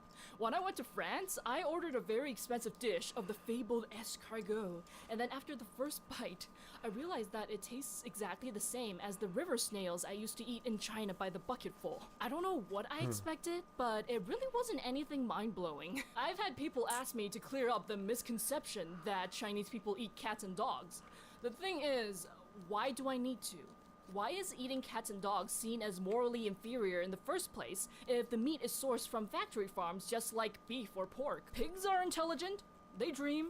We put millions of them through slaughterhouses anyway. There is no moral superiority to eating any kind of meat. And yes, there is an issue in China of butchers snatching people's pets off the streets, but plenty of Chinese animal activists are fighting against There'd be that. some dead Chinese These butchers. things can only be solved internally, not by outsiders That's all pointing that'd fingers. be. My point is, Chinese people don't need to defend what kind of meat they eat, especially in light of this COVID situation. It's Westerners who need to rethink their judgmentalness. A pandemic could have also easily started from some American hunter who was dining on a bear they shot. Though honestly, Could have, many but Chinese didn't. people, especially diaspora who are second generation and above, need to rethink our judgmentalness toward American Chinese food too. Many of us have a tendency to look down on this style of cuisine as we're finding out our identities while caught between East and West. But really, American Chinese food deserves our respect. They are the legacy of the diaspora that came before us. Chinese Americans knew people wanted comfort food, so they adapted and adjusted until even racists couldn't stop coming for their fried chicken balls. Therefore, the next time you're eating Chinese takeout and someone's like, "Ah, can't believe you're eating that fake Chinese food," look them right in the eye and go, "Actually, it's real Chinese American food." Anyway, big thanks again to HelloFresh for sponsoring this video, and also to my generous donors on Patreon, especially my Guardian Lions, Benji Sudoken, Blem Blem Blem, Darian, Do It Out of Spite, Jose Velasquez, Kakuga, Kites Universe, Molly McAllister, and Nicholas Coates.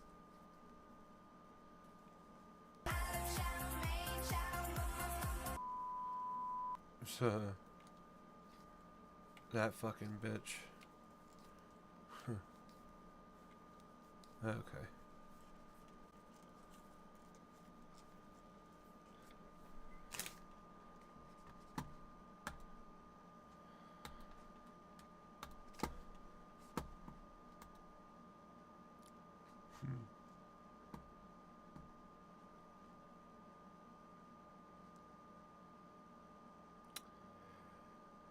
What's watchable?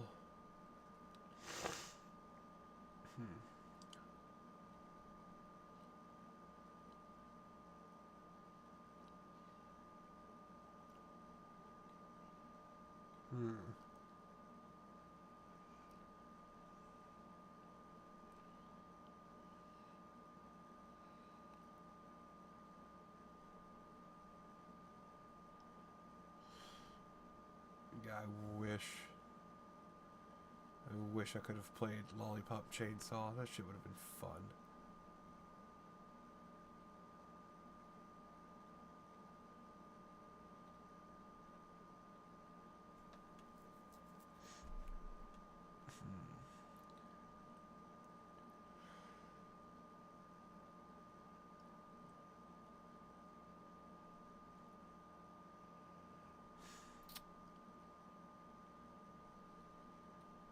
There's nothing good to watch right now.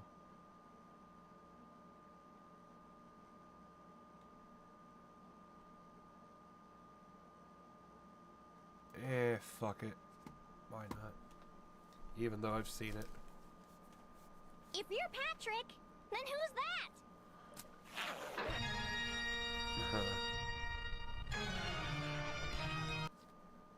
Okay, dude. These edits, dude. They're getting too good. Keep these lobsters out of my chat.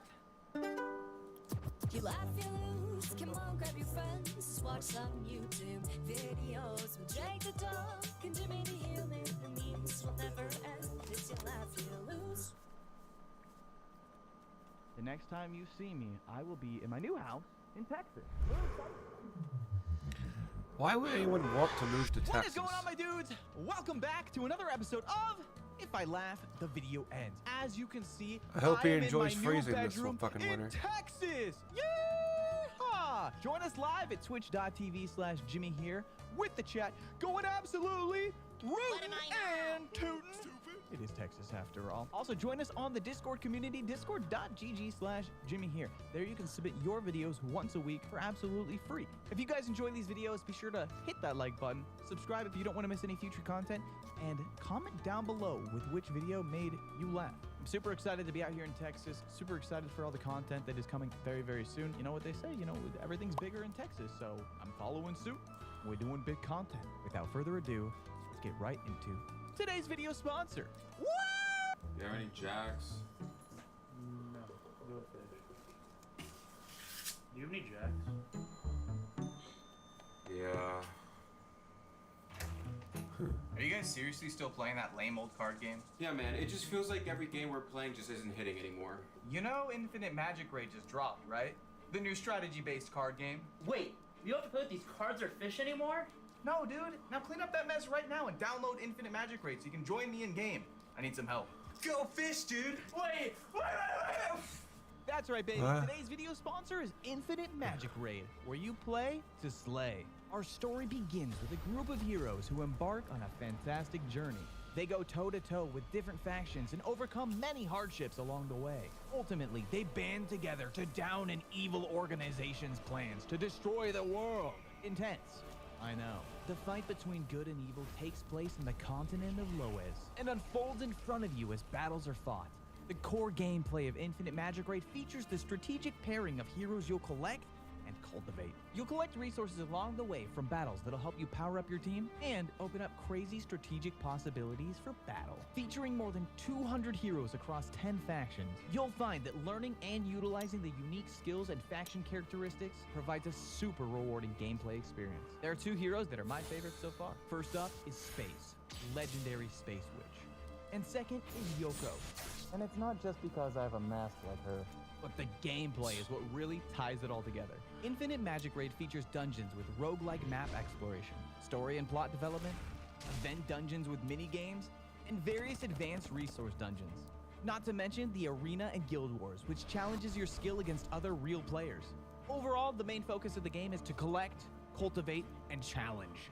If you think you've got what it takes to handle that, then hop in game and show me what you've got. So my dudes, download Infinite Magic Raid today with the link down in my description and use my code IM777 to get started with 777 diamonds, 770,000 coins, and 10 excellent runes. No. But get this, you'll also have a chance to compete in the Star That sounds like event, a where bad a fucking idea. $100,000 prize pool is up for grabs. Sounds like a trash game. Infinite Magic Raid. Play to slay.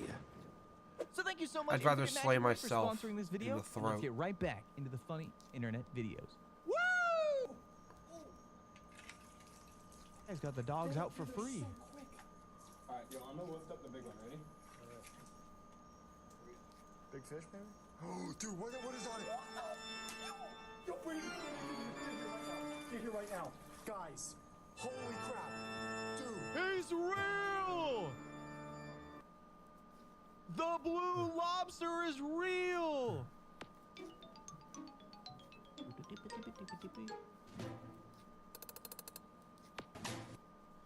Huh. The GameCube is the best console.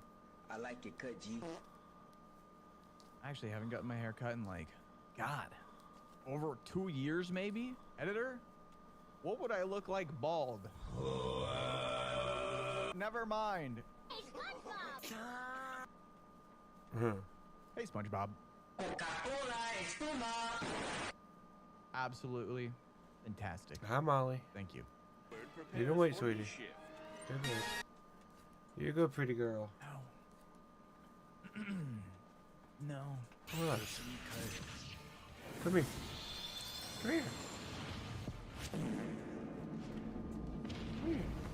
Hi, baby. What are you doing? What you doing, baby? God, I girl? wish that were me. Like, very strong and You long good? hair and a sword. You gotta go out. Not being You blown can up. wait. Hey, Heather. You know you have to wait. This is my time, okay? You're fine. Did that not hurt? You're fine. Sorry. You're good. Yes, you are. What the? Dude, You're fine, how baby. thin is drywall? That had to have hurt.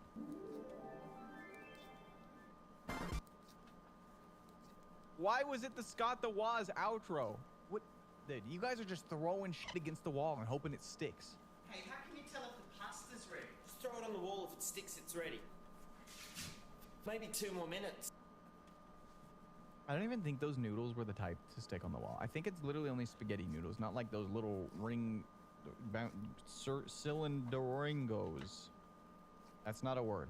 So the next thing I'm going to talk about is, bro, can you record properly? He's doing his best. Actually, I think I'm probably gonna finish these, at least these 6 rows of this green, gray, whatever the fuck. Hey, wake up, buddy! Now probably in the stream on that. Be about 4 something hours. He's stealing the bird! That's a good place to. He said, leave okay, off you're at not some getting out the point. bag. I'm stealing the whole bird. Not too bad. My mom keeps interrupting my videos. I'm getting freaking tired of it. Hope he doesn't interrupt it again. Alright. Ha! May! Ha! May! Ha!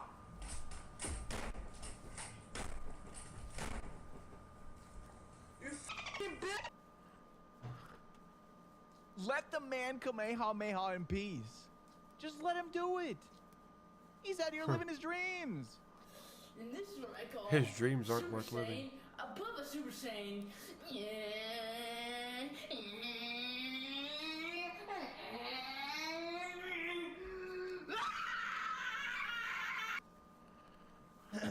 You guys want me to go Super Saiyan? I can go Super Saiyan.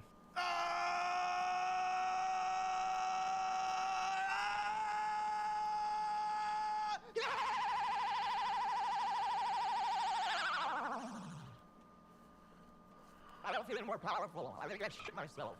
Mr. Krabs, can I have a...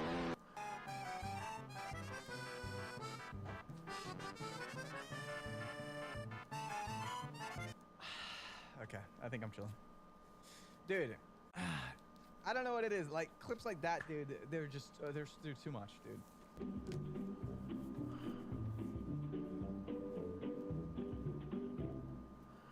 What's up? What's up? What's going on? How are you doing on this fine day, my brother? That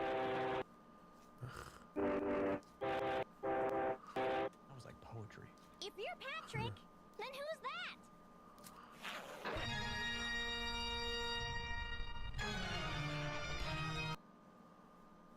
These edits, dude. They're getting too good. Keep these lobsters out of my chat. Grandma Sycamore's homemade bread. You better be f***ing nice to Grandma, all right? Okay. Grandma sicko mode. Don't type that in the chat. She's looking over here. She loves this shit. Is it just She's bread? a huge fan of Grandma sicko mode. I am. Our breads are made without artificial preservatives, colors, or high fructose corn syrup. Just ingredients you can trust. You can trust Grandma Sicko mode. All right, Grandma Sycamore. All right, stop saying that. We love Grandma Sicko mode here. Look at this scoundrel. Look at this little scallywag, this little devious guy. What is he doing? What is he doing? What is he up to? He's up to some devious acts. He's up to no good. What's supposed to be me as a cowboy? Why did you add the bwomp? We couldn't have gotten like a yeehaw? Something cool? Ooh. Ooh.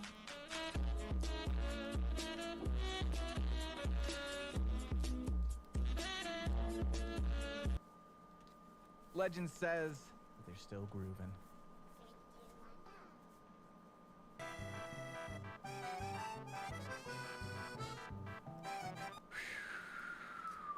Friday Night Funkin' looks different. That's like a hard avocado. Ooh. Those are some wide toasts. What is that? I don't know what what they put on it, but it looks good. Oh, they're gonna grill the cheese on top. Ooh. Ooh. On both sides.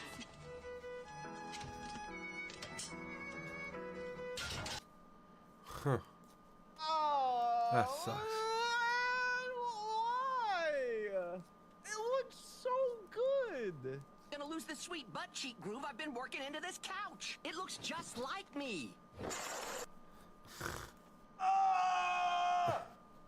That is not from the original episode, dude. Disgusting.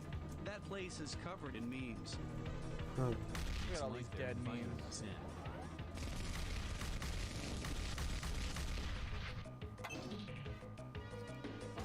You're The too music goes late, crazy. m'ladies. I've already created the perfect meme. I mean, Shaggy's amazing. The perfect meme? I don't know. I don't know if there can ever be a perfect meme. Because I think that's what makes memes so great, is that they're imperfect. Just like you, Chad. You don't have to be perfect to be loved. Yeah, you do. Alright, man. That's a lie. Oh. Well, he went this way, and then he went that way, and then he went this way, and then I go this way, and then I go that way. Oh God! Oh my God!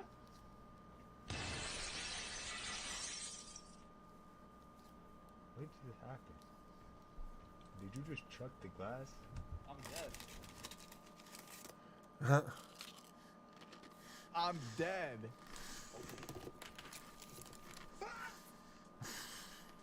Okay, dude. Just because I got jump scared by the Quaker Oats guy like one maybe times does not mean you guys can bully me, okay?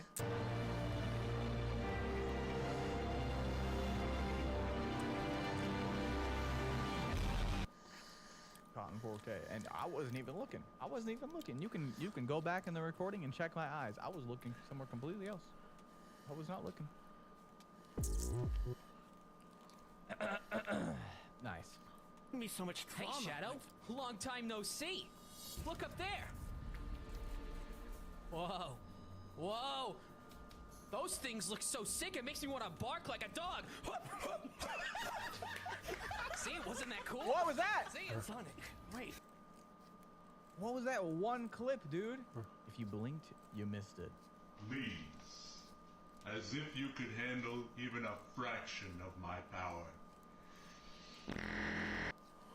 Bruh. No, You I don't shit think on I himself. could. I don't think I want to. I'll stay far away from that power, dude. Want to get out of here? I'm grounded. How do you ground Spider-Man? Bummer. No! God, dude! Stop with the sniffing, man!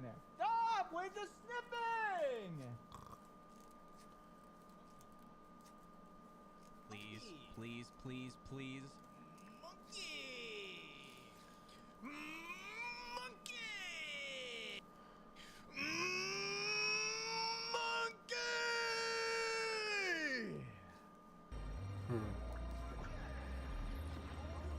Is this Cyberpunk? Is this game good yet?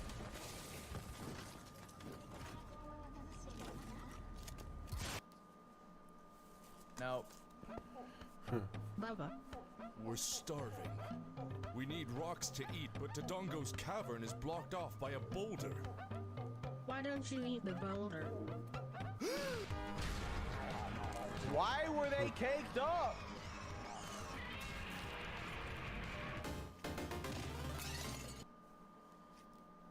Why were the Gorons so thick? Oh, freaking way. You better be careful. I can't even do that. That's sad, dude. We just saw this. Huh.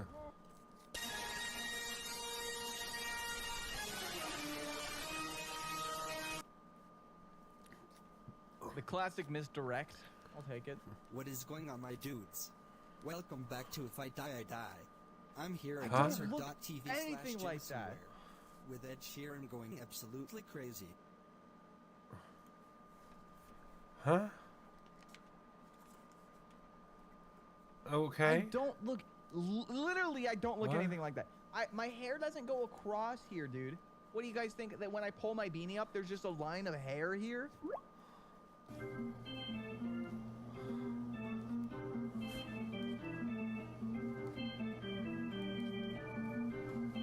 Get your hot dogs, kiddos. $5 for a hot dog.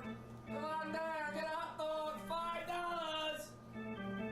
Come on down, get a hot dog. $5. Come on down, get a hot dog. $5. I'm sold. I might just get 2.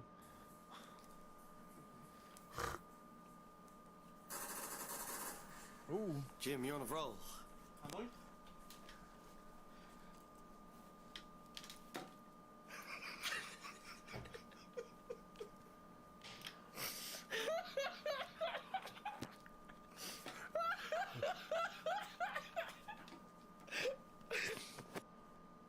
I almost forgot that video existed. Oh, it's so good.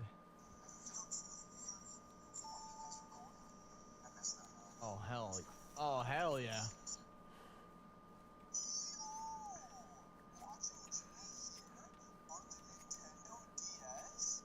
That's meta. Can that just keep going? I want that to be like a loop of all of your guys' Nintendo DS's. I need this. How far can it go, though? That's what I want to know. How far can we go with the Nintendo DS loop? I could be in a Nintendo DS right now, and I wouldn't even know it. Ah! Ah! Let me out! Okay, chefs. This time you'll have to prepare a lobster. A sandwich. My pet lobster Terry loves his sandwiches. Terry! No! Man, I want me a hot pocket. Oop.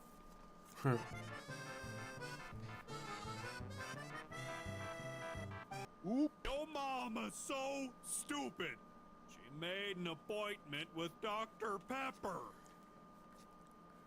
Okay. Xbox Live? Dude. Ah! Did I ask for fries? Dumbass. Based. Absolutely based. Digimon. Amazing.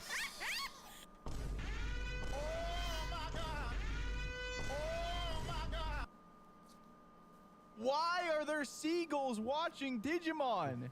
Who let the seagulls hit record? We are easily awakened by nightmares at night. It is difficult to fall asleep again after waking up. I hate nightmares. I invented this soothing bed. The design is very human. When we are awakened by nightmares, it will automatically activate the switch to put us to sleep, and also help us cover up.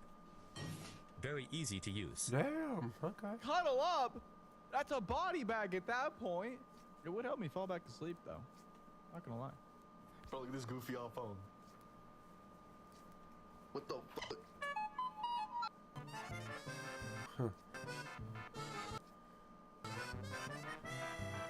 Why are Android noises so funny, man? Why are they so goofy?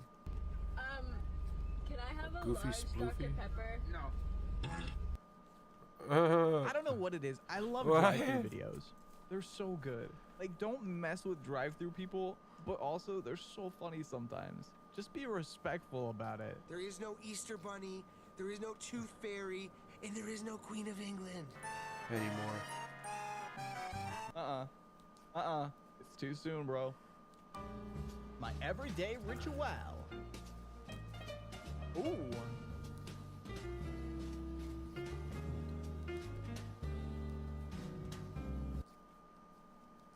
It was perfectly full and good. And what do you mean my everyday ritual? Is there just like tons of a Baja Blast freeze up on that roof? It's Luke. It's XQC.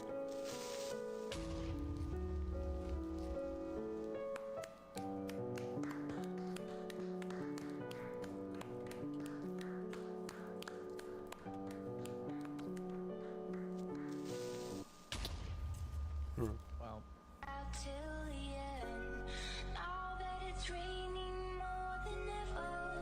Why would you do that? Huh?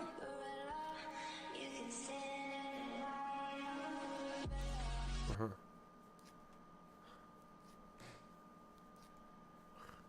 The fuck? There she is! Grandma Sicko Mode! Oh!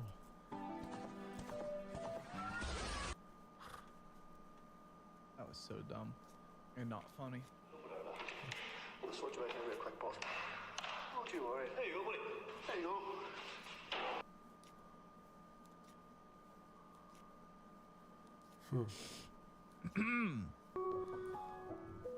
Oh no.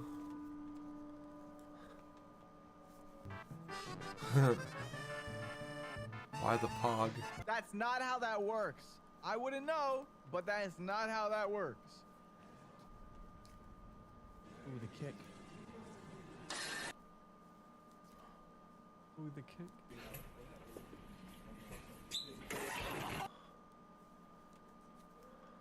Why? What did the table do to deserve that? I just found out that Americans call a rockmelon a cantaloupe. Oof. We do. Yeah, a couple more minutes on this, I'll watch Oh, it. I just found out that Americans call a flicky flicky willy donker a f***ing light switch, mate. I'll take you soon, bitch. Give me a damn minute. A flicky flicky willy donker? I need me one of those, dude. This is an ostrich egg. Okay.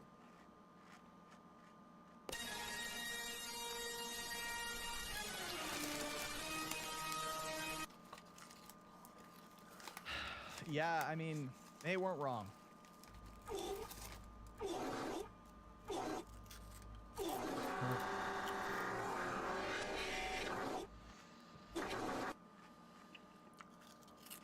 Y'all be lying if you never had one of those farts before.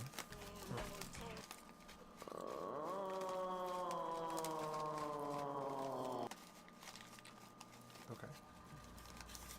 Patrick! No! Christmas is ruined. Today we have my son and we are doing the emoji challenge. Today I'm doing whipped cream. What is the emoji challenge?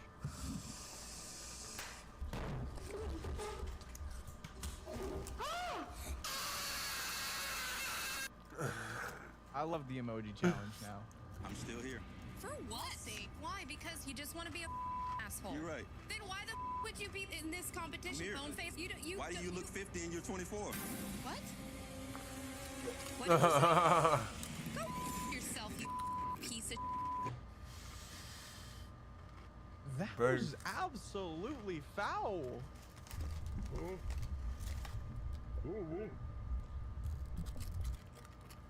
Okay, well, we got a type of lobster. It's not the blue lobster, but it's the... Oh, I'll take it. It's something different.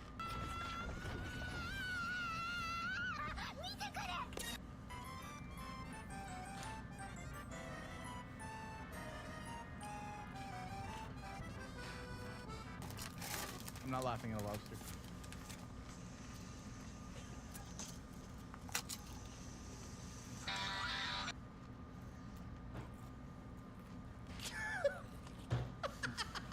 Weak.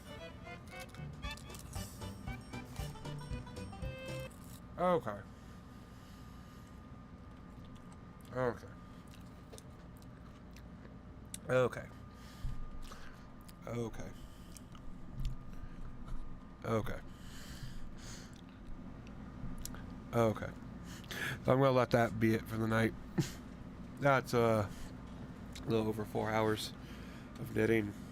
And in that time, that's all we were able to get done.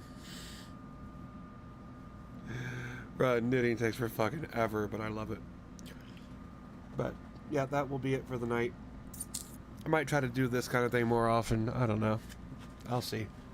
It's better than playing World of Warcraft in this fucking time slot, because that's just a shit show. But yeah, that'll be it for the night. Tomorrow I'll be playing Danganronpa 2. Goodbye Despair. Doing all the fucking voices and everything. But we'll get to it. That'll be fine, hopefully. I'll survive. My throat will survive. But I'm done for the night. So thank you all for watching. I hope everybody watching had a good time, had some entertainment out of this. Thank you all for being here. I hope you all have a good morning, afternoon, good evening, good night, whatever you're gonna have. And until tomorrow, when we get back here for some Danganronpa. Until then, I hope all of you manage to stay golden.